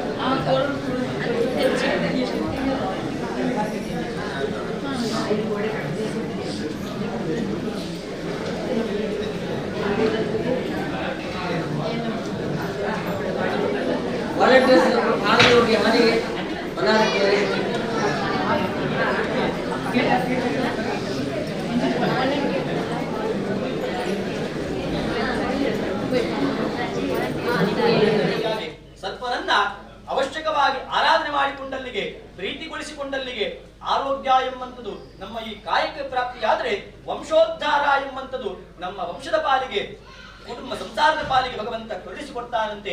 ಆರಾಧನೆಯಿಂದ ತೃಪ್ತನಾದಂತಹ ಭಗವಂತ ಹಾಗೆ ಆ ಭಗವಂತನ ಗಣಪತಿಯ ಆರಾಧನೆಯಿಂದಾಗಿ ನಮ್ಮೆಲ್ಲ ವಿಘ್ನಗಳು ನಾಶವಾಗಿಕೊಂಡು ಸಂಕಲ್ಪಗೊಂಡಂತಹ ಎಲ್ಲ ಕೆಲಸ ಕಾರ್ಯಗಳಲ್ಲೂ ನಿರ್ವಿಘ್ನತೆಯನ್ನ ಕರುಣಿಸಿಕೊಡ್ತಾನಂತೆ. ಆ ಕೆಲಸ ಕಾರ್ಯಗಳಿಗೆ ಬೇಕಾದಂತಹ ಇಚ್ಛಾಶಕ್ತಿ, ಜ್ಞಾನಶಕ್ತಿ, ಕ್ರಿಯಾಶಕ್ತಿ, ಮೇಧಾಶಕ್ತಿಗಳಿಗೆ ದ್ಯೋತಕವಾಗಿ ಪೂರ್ವಾಜ್ಯ, ಅಪರಾಜ್ಯ ಹಾಗೆ ಅಷ್ಟದ್ರವ್ಯದ ಆಹುತಿಗಳನ್ನ ಒಂದು ಕಾಯಿಗೆ 4 ಸಲವಾಗಿ ಕೊಟ್ಟರೆ ಅಪರಾಜ್ಯ ಎಂಬಂತಹ 4 ಸಲದ ತುಪ್ಪದ ಆಹುತಿಯಿಂದಾಗಿ ಧರ್ಮ ಪ್ರಕಾರವಾದಂತಹ ಜೀವನವನ್ನ ಗಣಪತಿ ಕರುಣಿಸಿಕೊಟ್ಟು ಅಂತಹ ಜೀವನದಲ್ಲಿ ಅರ್ಥಗರ್ಭಿತವಾದಂತಹ ಸಂಪಾದನೆಯನ್ನ ಕೊಡ್ತಾನೆ. ಹಾಗೆ ಸಕಾಮನೆಗಳನ್ನ ಒಳ್ಳೊಳ್ಳೆ ಸಂಕಲ್ಪಗಳನ್ನ ಸಾಕಾರಗೊಳಿಸುವಂತಹ ಉತ್ತೇಜನವನ್ನು ಕೊಡ್ತಾನೆ. ಮೋಕ್ಷದಾಯಕವಾದಂತಹ ಜೀವನವನ್ನ ಕರುಣಿಸ್ತಾನಂತೆ. ಮೋಹಗಳು ಅತಿಯಾಗಿದ್ದಾಗ ಅವುಗಳು ಕ್ಷಯವಾಗಬೇಕು. ಅಂತಹ ಕ್ಷಯವಾದಂತಹ ಕಾಲದಲ್ಲಿ ಮನುಷ್ಯನ ಮನಸ್ಸಿಗೆ ಪ್ರಾಪ್ತಿಯಾಗುವಂತಹ ನೆಮ್ಮದಿಯನ್ನ ತೃಪ್ತಿ ಎಂಬುದಾಗಿ ಕರೆದಿದ್ದಾರೆ, ನೆಮ್ಮದಿ ಎಂಬುದಾಗಿ ಕರೆದಿದ್ದಾರೆ. ಅಂತಹ ಮೋಕ್ಷವನ್ನ ಭಗವಂತ ಕರುಣಿಸಿಕೊಡ್ತಾನಂತೆ. ಹಾಗೆ ಅಷ್ಟದ್ರವ್ಯದ ಆಹುತಿಗಳಿಂದಾಗಿ ಅಷ್ಟ ಐಶ್ವರ್ಯಗೊಂದು ಆಹುತಿಯನ್ನು ಸಹಸ್ರಾರಕ್ಕೂ ಅಧಿಕವಾಗಿ ಸನ್ನಿಧಾನಕ್ಕೆ ಸ್ವೀಕರಿಸಿಕೊಂಡು ಭಗವಂತನ ಪೂರ್ಣ ರೂಪದ ಆಶೀರ್ವಾದಾನುಸಾರವಾಗಿ ಬಿಂಬೋಪಾದಿಯಲ್ಲಿ ವಿಶುದ್ಧವಾದಂತಹ ಸಾನ್ನಿಧ್ಯ ವೃದ್ಧಿಯಾಗಬೇಕು. ಇದಕ್ಕೆ ಪೂರಕವಾಗುವಂತಹ ಭಕ್ತಿ ನಮ್ಮಲ್ಲಿ ನಡೆಯಾಗಬೇಕು. ಅದಕ್ಕೆ ನಾವೆಲ್ಲರೂ ಐಕ್ಯಮತ್ಯ ಸಾಮರಸ್ಯ ಎಂಬಂತಹ ರೀತಿಯಲ್ಲಿ ಸೇರಿಕೊಂಡು ಕ್ಷೇತ್ರದಲ್ಲಿ ನಿತ್ಯ ನೈಮಿತ್ತಿಕವಾಗಿ ಆಗಬೇಕಾದಂತಹ ಕರ್ತವ್ಯಗಳಲ್ಲಿ ಭಾಗಿಯಾಗುವಂತಹ ಯೋಗ್ಯತೆಯನ್ನ ಹಾಗೆ ಅದಕ್ಕೆ ಪೂರಕವಾಗುವಂತಹ ಜನಾನುರಾಗದೊಂದಿಗೆ ಧನಾನುರಾಗವನ್ನು ಮಾಡಿಕೊಂಡು ಕ್ಷೇತ್ರವನ್ನೇ ಮಹಾಕ್ಷೇತ್ರವನ್ನಾಗಿಸಿ ಬೆಳಗಿಸಿಕೊಳ್ಳುವುದರೊಂದಿಗೆ ಸಾನ್ನಿಧ್ಯ ಮಧ್ಯದಲ್ಲಿ ವಿರಾಜಮಾನನಾಗಿರತಕ್ಕಂತಹ ಭಗವಂತ ಸದಾ ಕಾಲ ಸಂತೋಷಭರಿತನಾಗಿದ್ದುಕೊಂಡು ನಮ್ಮೆಲ್ಲರನ್ನು ರಕ್ಷಣೆ ಮಾಡಿಕೊಳ್ಳುವುದರೊಂದಿಗೆ ಮಾಡುವಂತಹ ವೃತ್ತಿ ವ್ಯವಹಾರ ಕ್ಷೇತ್ರವಾಗಿರಬಹುದು, ಮಕ್ಕಳಿಗೆ ಬರುವಂತಹ ವಿದ್ಯಾಕ್ಷೇತ್ರವಾಗಿರಬಹುದು, ಉಜ್ವಲವಾದಂತಹ ಭವಿಷ್ಯವನ್ನು ಮಕ್ಕಳ ಪಾಲಿಗೂ ಹಾಗೆ ಸದಾ ಕಾಲ ಶ್ರೀರಕ್ಷೆಯನ್ನು ನಾವು ಮಾಡುವಂತಹ ಕೆಲಸ ಕಾರ್ಯಗಳಲ್ಲಿಯೂ ಹಾಗೆ ಭಗವಂತನ ಆಶೀರ್ವಾದವನ್ನ ಭಗವಂತ ಒಂದು ಬೇಲಿಯಾಗಿ ನಾವೊಂದು ಬೆಳೆಯಾಗಿ ಚಂದ್ರಾರ್ಕ ಪರ್ಯಂತ ಬೆಳಗುವಂತಹ ಶ್ರೀರಕ್ಷೆಯನ್ನೇ ಆ ಭಗವಂತ ಅನುಗ್ರಹಿಸಿಕೊಂಡು ನಮ್ಮೆಲ್ಲರನ್ನು ರಕ್ಷಣೆ ಮಾಡಿಕೊಂಡು ಬರಬೇಕು ಎಂಬುದಾಗಿ ಸಾನ್ನಿಧ್ಯದಲ್ಲಿ ಆರಾಧನೆ ಮಾಡಿಕೊಂಡಂತಹ ಸಪರಿವಾರಾತ್ಮಕ ನಾಗರಾಜ ಹಾಗೆ ಸಪರಿವಾರಾತ್ಮಕ ಮಹಾಗಣಪತಿ ಹಾಗೆ ಕ್ಷೇತ್ರಾಧಿಪತಿಯಾದಂತಹ ಸಪರಿವಾರಾತ್ಮಕ ಅನಂತ ಪದ್ಮನಾಭ ಸ್ವಾಮಿಯ ಚರಣಾರವಿಂದಗಳಲ್ಲಿ ಈ ಪ್ರಸನ್ನ ಕಾಲದಲ್ಲಿ ನಾವೆಲ್ಲರೂ ಸೇರಿಕೊಂಡು ಶಿರವಾಗಿ ಮಾಡಿಕೊಳ್ಳುವಂತಹ ಭಕ್ತಿಯ ಪ್ರಾರ್ಥನೆ. ಶ್ರೀ ಶ್ರೀ ಶ್ರೀ ಅನಂತ ಪದ್ಮನಾಭ ದೇವರ ಪಾದಾರವಿಂದಕ್ಕೆ ಗೋವಿಂದಾಣಿ ಗೋವಿಂದ. ನಿರ್ವಿಕಲ್ಪಂ ನಿರಾಕಾರಮೇಕಂ ನಿರಾನಂದಮಾನಂದ ಭಕ್ತೇತ ಪೂರ್ಣಂ ಪರಂ ನಿರ್ಗುಣಂ ನಿರ್ವಿಶೇಷಂ ನಿರೀಹಂ ಪರಬ್ರಹ್ಮ ರೂಪಂ ಗಣೇಶಂ ಭಜೇಮ. ವಿಘ್ನೇಶ್ವರಾಯ ನಮಃ. ಉದಾಕರಾರ್ಥ ಮೋದಕಂ ಸದಾ ವಿಮುಕ್ತಿ ಸಾಧಕಂ ಕಲಾಧರಾವತಂಸಕಂ ವಿಲಾಸಿ ಲೋಕ ರಕ್ಷಕಂ ಅನಾಯಕೈಕನಾಯಕಂ ವಿನಾಶಿತೆ ಭದೈತ್ಯಕಂ ನತಾಶುಭಾಶುನಾಶಕಂ ನಮಾಮಿ ತಂ ವಿನಾಯಕಂ. ಮಹಾಗಣಪತಯೇ ನಮಃ. ಪ್ರಾರ್ಥಯಾಮಿ. ನರ್ಮದಾಯೇ ನಮಸ್ತುಭ್ಯಂ. ನರ್ಮದಾಯೇ ನಮೋ ನಿಶೇ. ನಮೋಸ್ತು ನರ್ಮದೇ ತುಭ್ಯಂ.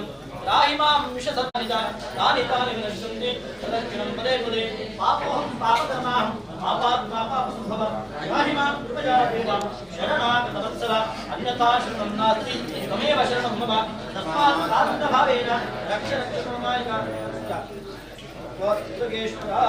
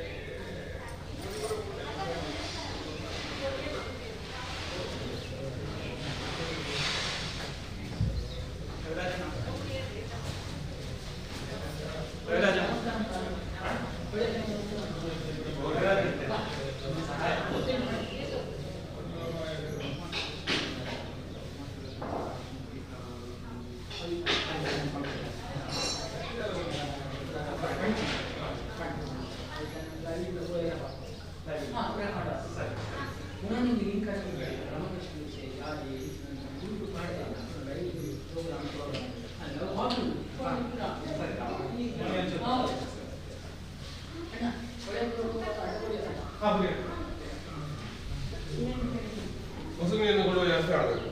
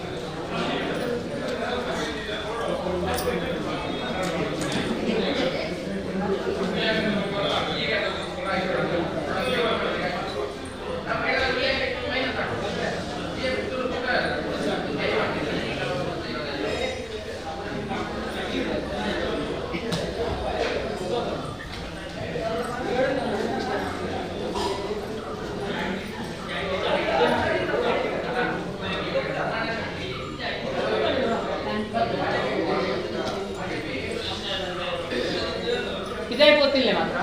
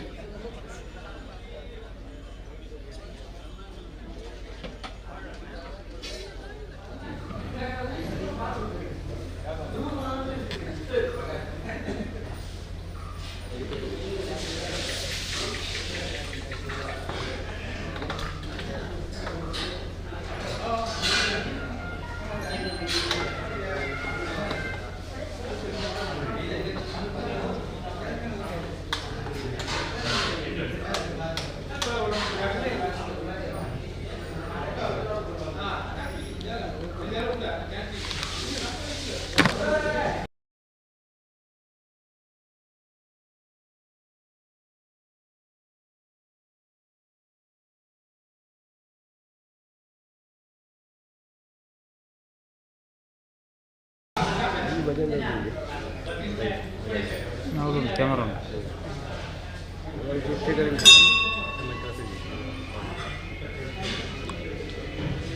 ನಾಳೆ ಮಾಡಿ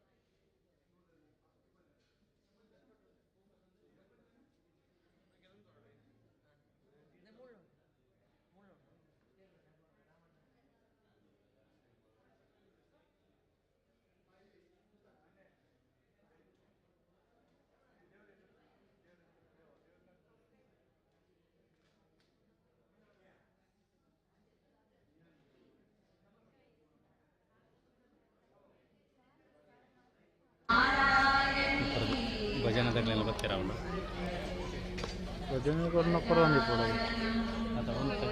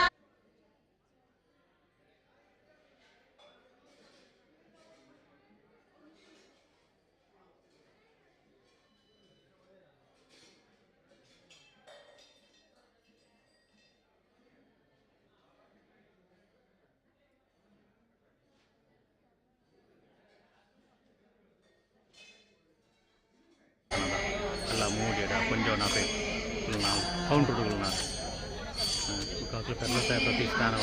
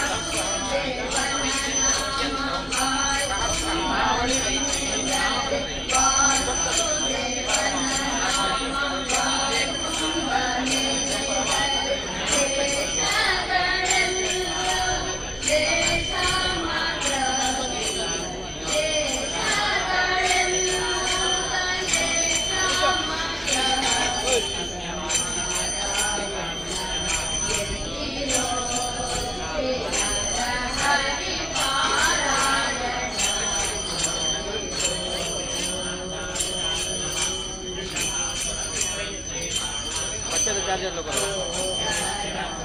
अच्छा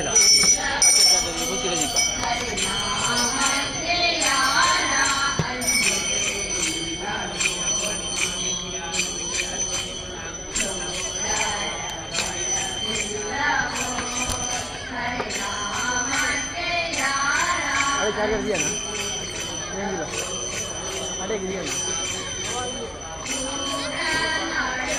ಬಿಡು 5 ಕಿಲೋ ಈಗ ಮೂಲೆ ಇಲ್ಲ ಅದು ಇದು ಬಿಡು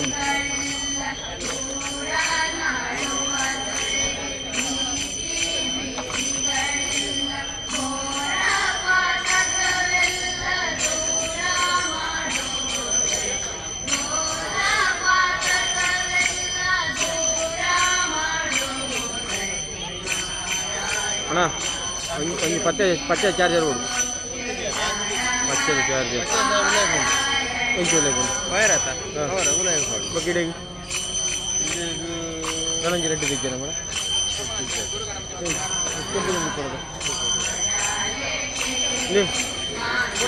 ಅದು ಗಾಡಿ ಉಂಟಾ ಇತ್ತಿನ ಪಚ್ಚದಂಗೆ ಕೊಡು ಕೊಡ್ತಾಯಿದ್ದಲ್ಲ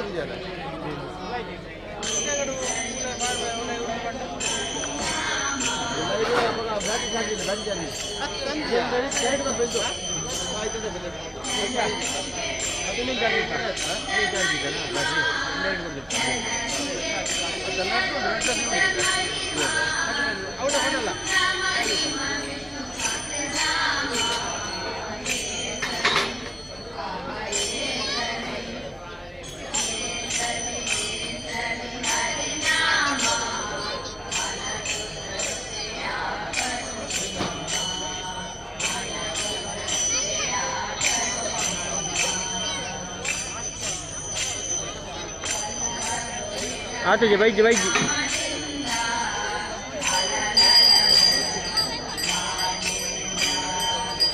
ಇಜ್ಜಿ ಇಜ್ಜಿ ಇಜ್ಜಿ 30 ಇಜ್ಜಿ ಸಾಯ್ತು ಹೋಗ್ತೀನಿ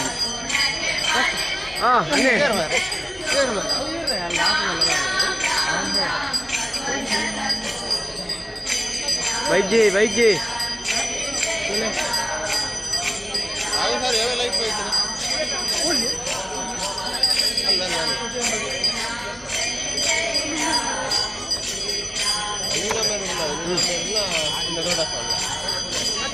ದೊಡ್ಡ ಫಲ್ಲ ಅಲ್ಪ ಯಾವಲ್ಲ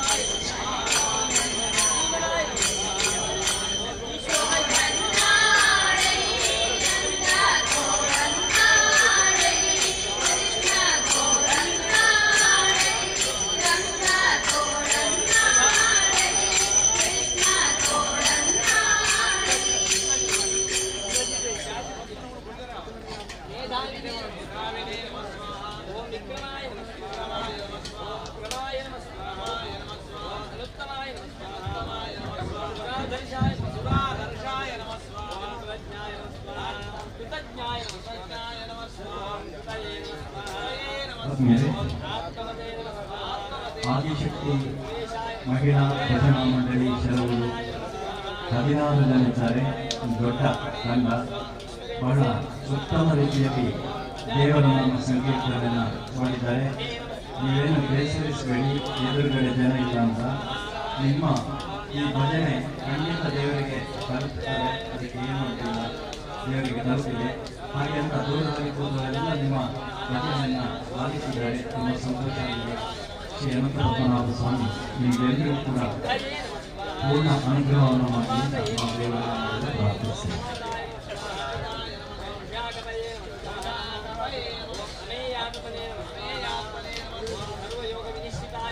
ಪ್ರತಿ ವರ್ಷ ಶ್ರೀ ಅನಂತಪದ್ಮನಾಭ ಸ್ವಾಮಿಯ ಸನ್ನಿಧಿಯಲ್ಲಿ ಸುರತ್ಕಲ್ಲಿನ ಬಾಳ ಶ್ರೀ ಮಧ್ವರಿನಾಮ ಸಂಕೀರ್ತನಾ ಸಂಘದವರು ಪ್ರತಿ ವರ್ಷ ಬಂದು ಭಜನಾ ಕಾರ್ಯಕ್ರಮವನ್ನು ನಡೆಸಿಕೊಡ್ತಾರೆ.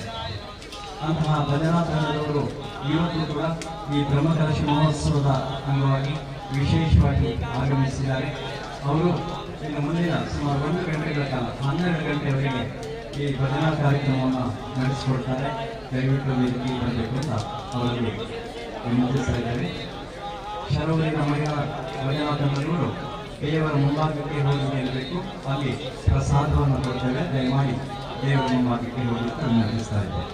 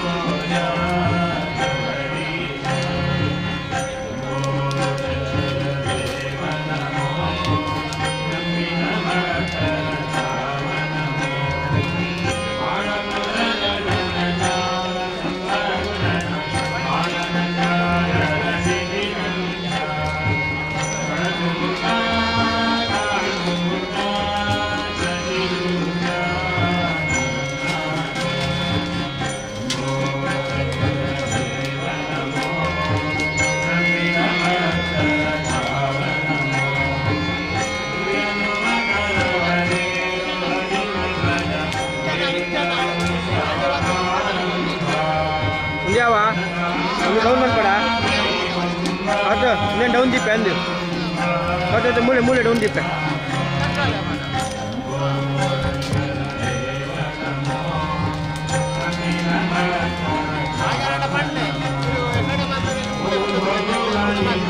ಎಂಡ ಬಂಡಿ ಜೇರಿ ಸೀದಾ ಪೈರು ಯಾರು ಹೆಂಗೆ ಧನುಷ್ ಬಂತು ಯಾನ್ ಬಂತ ಬಂತು ಯಾನ್ ದೀಪು ಜಿಂದ ಬಂತು ನಮಗೆ ಪೂರ ಸರಿ ಆತ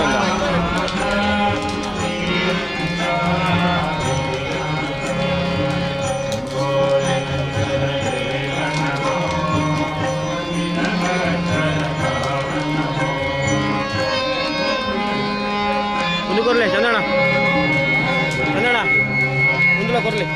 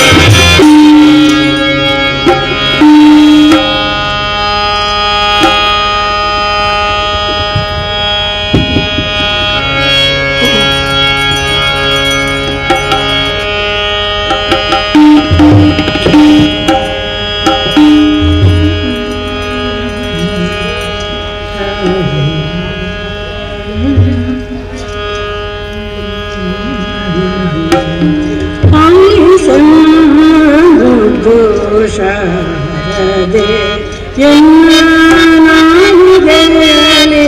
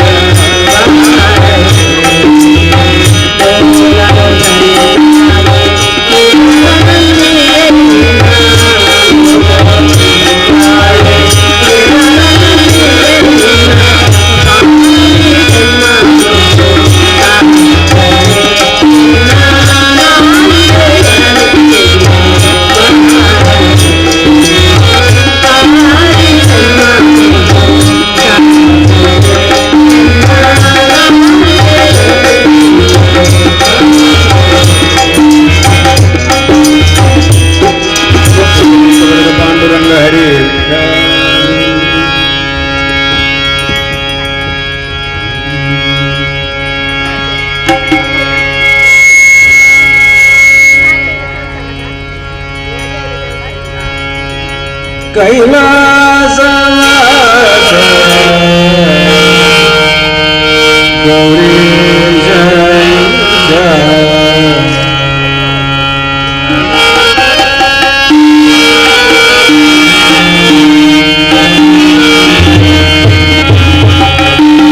ಕೈಲಾಸವಾಸ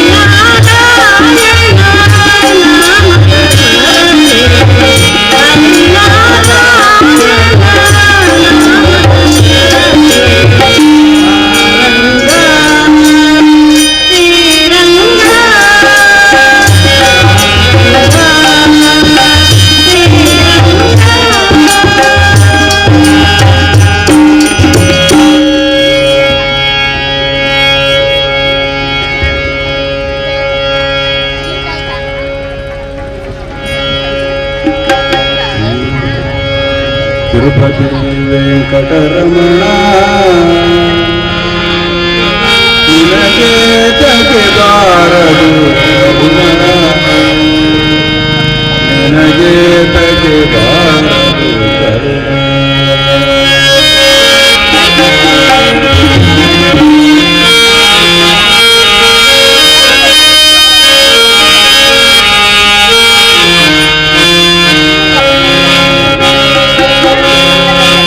ತಿರುಪತಿ ವೆಂಕಟರಮಣ ನಿನಗೆ ತಗೆದಾರದು ಕರುಣ ನಿನಗೆ ತಗೆದಾರದು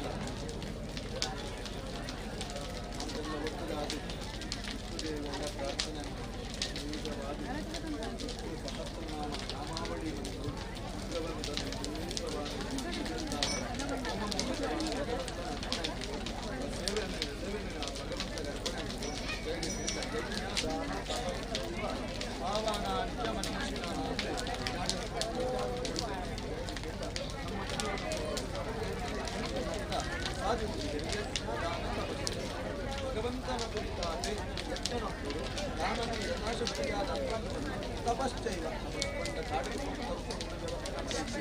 ಎಂಟ ತಪಸ್ಸಿನಿಂದ ಭಗವಂತನ ನಾಮಸ್ಮರಣೆ ಭಗವಂತನ ಸೇವೆ ಈ ಶರೀರವೇ ಅಪನಾಥ ಮೊನ್ನೆ ತಪಸ್ಸು ಕಲಿಯುಗವೇ ತಪಸ್ಸು 5 ನಿಮಿಷ ದೇವರ ಅಂಡಲ ಭಗವಂತನ ನಾಮಸ್ಮರಣೆ ಮಾಡಿ ಅಂಡ ಭಗವಂತನ ಅನುಗ್ರಹ ಮುಂದೆ ಬೇಕಾದ ದಾಸರನ್ನು ಕಡೆಗೆ ವಿಚಾರಗೊಳ್ತೇವೆ ನಾಮ ಸಂಕೀರ್ತನೆ ಅನುದಿನ ಮಾಡುವಾಗೆ ನರಕ ಭಯಗಳುಂಟೆ ದೇವರ ನಾಮಸ್ಮರಣೆ ಕಷ್ಟವನ್ನು ಖಂಡಿತವಾದ ಪಡೆದ ಸಾಧನೆಯಲ್ಲಿ ಅಂಡ ಐದು ನಮ್ಮ ಗುರುವನ್ನು ಬೇಕಾದೆ ಕಣಗಿ ಕಡೆಯಲ್ಲಿ ಯಮಧರ್ಮರಾಯೇ ಧರ್ಮರಾಜರ ಕೇಳ್ತಿದ್ದಾರೆ ಭೂಮಿಯ ಆಶ್ಚರ್ಯವಾಣಕ್ಕಿನ ಅದ್ಭುತವಾಣಕ್ಕಿನ ವಿಚಾರ ಜಾಗವಾಗಿ ಬೇಕಾದ್ರೆ ಆ ಪುತ್ತೂರು ಯಮಧರ್ಮರಾಜರು ಧರ್ಮರಾಜ ಪುಂಜುನ ಉತ್ತರ ನಾರಾಯಣ ಮಂತ್ರೋಕ್ತಿ ಭಕ್ವರ್ತಿ ವಶವರ್ತಿನಿ ತಥಾಪಿ ನರಕಾತ್ಮನೆ ಕಿಮಾಶ್ಚರ್ಯಂ ಕಿಮದ್ಭುತಂ ಅಂತ ನಾರಾಯಣ ಪಂಪುರ ಮಂತ್ರ ಇದ್ದುದಲ್ಲ ಮಾಂತ ಲೋಕನು ವಶ ಉಂಟನ ಮಾಂತ ಅಭಿಷ್ಟನು ಒಡೆಯದ ಸಾಧ್ಯತೆಯ ನಾರಾಯಣ ಪಂಪುರ ಮಂತ್ರ ಇದ್ದುದಲ್ಲ ಮಾಂತೆಲ್ಲ ನರಕವನ್ನು ಉಡುಂಟಿದ್ದೇವೆ ಎಸ್ಮಲ್ಲ ಆಶ್ಚರ್ಯವಾದ ಸಂಗತಿ ಬೇಕಂದು ಹಿಡಿತೀವಿ ಯಮಧರ್ಮರಾಜಕ್ಕೆ ಧರ್ಮರಾಜ ಬಂದ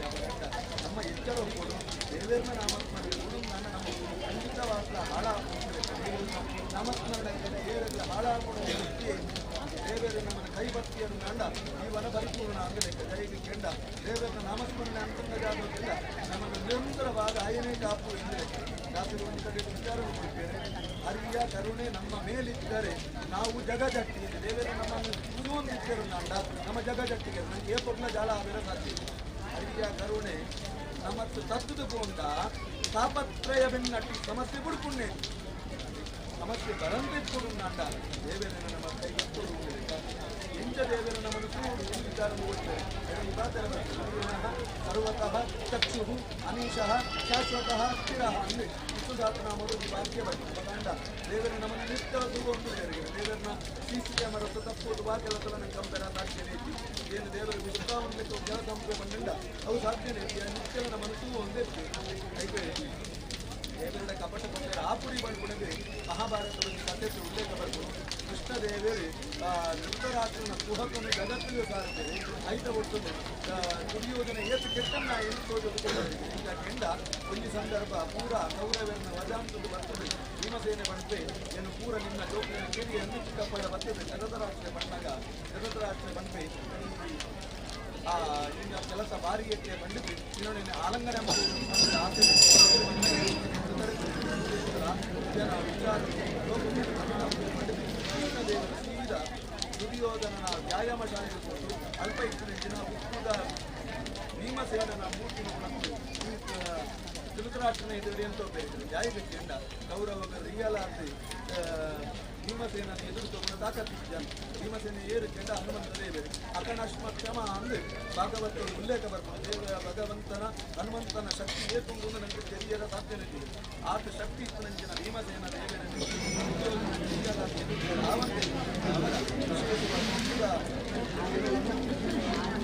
ಅಂತ ಅದು ಆ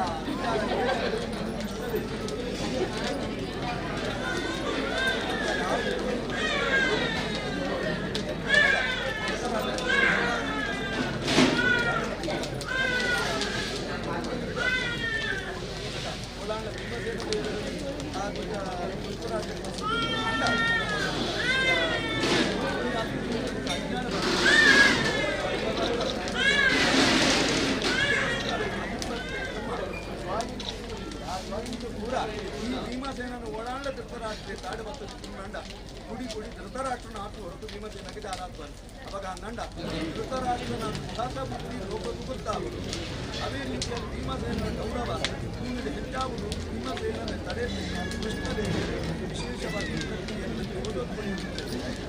ಓಡಾಡ ಧೃತರಾಷ್ಟ್ರನ ನಾಡು ಅಂಡ ಧೃತರಾಷ್ಟ್ರ ಕುಡಿಯಾದ ಲೋಕ ಮತ್ತು ಅಪವಾದ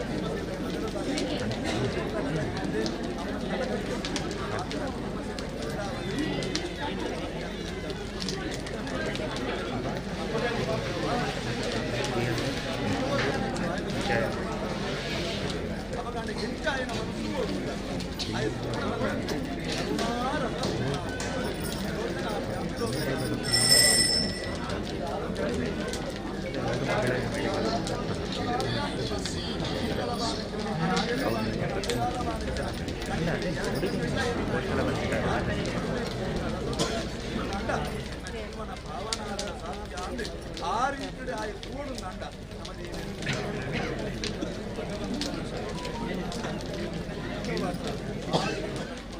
ಬರೆರ ಸಾಧ್ಯವೇ ಕಲಿಯುಗದಲ್ಲಿ ಹರಿನಾಮವ ನೆನೆದರೆ ದುರಿತಗೋಡುಗಳು ದೂರ ಹೋಗುವುದು ಪಂಚಾದೆ ಮುನ್ನರಿಯುತ್ತದೆ ನಮ್ಮನ್ನು ರಕ್ಷಣೆ ಅಂತೆ ಈ ವಿಷ್ಣು ಸಹಸ್ರನಾಮಗಳು ಎಷ್ಟು ದೂರ ಬಲ ಉಂಟು ಕೆಂಡ 72,000 ಅಕ್ಷರ ಈ ಒಂದು ಇಡೀ ಸಹಸ್ರನಾಮದೊಂದು 72,000 ಅಕ್ಷರದಾಯಿಗೆ ಕೆಂಡ ಆ 72,000 ನಾಡಿ ನಮ್ಮ ಶರೀರ ಉಂಟು ನಮ್ಮ ವೈರಿಂಗ್ ಸಿಸ್ಟಮ್ ಏತೊಂದು ಶರೀರ ಕೆಂಡ 72,000 ರಾಯನೇ ಭಗವಂತನೇ ಮೂರು ಆಯನವೇ ನಂಗೆ ಈ ಶರೀರವನ್ನು ಕೊಡ್ತೆ ಆಯ್ಕೊಳ್ಳಿ 72,000 ವಯರಿಂಗಿನ ಸಿಸ್ಟಮ್ ಅಂದರೆ ಆ ವಯರಿಂಗಿಗೆ ಒಂದು ಚೂರು ವ್ಯತ್ಯಾಸ ಅಂತ ನಮಗೆ ಎಂತೆಂತನೋ ಆಗರ ಸಾಧ್ಯ ಒಬ್ಬೊಬ್ಬ ನ್ಯೂನತೆ ಆಗರ ಸಾಧ್ಯ ಅವಾಗ ನಮಗೆ ಪೂರ ಜೀವನದ ಕಡೆಮುಟ್ಟಲ ಪೊಟ್ಟು ಕಾರ್ಯನಿರ್ವಹಿಸುವುದು ಅಂಡ ಭಗವಂತನ ವಿಷ್ಣು ಸಹಸ್ರನಾಮ ಅಂತ ಒಂದು ಅಂಡ 72,000 ನಾಡಿಗೆ ಹೊರ ರೀಚಾರ್ಜ್ ಅಂತ ಲೆಕ್ಕ ಅಂತ ಅದೇ ಆ 72,000 ಅಕ್ಷರ ಇದ್ದರಂತಿನ ಈ ವಿಷ್ಣು ಸಹಸ್ರನಾಮ ನಮ್ಮ ಪಾರಾಯಣ ಅಂತ ಒಂದು ಅಂಡ ಹೋಮ ಅಂತ ಒಂದು ಅಂಡ ಅರ್ಥ ವಿಷಣ್ಣ ಶಿಥಿಲಾಶ್ಚ ಗೀತಾ ಘೋರೇಶು ವ್ಯಾಧಿಷು ವರ್ತಮಾನ ವಾಕಷ್ಟೇ ತುಂಡಲ ಈ ಹೋಮತ್ತಾವರ ಈ ದೇವರನ್ನ ನಾಮಸ್ಮರಣತ್ತಾವರ ಪರಿಹಾರ ಆಪನು ಐಕ್ಯತೆ ವಿಷಣ್ಣ ಜಾಗಪೂರ ಸಮಸ್ಯೆಗಳು ಬರ್ತದೆ ರೋಗಗಳು ಬರ್ತದೆ ನಮ್ಮ ಸಮಸ್ಯೆಗಳು ಬದುಕೊಂಡಿರ್ಕೊ ನಾವು ಪೂರ ದೂರ ಹೋಗೋನು ಐಕ್ಯತೆ ಘೋರೇಶು ವ್ಯಾಧಿಷು ವರ್ತಮಾನ ಈ ವಾಕ್ಯ ಜಾಯಿ ಕೊಡ್ತೇವೆ ಕೆಂಡ ರಾತ್ರಿ ಸಮೇತ ಪರಿಹಾರ ಅಂಪನ್ನ ರೋಗಗಳು ಜಾಲ ಇಟ್ಕೊಂಡ ಭಗವಂತತ್ತಾವರ ಜಗತ್ತದ ಮಲ್ಲ ವೈದ್ಯರು ಕೆಂಡ ಭಗವಂತ ವೈದ್ಯವಂತ ನೋಡಿ ಎಂದು ಜಾತರು ಕಡೆಗೆ ವರ್ಣನೆ ನಂಬಿದರೆ ದೇವರತ್ವಮಲ್ಲ ವೈದ್ಯತಿ ಐಟೆ ವಿಷ್ಣು ಸಹಸ್ರನಾಮಕ್ಕೆ ಬರ್ತದೆ ಔಷಧಂ ಜಗದಸ್ತಿ ಭಗವಂತತ್ವಮಲ್ಲ ಔಷಧ ಐತಿ ಅಂಚಾದ ದೇವರನೇ ಔಷಧವಾದ ನಮ್ಮ ಯೋಚನೆ ಅಂತ ಒಂದು ಅಂಡ ಉಪಾಸನೆ ಅಂತ ಒಂದು ಅಂಡ ನಂಗೆ ಬರ್ಕೊಂಡು ರೋಗಗಳನ್ನು ಕೂಡ ದೇವರು ದೂರ ಅಂಬೇರೆ ಶಿಥಿಲಾಸ್ತ ಗೀತಾ ಘೋರೇಶು ವ್ಯಾಧಿಸು ವರ್ತಮಾನ ಬರ್ಕೊಂಡು ರೋಗಗಳನ್ನು ಬತ್ತಿನ ರೋಗಗಳನ್ನು ದೂರ ಅಂಬೇರೆ ಸಂಕೀರ್ತ್ಯ ನಾರಾಯಣ ಶಬ್ದಮಾನ ಆ ನಾರಾಯಣ ದೇವರ ಸ್ಮರಣೆ ಅಂಡ ನನಗೆ ವಿಮುಕ್ತ ದುಃಖ ಜೀವನವು ಸುತ್ತನ್ನು ದೇವರು ಒದಗಿಕೊಳ್ತೇವೆ ಎಂದು ನಿರ್ಣಯ ಐತ ನನ್ನೊಂದು ವಿಶೇಷತೆ ಭಾಗವತಡ್ಕೊಳ್ತೇವೆ ದೇವರು ಏರಿಕೆಂಡ ಮಲ್ಲ ಕಳುವೆ ನಮ್ಮ ಬಣ್ಣಿನ ದೇವರಿಗೆ ಕಳುವೆ ಬಂಡ ತಪ್ಪಾಪರೇಕೆಂಡ ಖಂಡಿತ ಬಾತ್ಲ ಜ್ಞಾನನಗಳು ಉಪಾಸನೆ ಅಂತ ರೀತಿಯಲ್ಲಿ ಬಂಡ ತಪ್ಪಾಪರಿಗೆ ಎಂತ ಮಣ್ಪೇರಿಕೆಂಡ ನಾರಾಯಣೋ ನಾಮ ಪ್ರಸಿದ್ಧ ಚೋರ ಕಥಿತ ನಾರಾಯಣೋ ನಾಮ ನರವ ನರಾಣ ಪ್ರಸಿದ್ಧ ಚೋರ ಕಥಿತ ಪೃಥಿವ್ಯ ಜಗತ್ತನ್ನು ಮಲ್ಲ ಕಳುವೆ ನಿಂತು ದೇವರಿ ವೈದ್ಯಕೆಂಡ ಅನೇಕ ಜನ್ಮಾರ್ಜಿತ ಪಾಪ ಸಂಚಯಂ ಮರತ್ಯ ಶೇಷಂ ಕೃತ ಮಾತ್ರ ಏವ ಭಗವಂತನ ನಾಮಸ್ಮರಣೆ ನಮ್ಮ ಅಂತೊಂದು ಅಂಡ ನಮ್ಮಡಿನ ಪಾಪದ ರಾಶಿನ ದೇವರಿ 100 ಲಕ್ಷ ಲೆಕ್ಕ ಕಂಡು ಬಿಡುತ್ತದೆ ಆ ಕಡುವಾಗಲ್ಲ ನಮ್ಮ ಪಾಪನು ಕಂಡರೆ ಅದು ನಮ್ಮ ಕೈ ಕಂಡಿರ ಅಂಡ 7 8 ಅಂತ ಕಾದು ಸಿಸಿ ಕ್ಯಾಮೆರಾ ಬಟ್ಟ ಕಂಡು ಹೋಗ್ಬೋದು ಅಂಡ ದೇವರನ ನಾಮಸ್ಮರಣೆ ಅಂತಂಡ ನಮ್ಮಡಿನ ಪಾಪನು ಲೆಕ್ಕ ಅಂಜಾದ ಭಗವಂತನ ಅನುಗ್ರಹ ಅಂಡ ದಿನೇಶನಿಗೆ ಅಂಜದ ತಮಗುಂಟೆ ಸೂರ್ಯದೇವರ ಭಕ್ತಿಯಿಂದ ಕತ್ತಲೆ ಖಂಡಿತ ಉಳಿಯರ ಸಾಧ್ಯವೈತಿ ಅಂತೇಳಿ ನನಗೆ ಭಗವಂತನ ಅನುಗ್ರಹದ ಉಳ್ಪಾಂಡ ಒಳೆಯಿದ್ದಿಟ್ಟಿನ ಕರ್ತಲೆಲ್ಲ ದೂರಬಹುದು ವಿದೇಶ ಪ್ರಾಪ್ತಿಯಾಪಣಂಚಿನ ಸಮಸ್ಯೆ ಪಡ್ಕೊಂಡ ಕರ್ತಲೆಲ್ಲ ದೂರ ಹೋಗ್ಕೊಂಡು ಕೈ ಕಾರ್ಯ ರಂಗಿಕದಲ್ಲಿ ವಿಚಾರ ಕೊಡ್ತಾರೆ ದೇವರಲ್ಲಿ ಈ ಪೂರ ಸಂಪತ್ತು ಕೇಳೋದು ಪವಾ ಸಂಪತ್ತಿನ ಕೇಳೋಡು ಒಂದು ವಿಚಾರ ಕೊಡ್ತಾರೆ ಪಾಪಾಂಧ ಕಾರಂ ತ್ವರಿತಂ ನಿವಾರಯ ಪ್ರಜ್ಞಾನ ದೀಪಂ ಮನಸ್ಸಿ ಪ್ರದೀಪಯ ದೇವರೇನು ಅನೇಕ ವಿಧವಾದ ನಿನ್ನ ವಿರುದ್ಧವಾದ ಪಾಪದ ರಾಶಿನ ಅಂತದೆ ಅಂಚಾದ ಆ ಪಾಪವನ್ನು ಜಯಿಸೋಪಂಚಿನ ಶಕ್ತಿಯ ನಡೆಸಿ ಆ ಯೋಗ್ಯತೆಯ ನಡೆಸಿ ಆ ಸಾಮರ್ಥ್ಯ ನಡೆಸಿ ಅಂಚಾದ ಆ ಪಾಪವಲ್ಲ ಆ ಪಾಪತ್ತಾವರ ಭಕ್ತನಂಚಿನ ಜೀವನದ ಸಮಸ್ಯೆ ಪಡ್ಕೊಳಕ್ಕಾಗ್ತದೆ ಎರಡೆಲ್ಲ ಈಯೇ ದೂರ ಅಂಪಲ ಹಣ ಇಂಕ್ಲಿಗೆ ಜಾಗ ಕೊಳ್ಳಾಕೆಂಡ ಮಾಂತೆರೆಗಳ ದುವೇ ಕೊಡಾಕ ಪ್ರಜ್ಞಾನ ದೀಪಂ ಮನಸ್ಸಿ ಪ್ರದೀಪಯ ನಿನ್ನ ಜ್ಞಾನದ ಬುಲ್ಕೊಂಡು ದಿನೋ ಜೀವನದ ಕಡೆಮುಟ್ಟಲ ಎನ್ನ ಮನಸ್ಸು ಈಯೇ ಬೆಳೆದೋದು ಎನ್ನ ಜೀವನವನ್ನು ಸರಿಸಾಜಡಿ ನಡಪುಡ್ಲ ಅಂತ ದೇವರ ಪ್ರಾರ್ಥನೆ ಕೊಡ್ತೇವೆ ಅಂಚಾದ ನಮಗೆ ಮಾಂತರಲ್ಲ ಆ ದೇವರ ಪ್ರಾರ್ಥನೆ ಅಂತದ್ದು ನಮ್ಮ ಜೀವನ ಕರ್ತಲೆಯನ್ನು ಪೂರ್ಣವಾಗಿ ದೂರಂಪಡೆ ಭಗವಂತನ ವಿದ್ಯುತ್ನ ಅಜ್ಞಾನವನ್ನು ದೂರಂಪಡೆ ನಮ್ಮಡಿನ ಕುಹಕ ಬುಟ್ಟಿಯನ್ನು ದೇವರು ದೂರಂಪಡೆ ಅವೇ ರೀತಿಯಲ್ಲಿ ಬರ್ಪಣ ಸಮಸ್ಯೆಯನ್ನು ಕೂಡ ದೇವರು ದೂರಂಪಡೆ ಪಾಪಾನಿಚ ದೋಷಾನಿಚ ನಭಮಾನ ದೂರಂ ಪಾಪೋಳಾವಡೆ ದೋಷಳಾವಡೆ ಕೂಡ ಆಕಾಶದ ದೂರಪಡೆ ಭಗವಂತನ ಅನುಗ್ರಹತ್ತಾವರ ದುಂಬುಗಳ ಮಸ್ತು ದೇವರನ್ನ ಕೆಲಸ ಸಂಪೂರ್ಣ ಯೋಗ ಆ ಮೂಲಕವಾಗಿ ದೇವರನ್ನ ಅನುಗ್ರಹತ್ತಾವರ ನಮ್ಮ ಈ ಮನುಷ್ಯ ಜನ್ಮ ಪಡ್ಕೊಂಡ ಸಾಫಲ್ಯ ಆಪಿ ಲೆಕ್ಕ ಭಗವಂತ ನಮ್ಮನ್ನು ಮಾಡ್ತಿರಲ್ಲ ಎಷ್ಟೇ ರೀತಿಯಲ್ಲಿ ಎಷ್ಟೇ ಸಾಧ್ಯತೆ ಕೈಪತ್ತದೆ ನಡಪಡುವುದು ಪೂಜೆಗಳ ಹೋಮದ ಅವಸಾನಕಾರರು ಮಾಂತಲ್ಲ ಬುದ್ಧಿ ಶ್ರದ್ಧಾಭಕ್ತಿ ಪರಸ್ಪರವಾಗಿ ದೇವರನ್ನ ಸಂವಿಧಾನದ ಪ್ರಾರ್ಥನೆ. ಮಾಂತಲ್ಲ ಪಳ್ಳೆ ಹರೇ ಹರೇ ಮೇ ಹರ ಪಾತಕಾನಿ ಹರೇ ಹರೇ ಮೇ ಗುರು ಮಂಗಲಾನಿ ಹರೇ ಹರೇ ಮೇ ತವ ದೇಹಿ ದಾಸ್ಯಂ ಹರೇ ಹರೇ ಮೇ ಮಯಿ ಭಕ್ತಿರಸ್ತು ಸ್ವಸ್ತಿ ಸದಾ ಮೇಧ ಯಶಃ ಪ್ರಜ್ಞಾ ವಿದ್ಯಾ ಬುದ್ಧಿಂ ಶ್ರಿಯಂ ಬಲಂ ಆಯುಷ್ಯಂ ವೇದಃ ಆರೋಗ್ಯಂ ದೇಹಿ ಮೇ ಪುರುಷೋತ್ತಮ. ನಾರಾಯಣ ಮಹಾಪ್ರಾರ್ಥನಾ ಧರ್ಮಂ ಗೋವಿಂದಾನಿ ಗೋವಿಂದ ಬಾಬಾನಿ ಜನ್ಮಾಂತರ ಕೃತಾನಿಜ ನಾನಿದ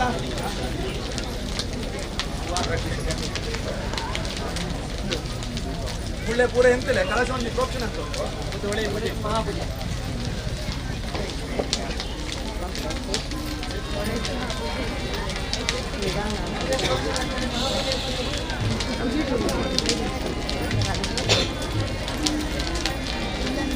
ಅಂತೆಲ್ಲ ಅಲ್ಪಲ್ಪನೆ ಎಂತಿಲ್ಲ ಆನಾಂತಿ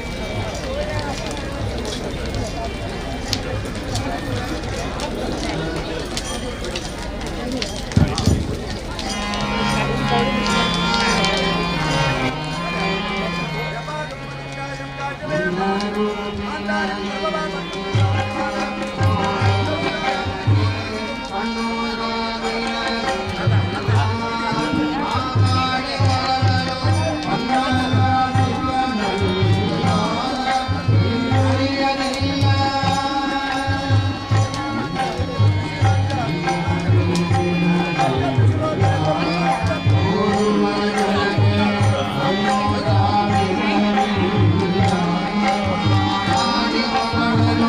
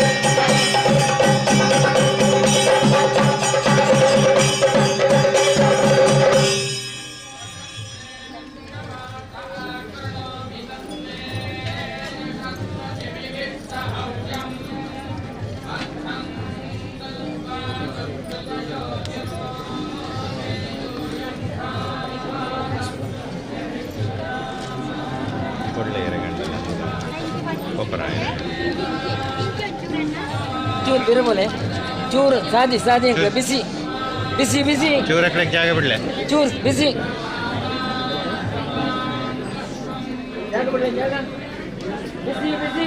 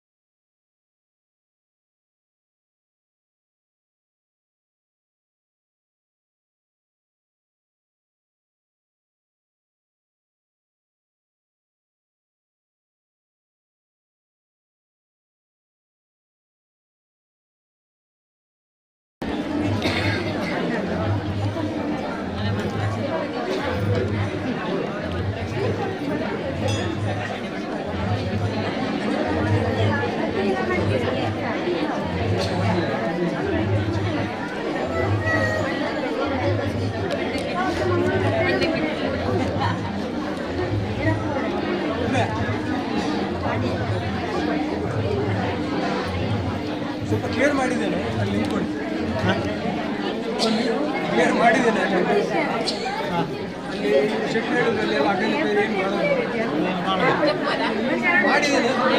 ಮಾಡಿದ್ರೆ ಪೂಜೆ ಆಯ್ತಾ ಪೂಜೆ ಆಯ್ತಾ ಪೂಜೆ ಆಯ್ತಾ ಹಾಂ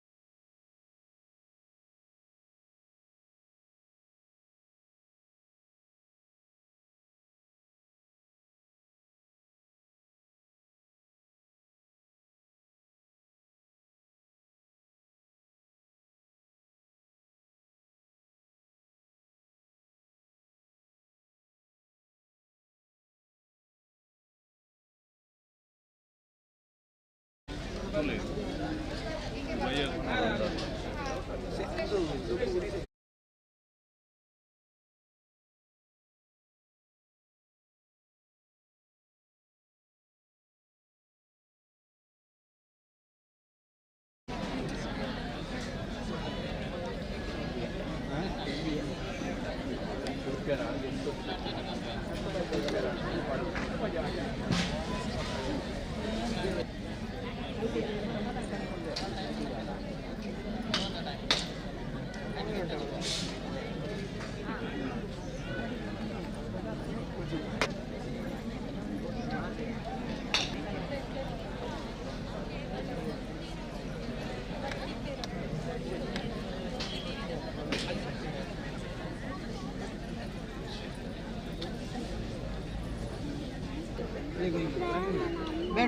ಅಮ್ಮ ಬೇಕಾದ್ರೆ ಮತ್ತೆ ತಿಂಗಳು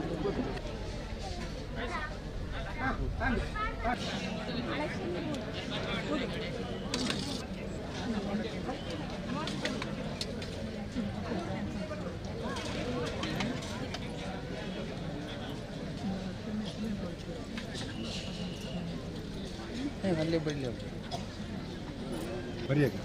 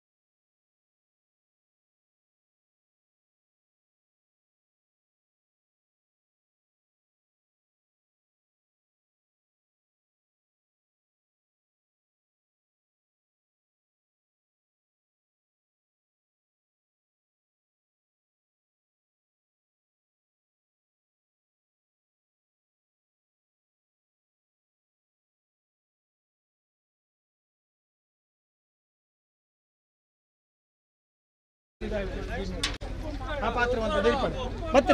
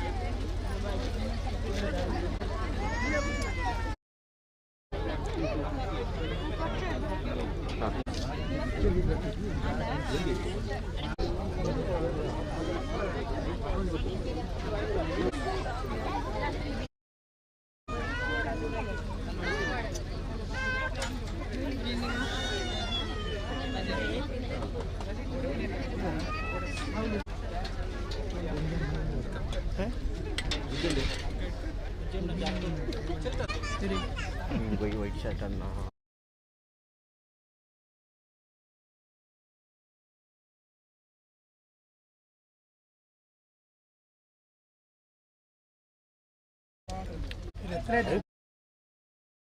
ಅಂದೆ ಎಲ್ಲರೂ ಜರಿ ಪಾಯಸ ಮಾಡೋರಿಗೆ ಕಾಣಿನ